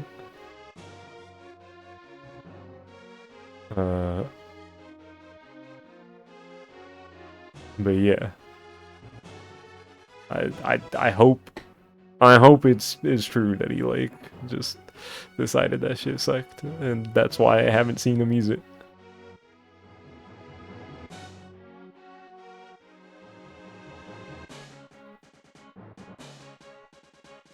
Bryce saying you fuck with Bookworm in response to that just makes me sad.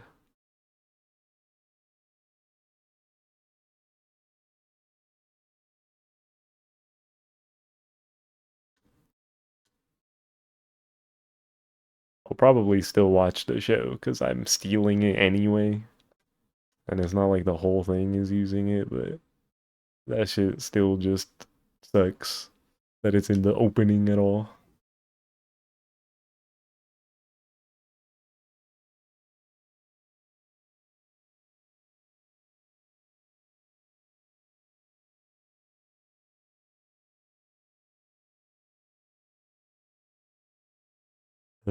Okay. I gotta reset the game. One of those.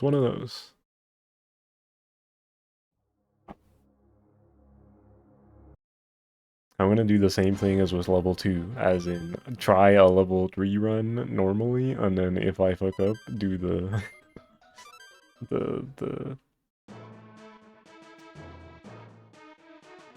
the black hole strat.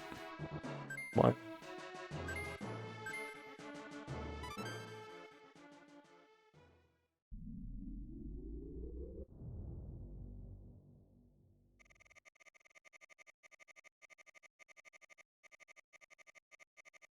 Good luck.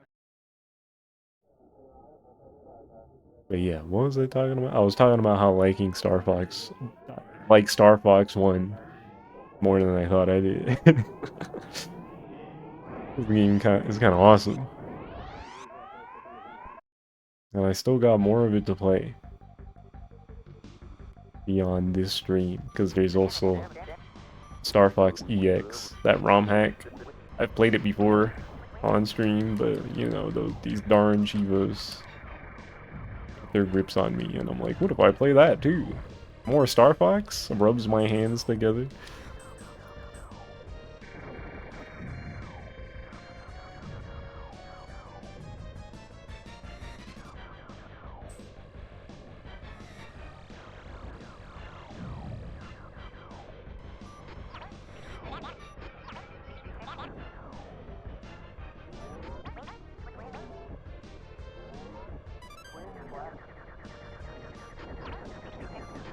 I always think that's an enemy. I just see object at the edge of the screen.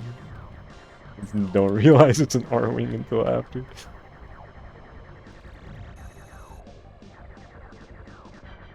Okay, I can't hurt my teammates in this game, it's fine. Fine. Oh, that was bad.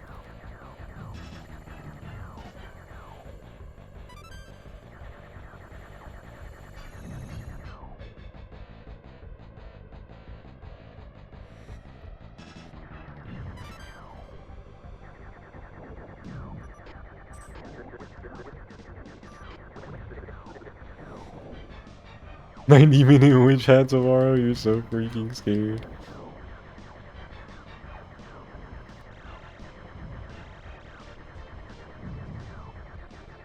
I mean, it's really only half of that, theoretically. Unless everybody just wants to watch the dub for real, not talk over it.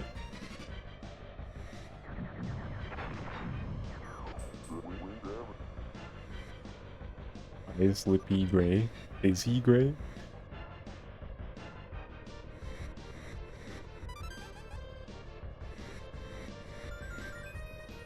I'm blind? Is my brain just assuming he's green?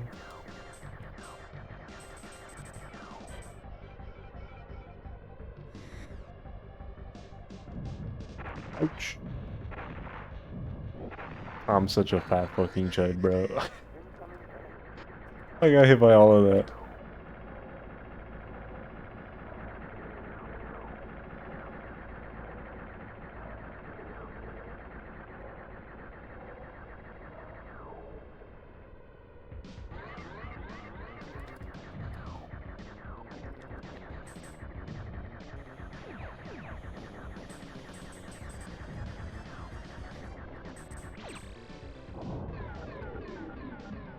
Hey, this game it looks like Zodiac. Yeah, I wonder why.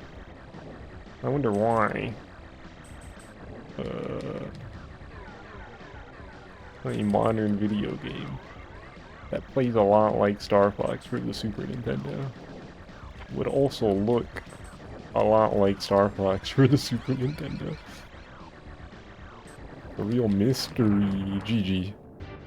Oh my god, I'm dying on Corneria, and I used a checkpoint. I'm gonna reset. I want my double lasers.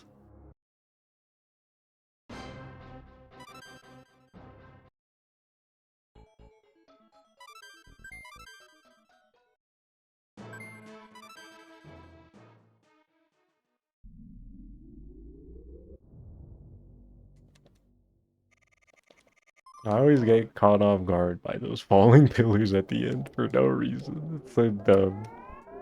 I'm like, oh yeah, I can fly through these, but they're also behind walls, so I can't shoot them down beforehand. I gotta just break.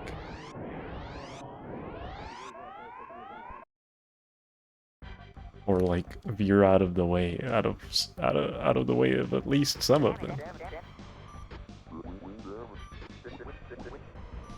I guess he does kind of look gray in his portrait.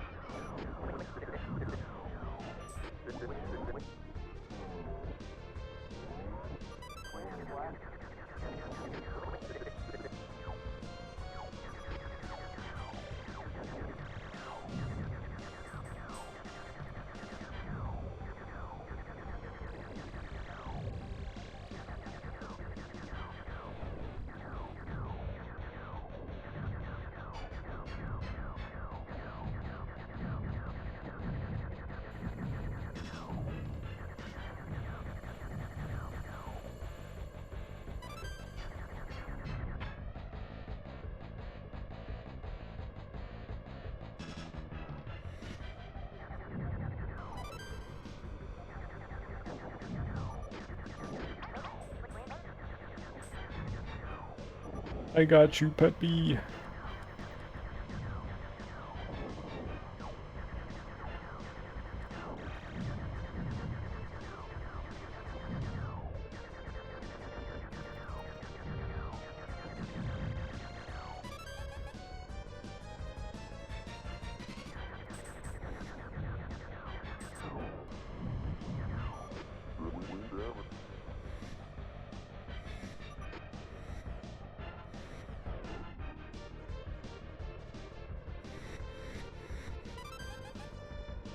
But this was a later section for some reason. I was getting nervous.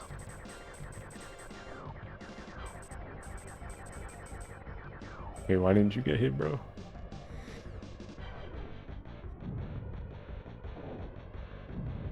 Ouch. Okay. I only got hit by a couple of them that time.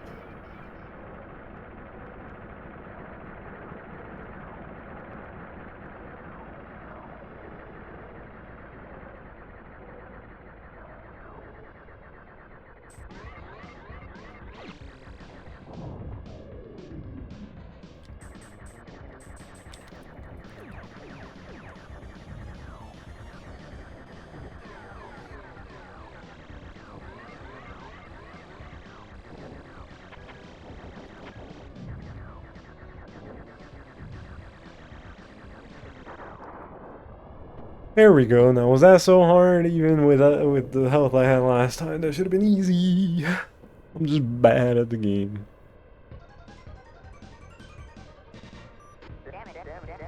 It's hard though. It's hard though. Game's hard. Oh, don't look at me, Braze. Don't look at me.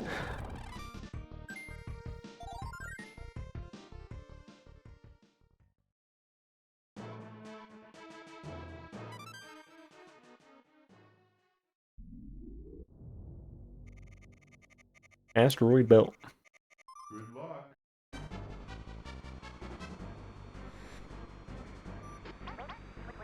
Incoming enemy craft. I said that like the 64 line. Incoming enemy from New Year. Drop altitude.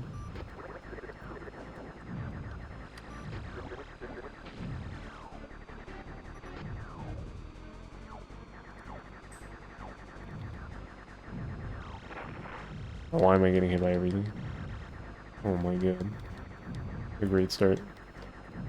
At this level.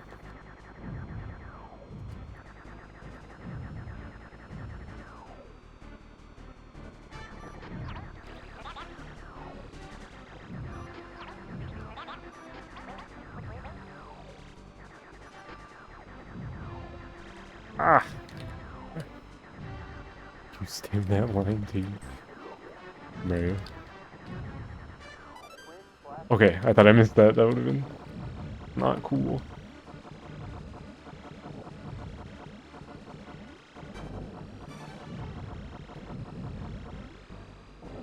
Huh.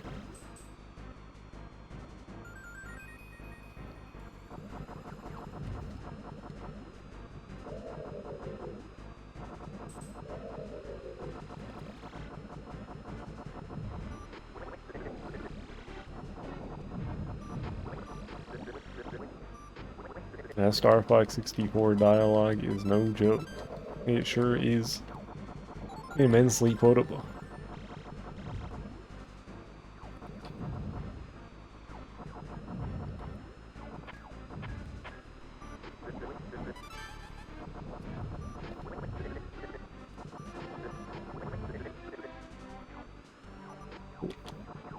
This section's a little dubious.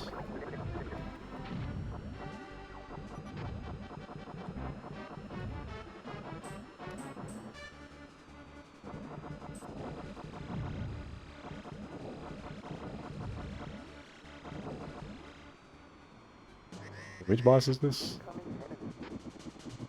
Oh, it's this thing. This thing's not too bad.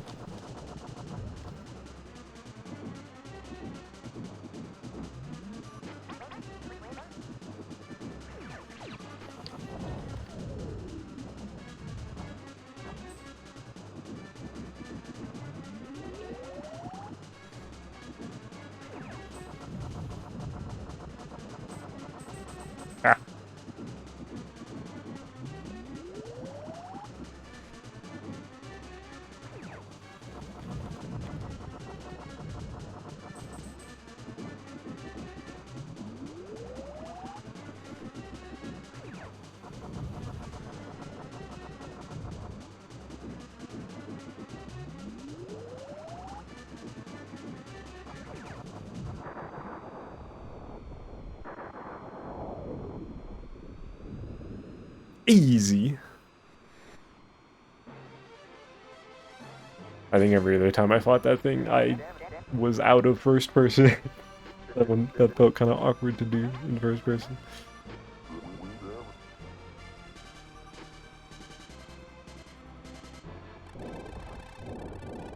It's not easy for all of us. I never said it was. Word on the street is the new Star Fox will have Lego humor. I did see that. Interesting. It makes me nervous.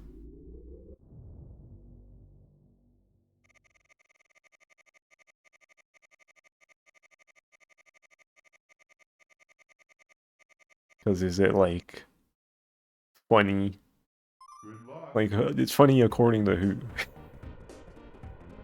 Is it all that, or are they just saying it is?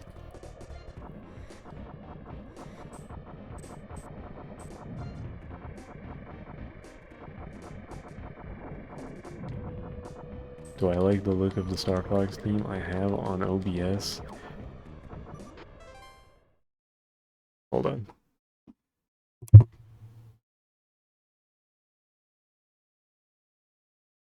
I don't know if this will be very legible. Oh, there, you can see that. This has been my lock screen for 10 years.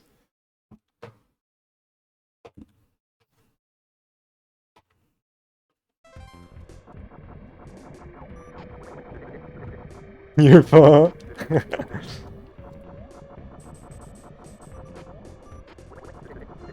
I love the puppet style for the SNES game. That shit is peak.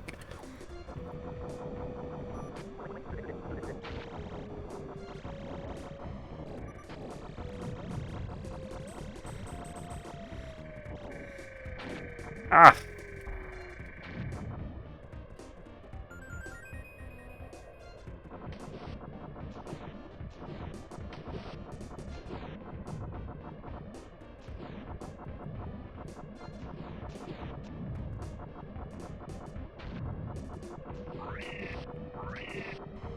I also really like the orange on Fox. And like every other game after, he's primarily wearing green as his flight suit color.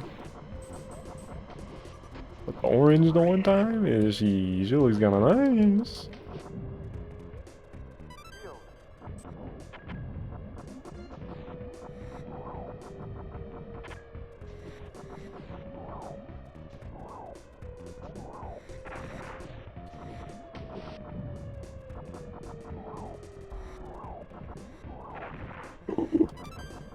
Bad.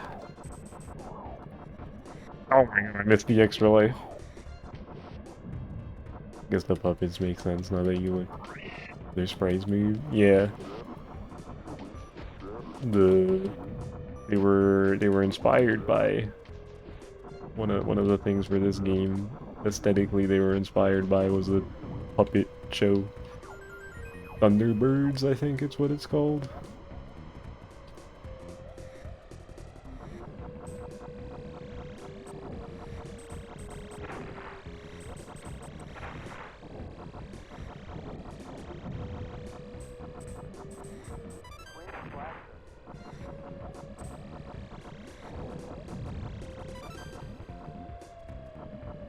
I don't have enough health for this fight.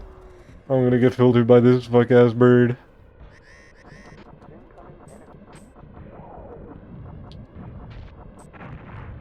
Oh my... Ah, I'm immediately gonna get...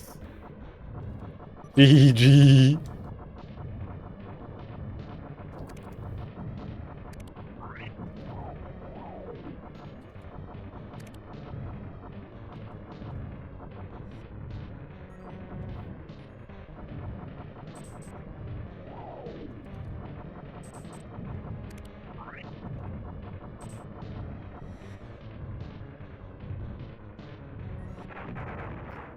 I was too low there. I think that's it. I just needed to be a little higher. Saw someone earlier today say that Star Fox 64 is like one of the best Nintendo games ever. Ah, well, there's a reason it's one of my favorites. Smile.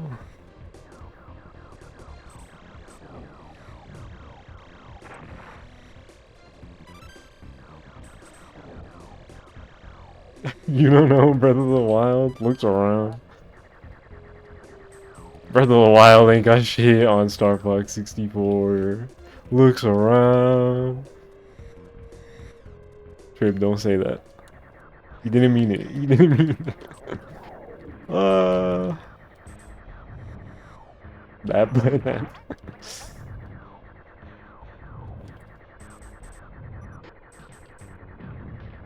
Star Fox 64 is so fucking cool.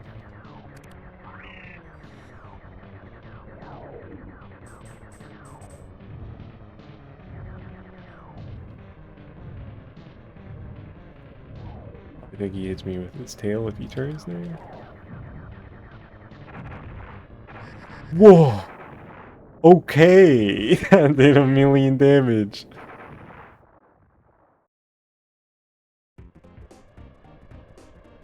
I thought it was gonna jump away, so I just ended up flying into its body and got hit 5,000 times. I know. Okay. My barrel roll came out late there. Ah, just put the fries in the bag, man. Just kill me.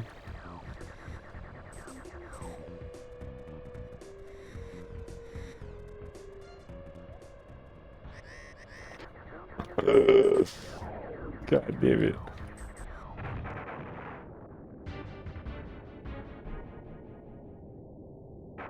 You had to end someone today because of witch hat? What happened? Hello?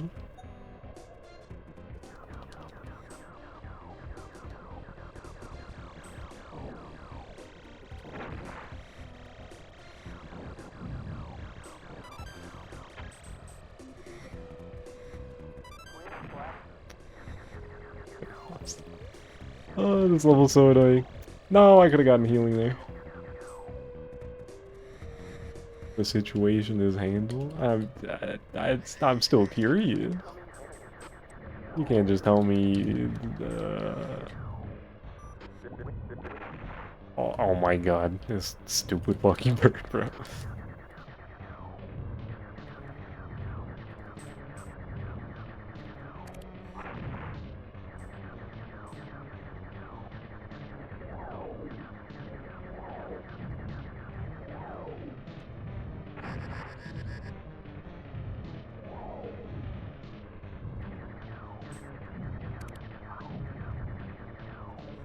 I'm so dead. I was gaming outside of dying. Looks around.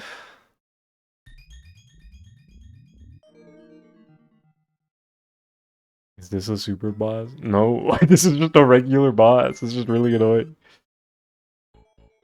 I think it's the hardest boss in the game. But I already beat it on stream the other day. So, like I said, I'm gonna try a regular attempt of level 3 and then use the black hole. Which is the plan. Right? You should play 64. Does he know? Oh, I guess Bray told him. The gaming has been going pretty swell though. Only one route? I thought you played more for some reason.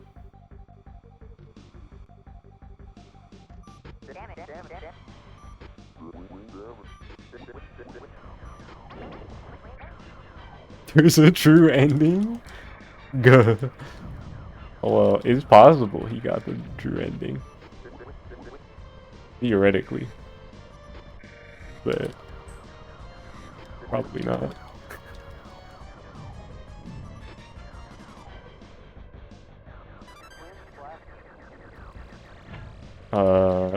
You got the middle path. That doesn't really help because there's only 2 ways to get the venom. That's like the determining factor for the ending.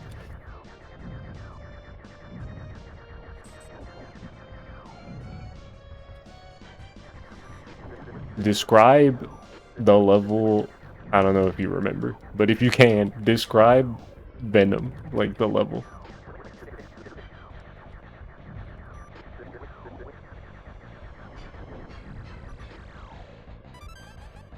Perhaps you return to retro.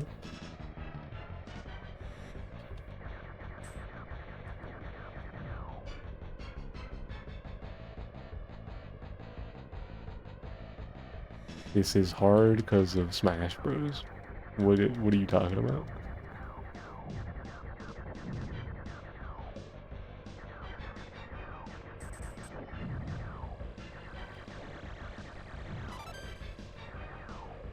Can't really remember the level. Damn.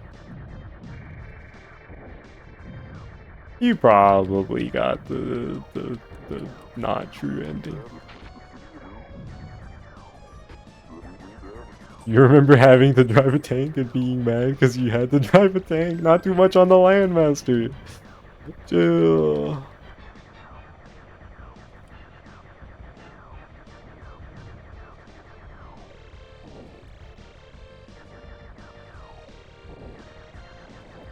That's the Landmaster? What else would it be? Hello? It should be able to fly. You played Smash. It can fly. It can jump around in Star Fox 64.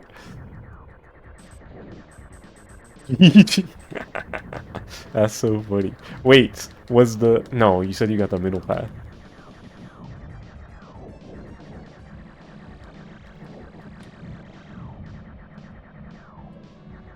So does that mean you played Macbeth?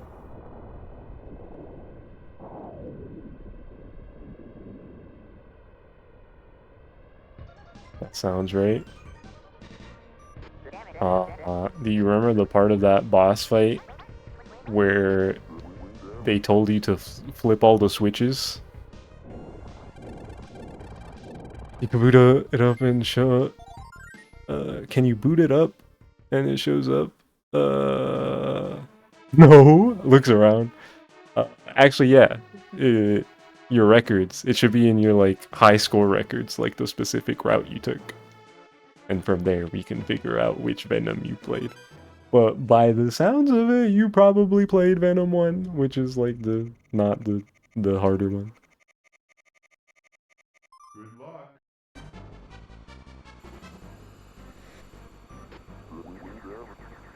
Describing it in vague ways because I don't want to. It sounds silly because you've probably seen me play it. Like, it's not even that big of a deal, but like you know, the final boss stuff in 64. I appreciate it. I got you, bro. I got you.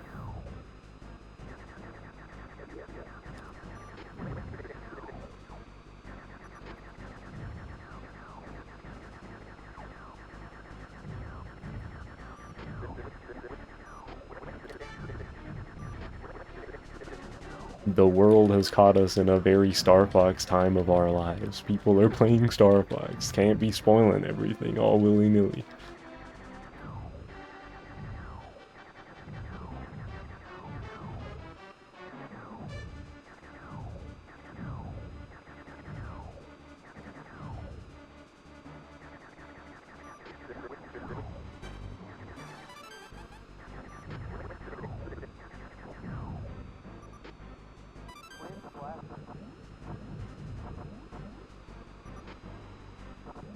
And you still charged? What do they feed these Nintendo consoles?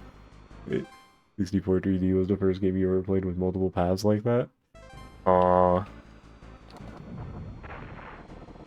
guess unless you want to count like uh, secret exits in Mario, then same.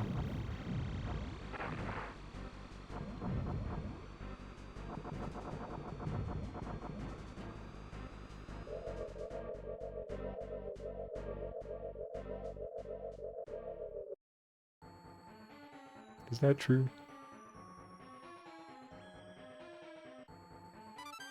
Can't think of anything off the dome. Probably true.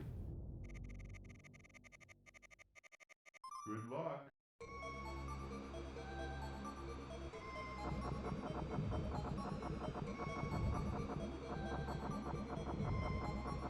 The awesome black hole.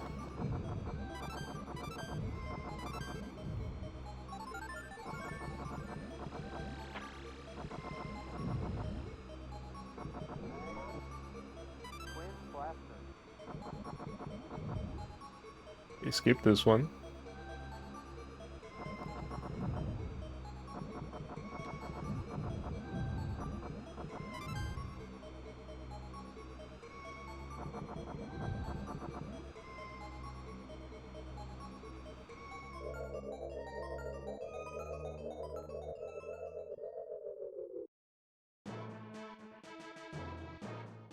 See ya, Fortuna.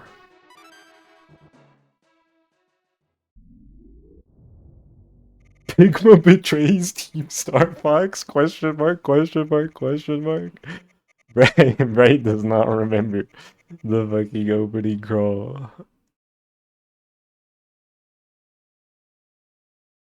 Good luck. That's so funny.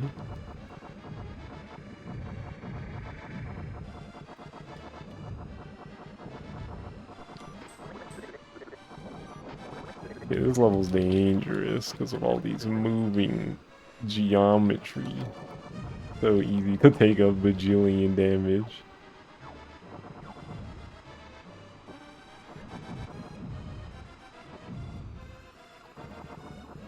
And this, much like Sector Y, this level sucks ass if you die late into it.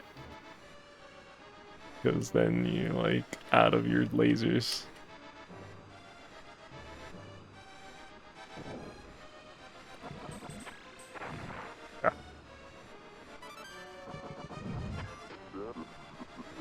It's giving you a tutorial? Looks around. You're getting the tutorial from the tutorial guy from 64 3D. And his beautiful voice. That always stuck out to me. The tutorial guy in that game has his voice is something crazy.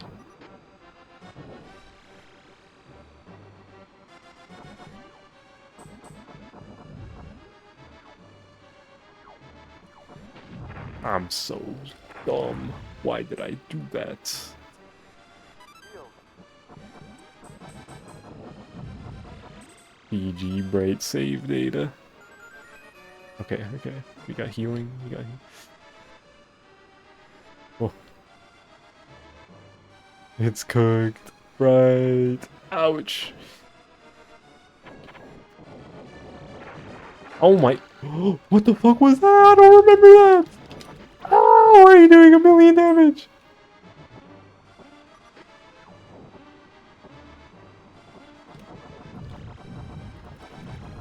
Fuck.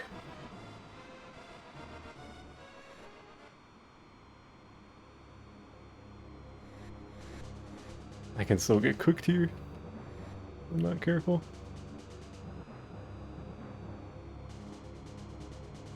Do I get shield opportunity? Do I get help?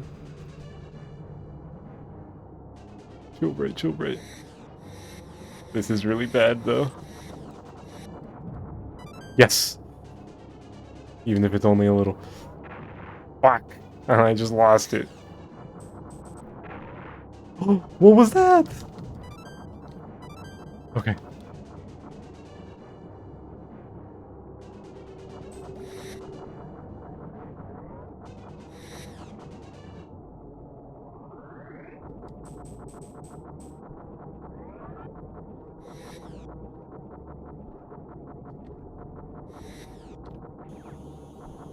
Come on.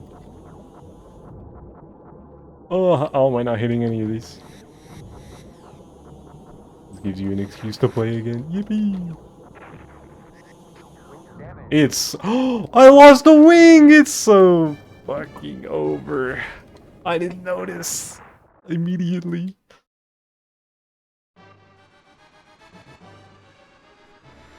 Oh my god. Nice, dude.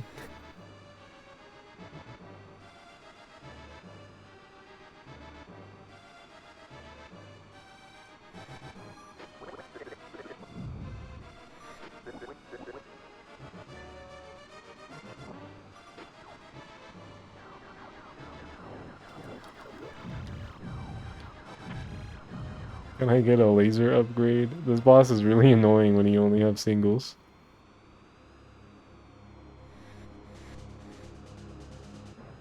PG.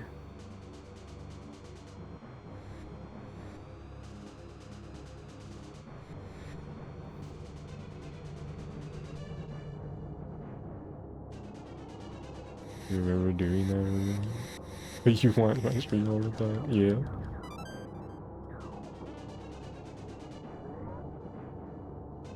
Remember when Miyamoto wasn't wild? Ouch. Hitting my wings too damn much. Why am I clipping my wings?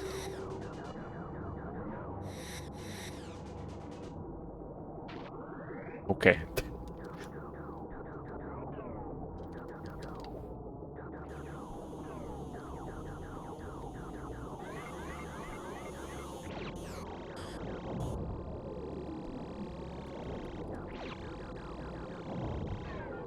Okay, maybe it's not that annoying.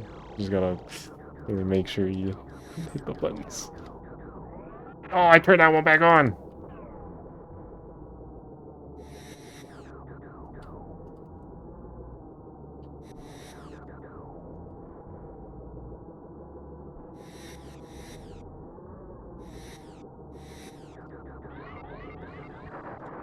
Okay, maybe, yeah, maybe it's not that bad. I just gotta get, you just gotta find a rhythm of when your lasers will hit the buttons.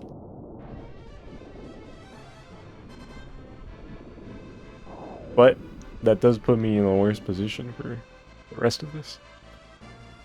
I know Macbeth has a laser upgrade in it.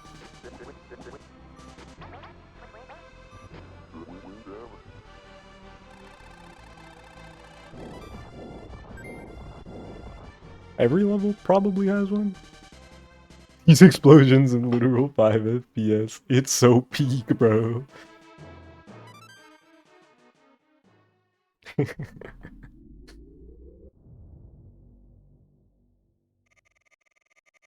Planet Macbeth. Not a Landmaster level in this game. Landmaster's not real yet. Good luck.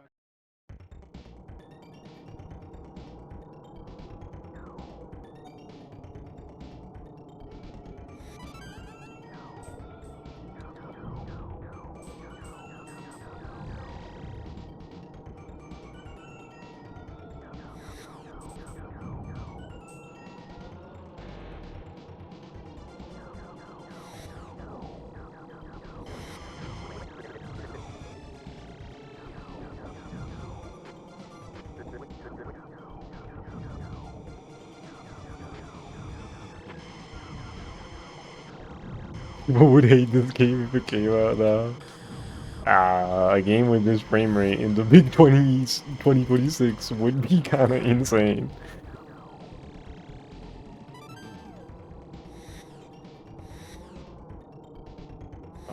I wouldn't blame people.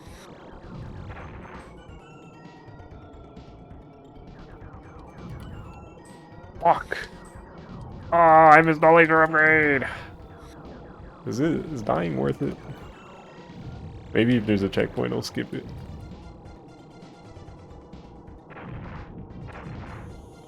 Oh my god, I missed the fucking shields.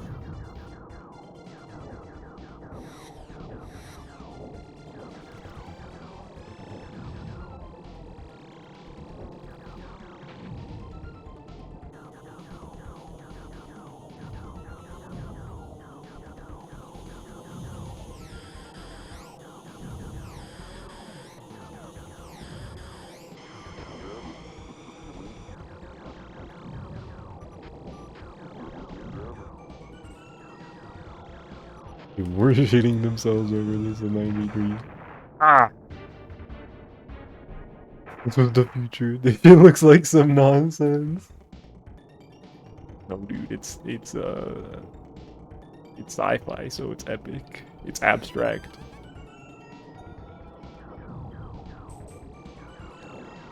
How hard is 64 Chivos? They're hard because the game is hard. You gotta get like all the gold medals on every level, and the gold medals are not easy.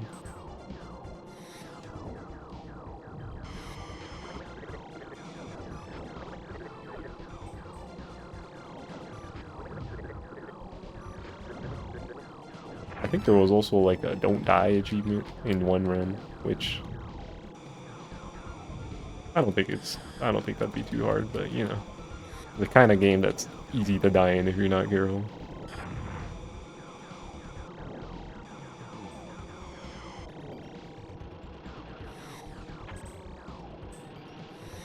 You want him to come back, please? I'm just being honest. Chill, chill, chill, chill. Okay. The laser was here. There we go.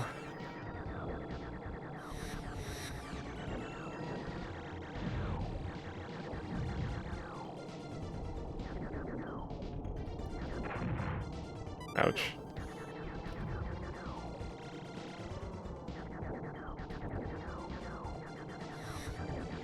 Trip needs a rival. Trip's true rival is Cash.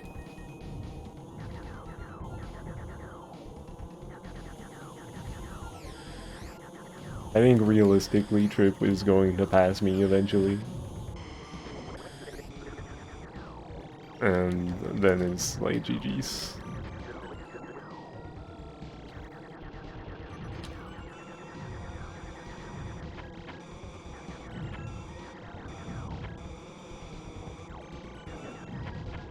I'd say eventually, probably relatively soonish. Trip has been greasing those Chivas.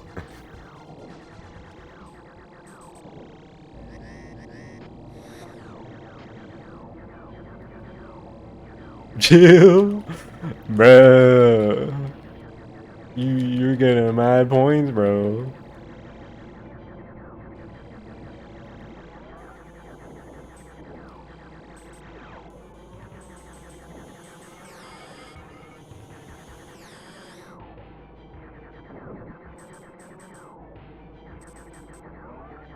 Oh, don't know how none of that hit me. Okay.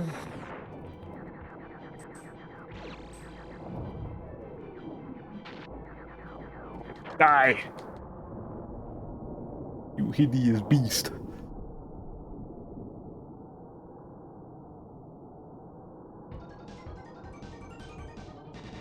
Alright.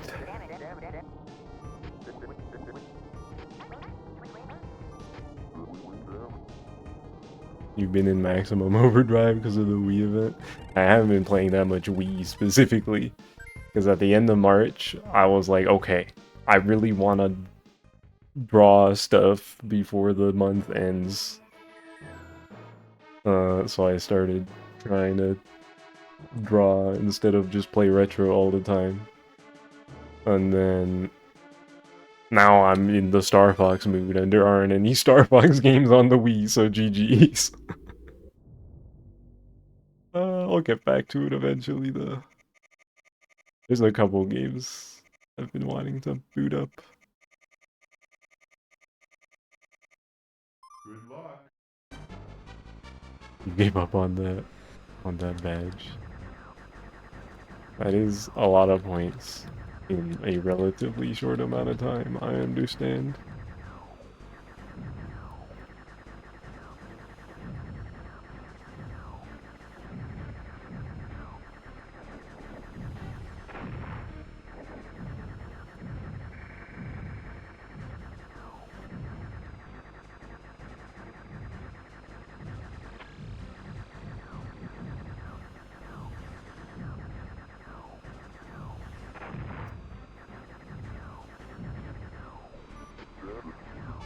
Bogey on my 6.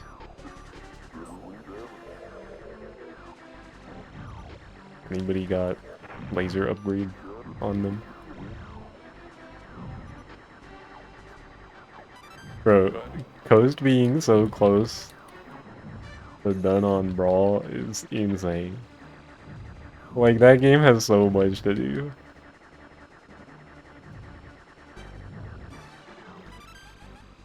Shield. Twin blaster.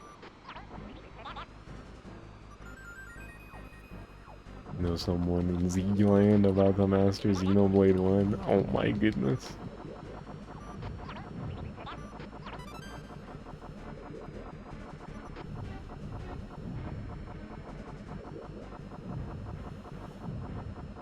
I feel like that low-key might be less insane than Brawl. I think just the sheer amount of things in Brawl might take longer. And it's more repetitive. Just in terms of like doing all the classic modes and the boss battles and shit like that. over and over again.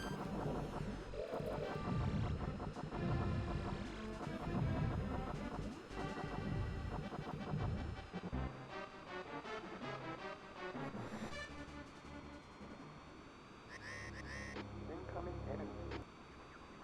Oh, forgot you shoot there. Got lucky it missed.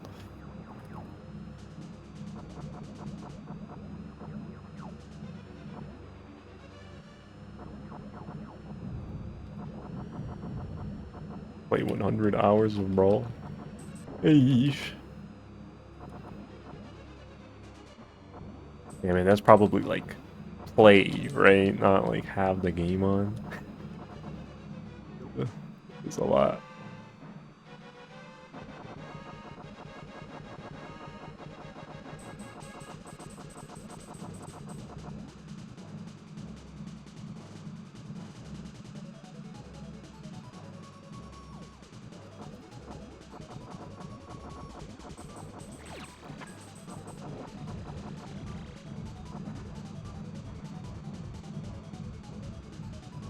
Hitting these hatches is really annoying because the hitboxes are really finicky.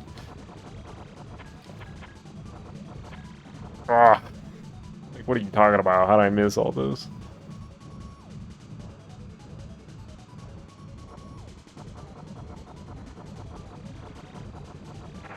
Ouch. Okay, I'm just gonna hope another bomb works. They're not closed by the time it explodes. I got one of them. And there's the other. Nice.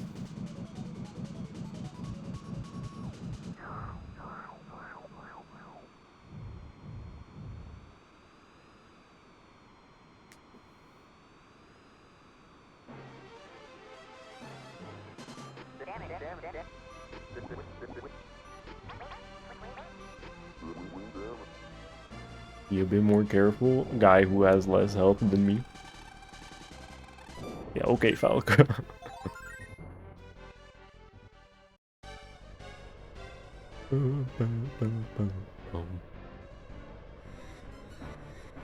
I love Corneria, Super Smash Brothers Melee.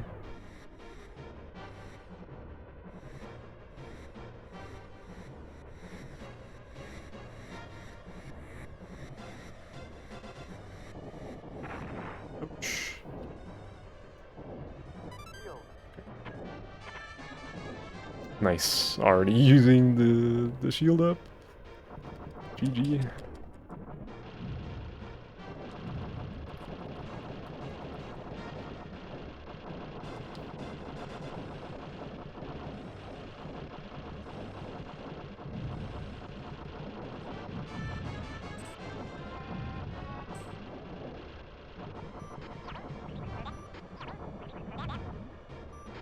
How'd I miss that, man? Sometimes the hitboxes for these rings are so mean. Here we go.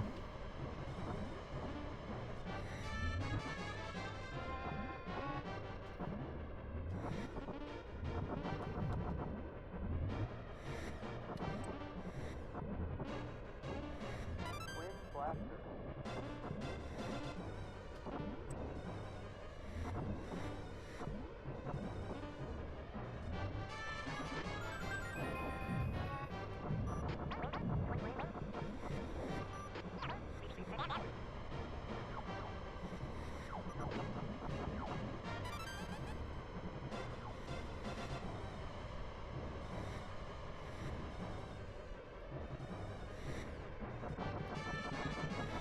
I think I'm through like the toughest parts of this level. Say that and immediately run into something. Didn't take a lot of damage though. That's good.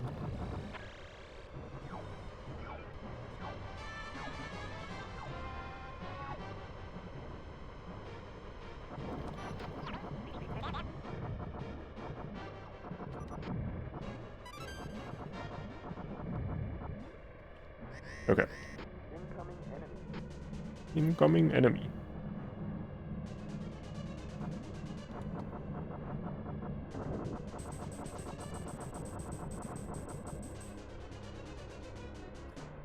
Forgot about the part where it turns around.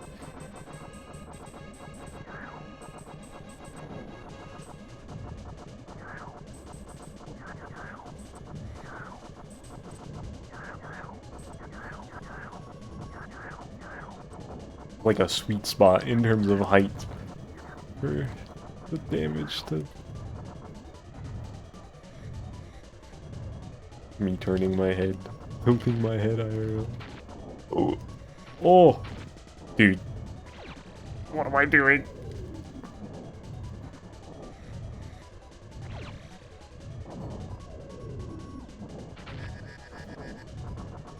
Oh my god, I took way too much damage. Oh my god, why'd I get hit so much? No. That was supposed to be free. That's bad.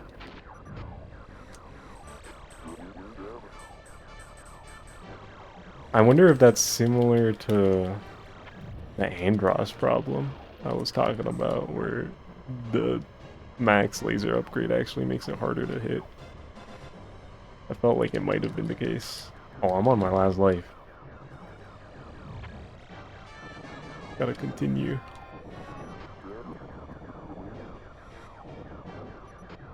I die here.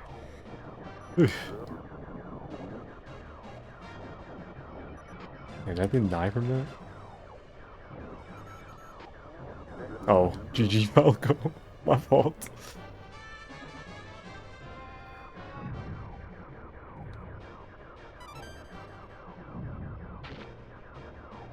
Are you kidding me? Whatever. Didn't do a lot of damage.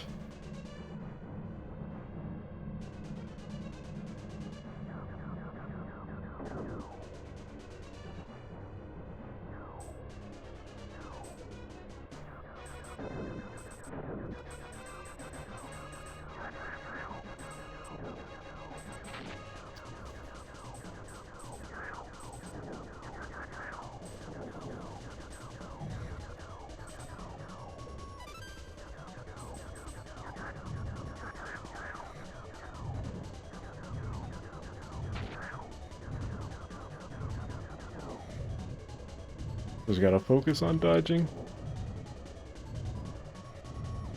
I was not focused enough on that last time.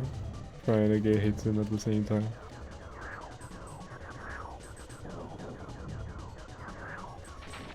Ow.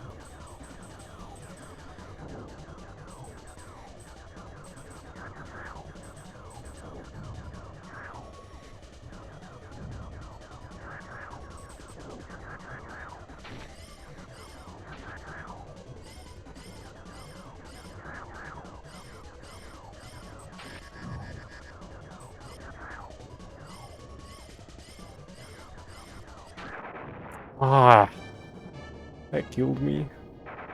I wasn't that close to winning, by the way. I think that boss had another phase. Let's go.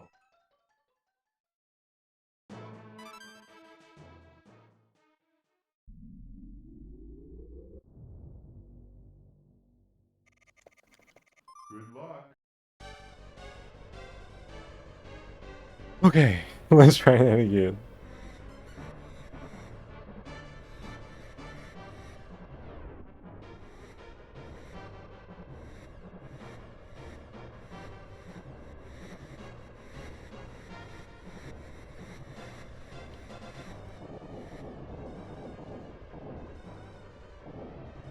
Shield.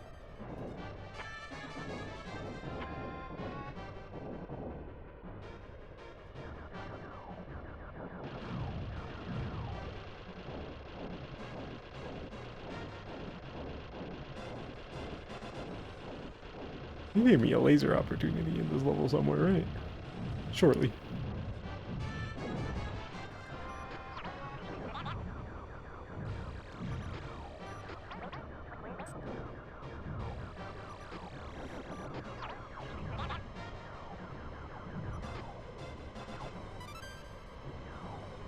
Oh yeah, I remember where it is. One of these.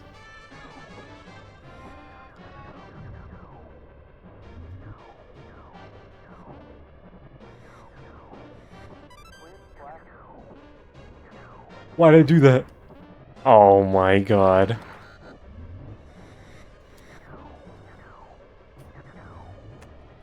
Be fucking G, man. So stupid. I messed up one of those and then the flow is completely off.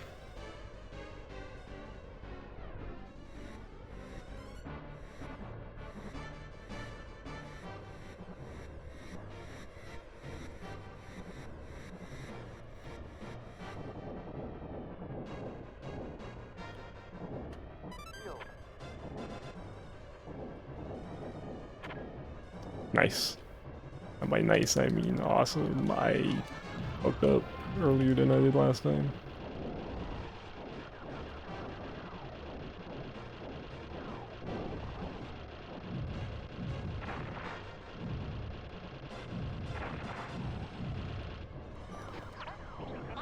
I also just did worse at dodging there.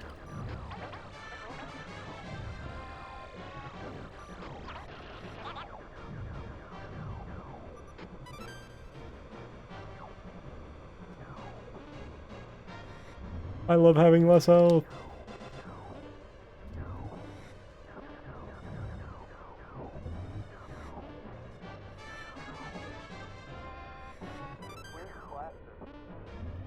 Not again. Okay. Those are the most annoying ones. Because of how they're switching constantly.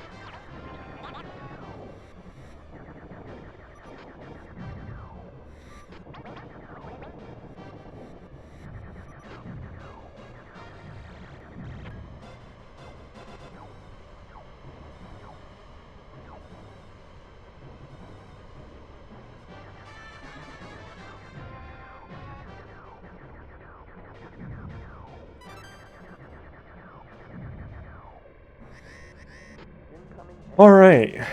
Third time's the charm. Is this the third? I think this is the third. Third time fighting this thing. And it's like if I lose this time, because no more doubles. No more double lasers. It's the shittiest part about this game when you get locked into a situation like that. Which is technically partially your own doing, because if you hit the checkpoint, it's like kind of locking yourself out. But the checkpoint is also healing. Ah! The game is just mean.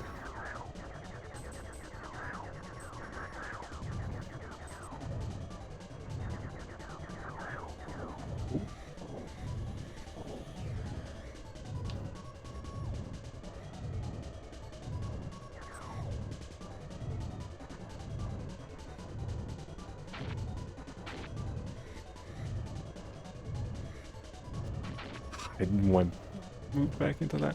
I feel like it's spinning for way longer this time than it was the last time. Jesus Christ.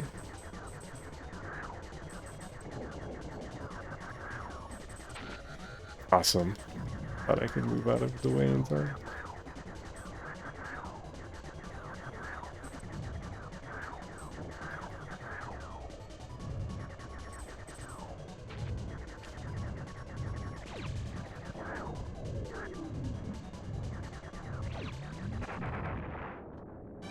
Man, this shit is so ass.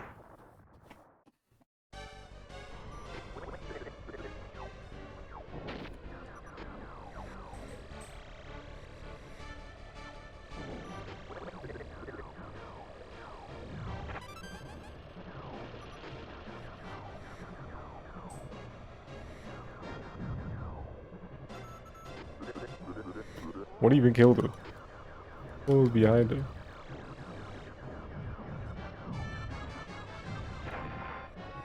Oh, I'm taking so much damage already. Because I'm really bad at this game.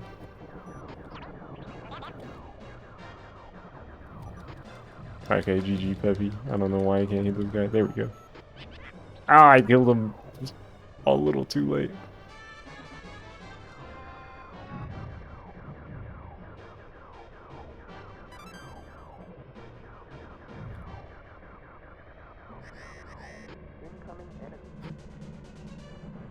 My fucking shields, bro.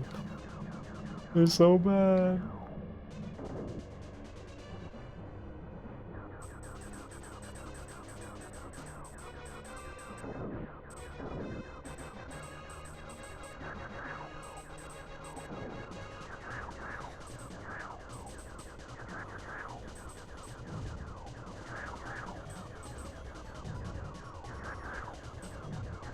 It's cool how rare it is that these enemies drop health.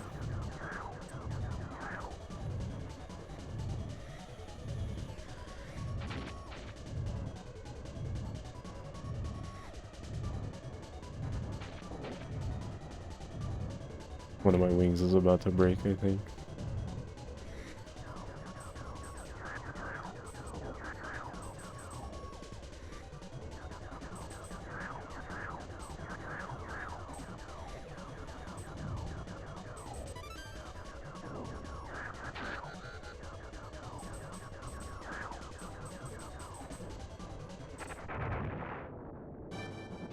God, that was just stupid of me. I don't know why I didn't move down.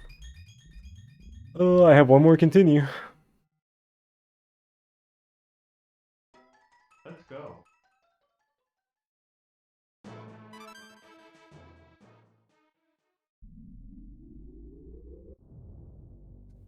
Guys, Venom 3 on the... Good luck. Or, yeah, Venom on the level 3 path is kind of fucked up. I don't know if y'all knew this. This shit is not easy.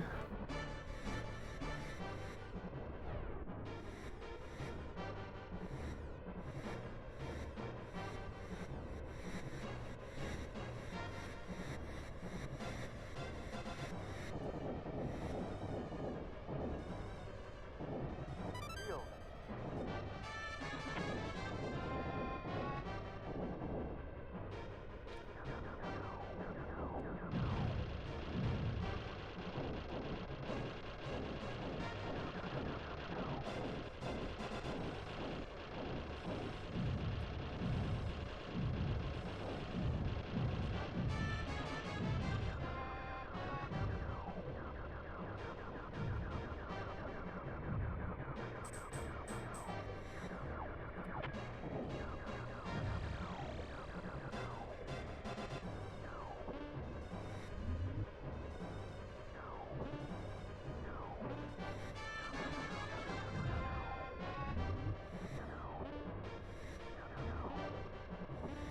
Twin blast.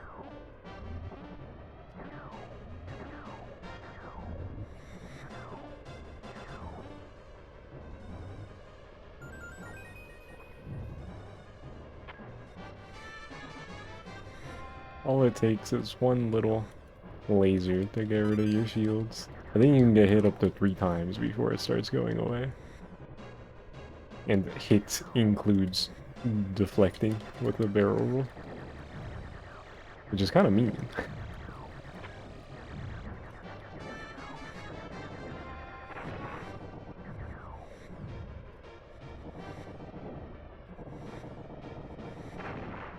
Ugh. Oh, there's always some stupid thing I do. Like, that should be easy to dodge.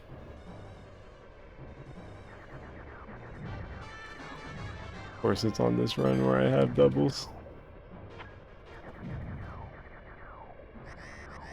Incoming enemy.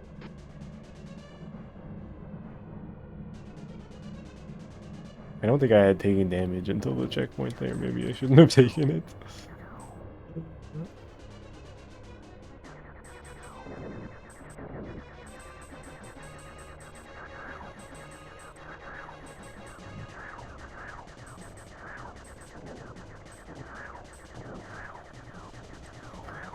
Oh, it's shooting really fast. Hey, hello.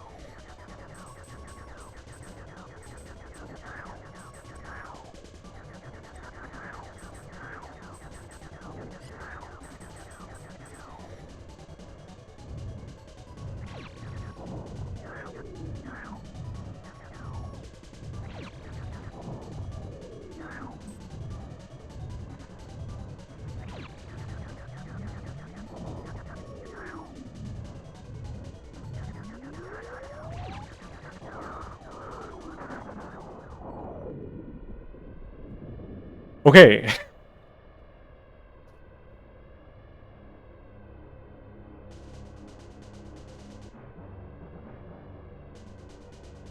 Now I've got a couple attempts at Andros.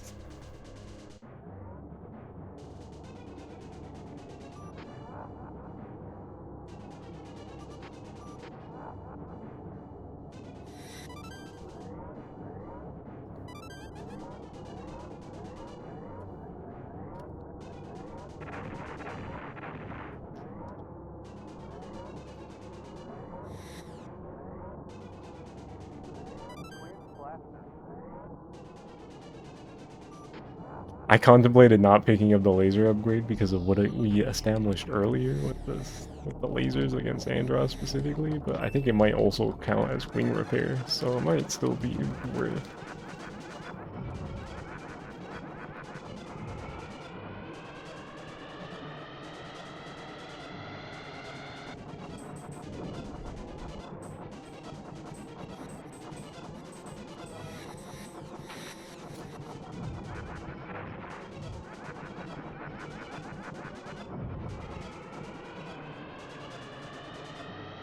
Ideally, I 2-cycle the eyes.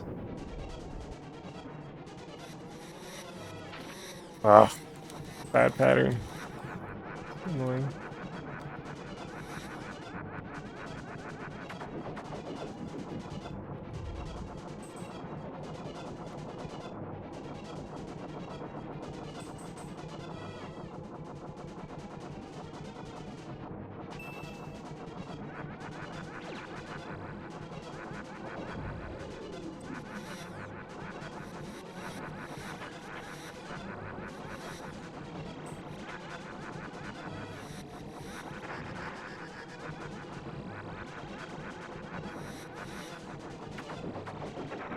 Oh, I didn't notice the energy projectile on the left until it hit me.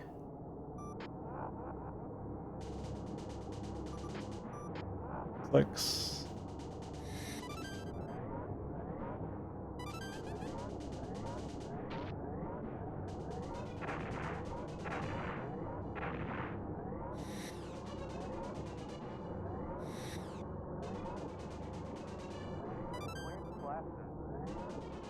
Almost forgot about that one.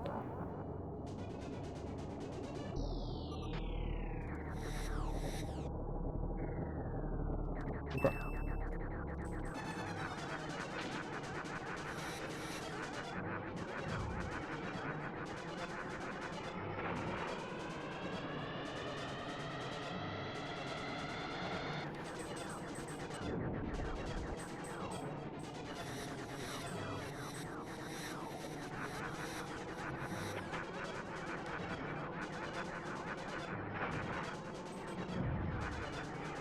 Ah, really? I thought for sure I was gonna get the 2-cycle there. I hate that he's invulnerable.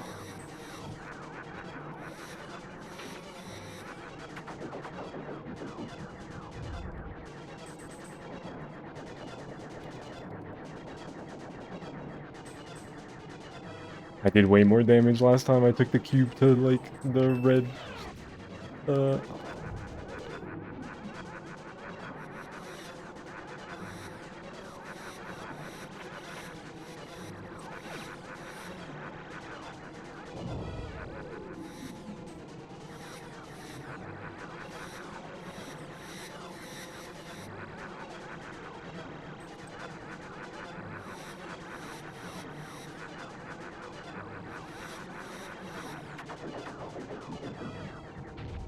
Ah, what hit me?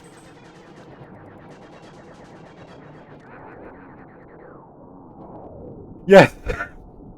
I did it. I beat level 3 odd streak. Uh...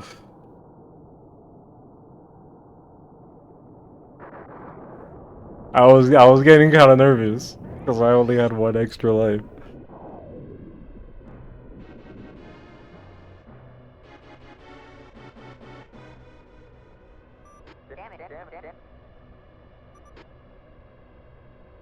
This game is hard, bro.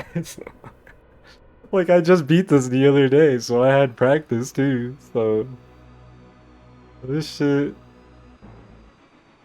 did not feel... this definitely took longer than I thought it would. There's still one more thing to do in this game that I want to show off on stream.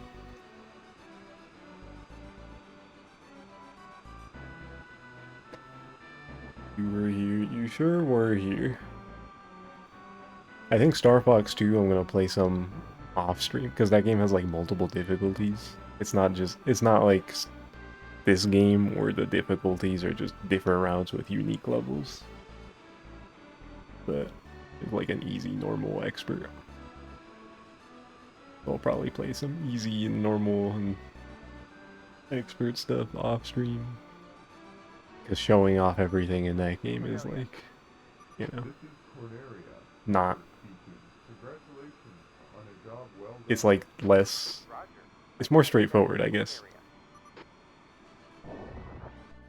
Even though there's technically more to do because of the difficulties.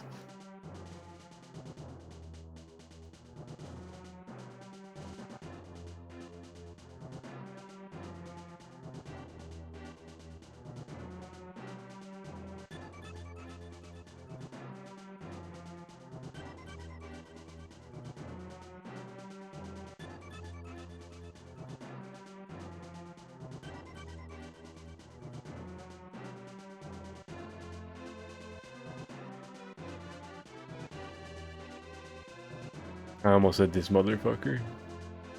What about this thing? No, this one's not too bad. This is a pretty simple boss fight. This motherfucker is also not the worst fight in this game, but he's annoying and scary because he's at the end and like he's not easy. Wait, no, I'm thinking of this motherfucker's second form. He comes back, but it's like the same base, the same body. Yeah, this fight. Fucking Iron Balls, the demon.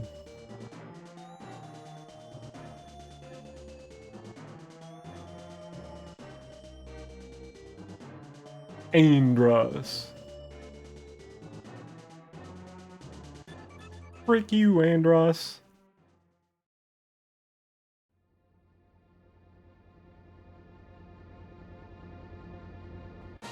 Ba, ba, ba, ba.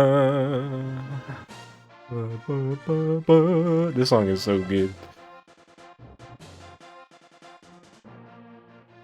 But also, these credits are the same. I'm gonna reset the game just to get a move on.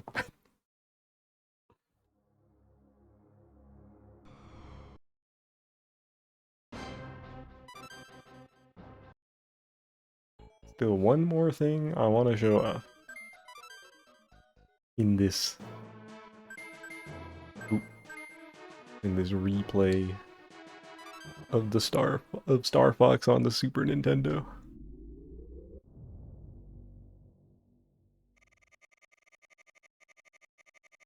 Good luck. And I gotta start at level 3.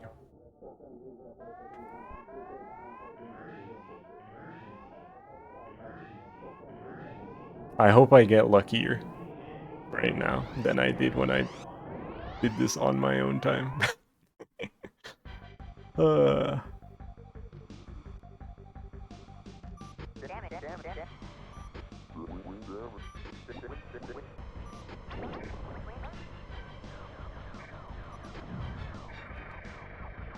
Because let me tell you, I was getting kind of sick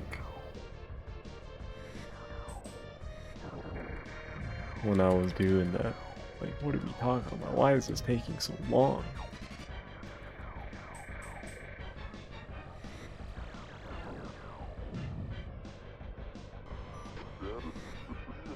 Bogey on my 6.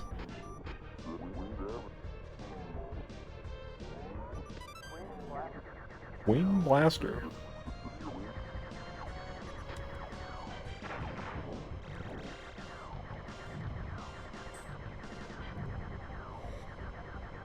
How'd I miss that?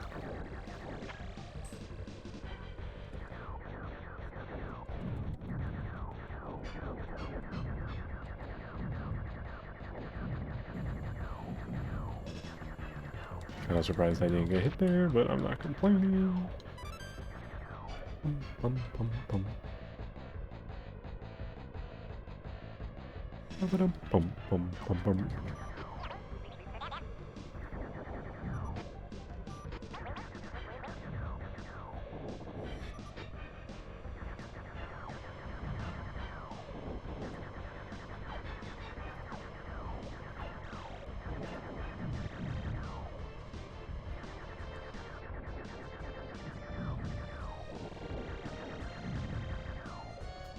I missed the bomb.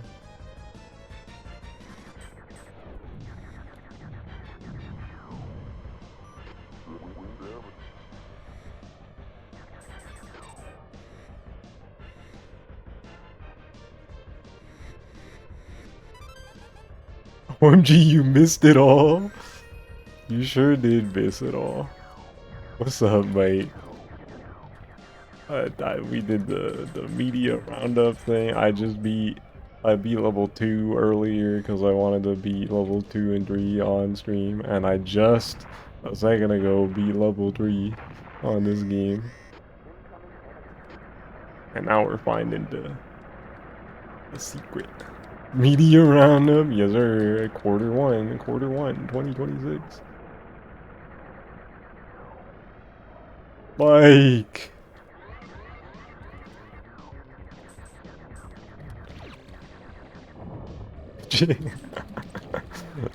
uh.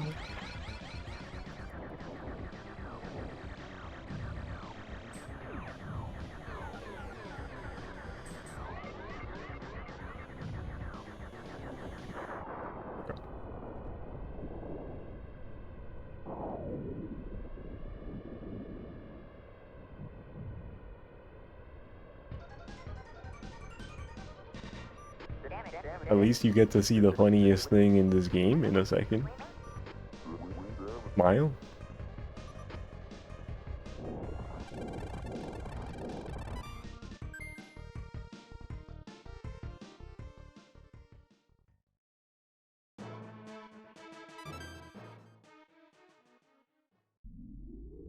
Did someone say Chungus? Yeah, Mike did. Because he missed the whole stream.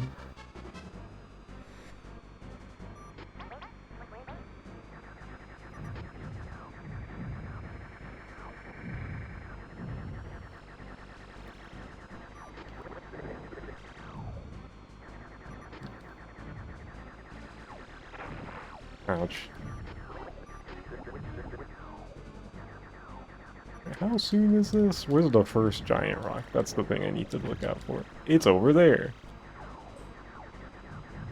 Which means the second one is over here. And then it explodes. And then a bird spawns. Ouch. And I gotta run into the bird.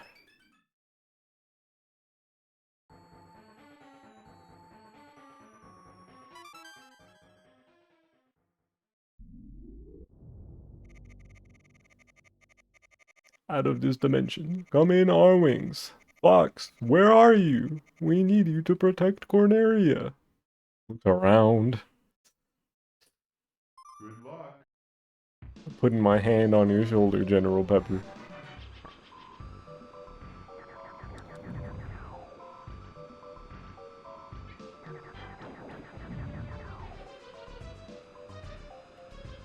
This is just the Mario Galaxy movie? Yeah, this is how he got there.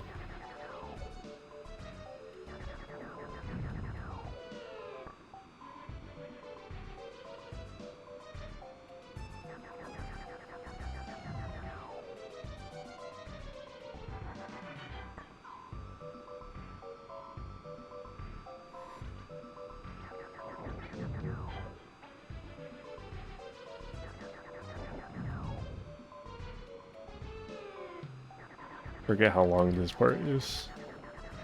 Before the real encounter.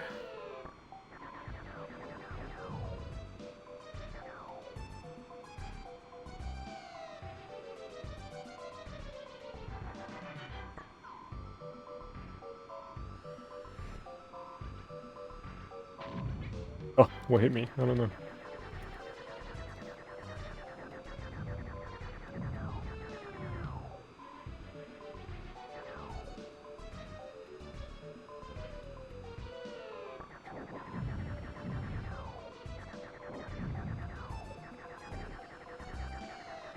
Come on.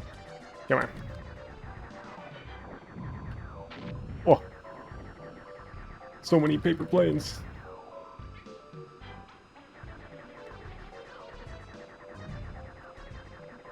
Am I missing something? I feel like this is going on longer than it should be.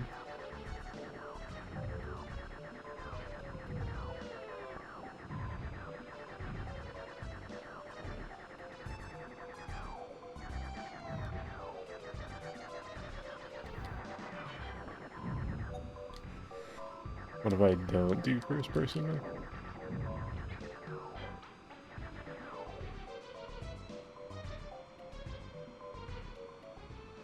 Ah, there we go. Alrighty then, chat room. Let's go gambling!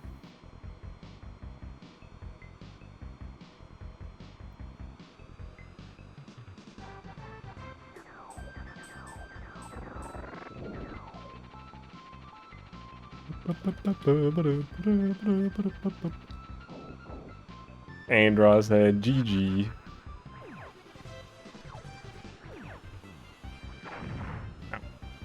What am I doing?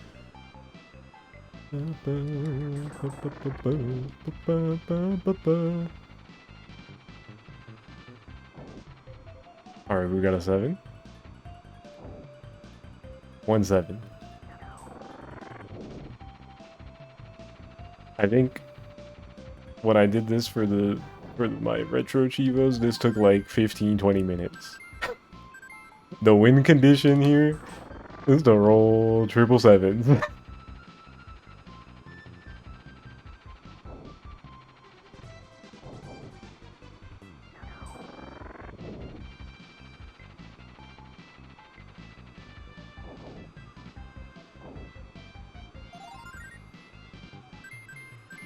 If you get money, you can heal. That's what that does.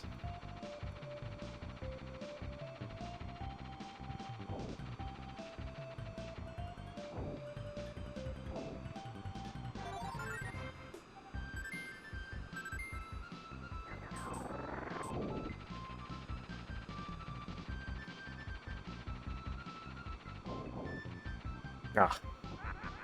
Oh. At least I got a lock on a 7. Yeah, if the button is flashing, that means you can shoot it and it'll lock the corresponding panel in place. But if you get a flashing button with the 7, you just up your odds of getting triples. 777. So how's everybody's night going while I'm doing some gambling? Embrace my inner Markiplier. I can't yet. I gotta get 777s. 7!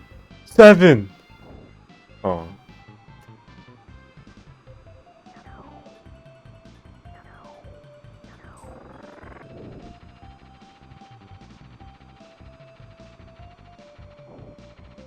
Andros, GG.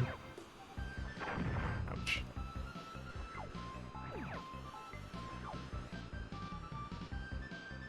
Okay, at least I can lock in a 7.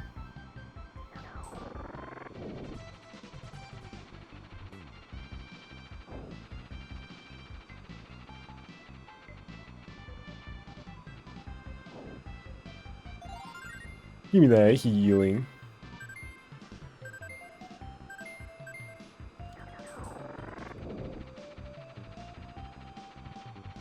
Those Saints do be marching in though, it's true. This song is so catchy.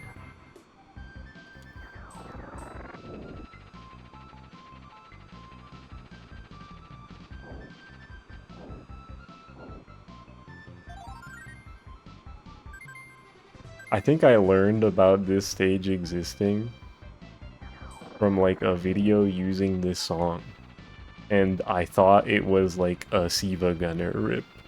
And then I was like, wait, this is just in the game? What the fuck?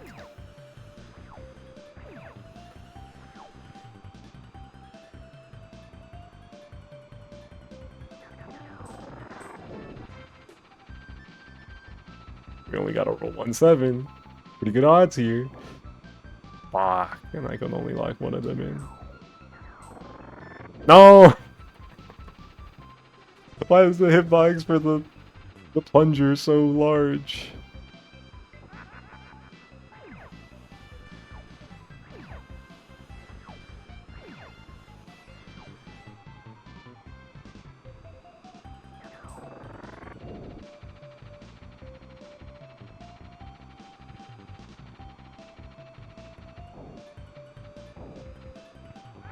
Oh my god, bruh. This game is so funny for this, though. This is one thing. A 64 don't got over this game. There's no stupid bullshit like this.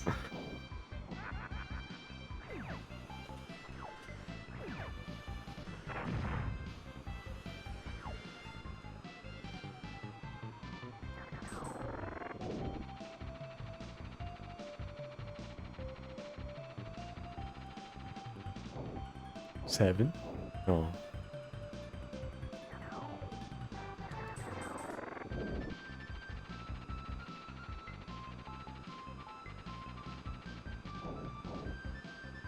I'm gonna lock it in again.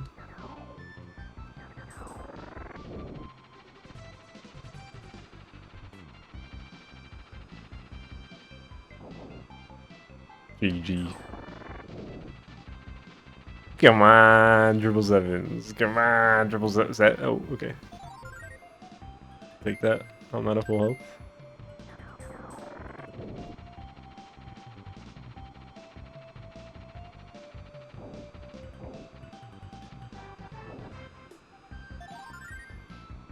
R.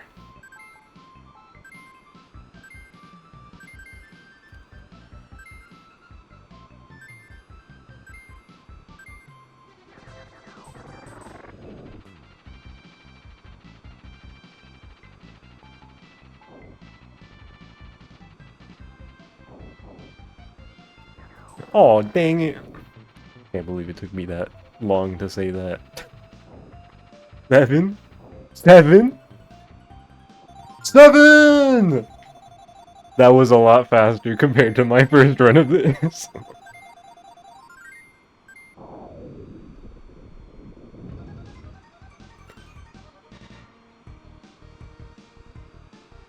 GG, that's the game.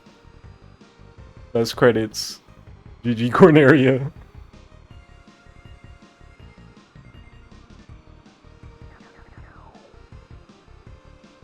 This game is so funny, man. Oh, I love Star Fox.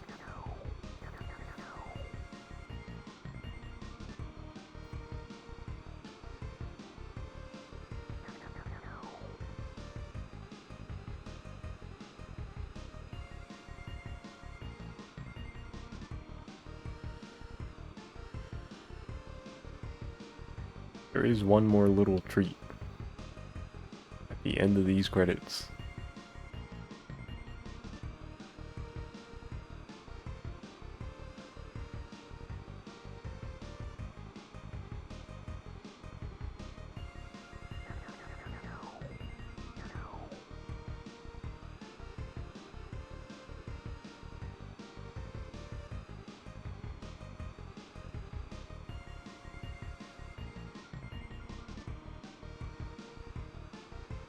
But yeah, I guess after I'm wrapped up with this, that'll be the stream.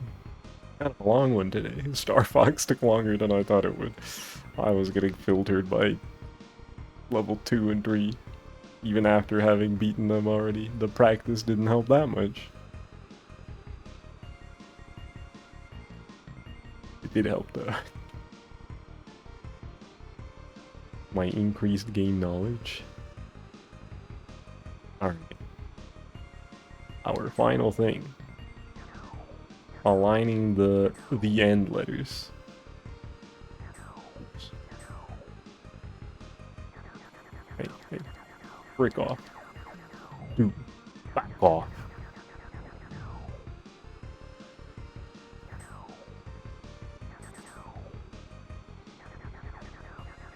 Oh, just got the T left. Yeah, the enemies end up shooting them and fucking up your alignment. Can this T, like, work? Oh my god, you're such a fat fucking Chad. What? How did I hit the D and not the N?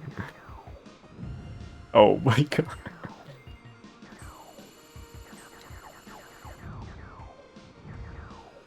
Ah.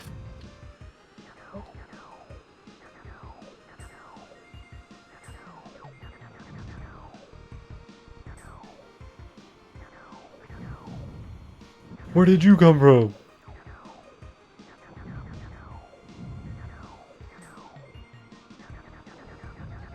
There we go. Okay, then, yeah, this just brings back the boss music, and then you get to shoot the end more. That's it. That's the game.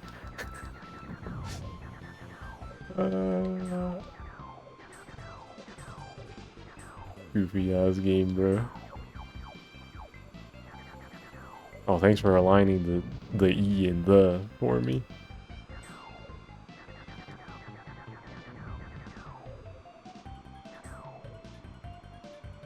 Ah, got him, GG's. Okay. What happens if can I? Do the enemies hit me? They haven't hit me. Do they kill you?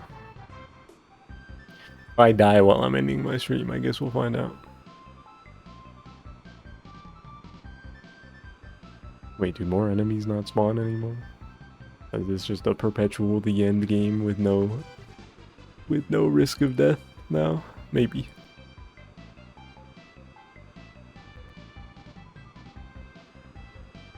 Yeah, I guess that's it. Okay. Let me wrap up the stream.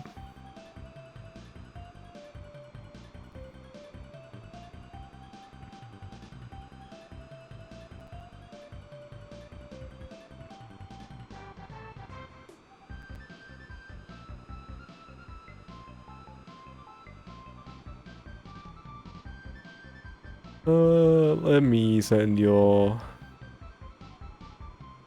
Actually, let me check something first.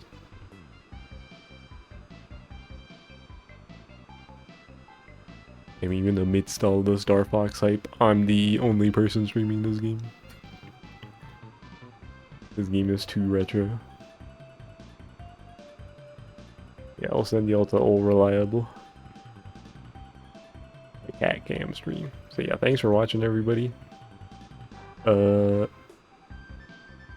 Next time is gonna be Rivals 2, because tomorrow the big new update is dropping. So that's exciting. We got Slade, we got casual stages, we got items, a new event for the month, I think. Probably, I don't, have they talked about that? Is there gonna be a new event? I know they're gonna slow down events at some point because of the smaller staff, so maybe not. No, I think there is a new event. I saw people talking about costumes for it. Some skins. Yeah, okay. Either way, big Rivals 2 update. So that's going to be the Wednesday stream. And tomorrow, if you're in the Discord and are able, we are going to be doing a watch party for Witch Hat Atelier. You know, I'm always talking about that series because it's one of my favorites ever amongst anything like games, manga, anime. It's one of my goats at the tippy top. Not many things I gas up more, if at all. It's up there. But yeah, we're gonna be doing that at 8 Eastern. Anybody is able and interested. It's gonna be peak. The first 2 episodes, so fucking good, man. Oh my god. Bug films, my life is yours. But yeah, until whatever I see, y'all. Have a good rest of the night, everybody. Thanks for watching. And goodbye. I'll probably post a 3x3 from earlier on Blue Sky tomorrow.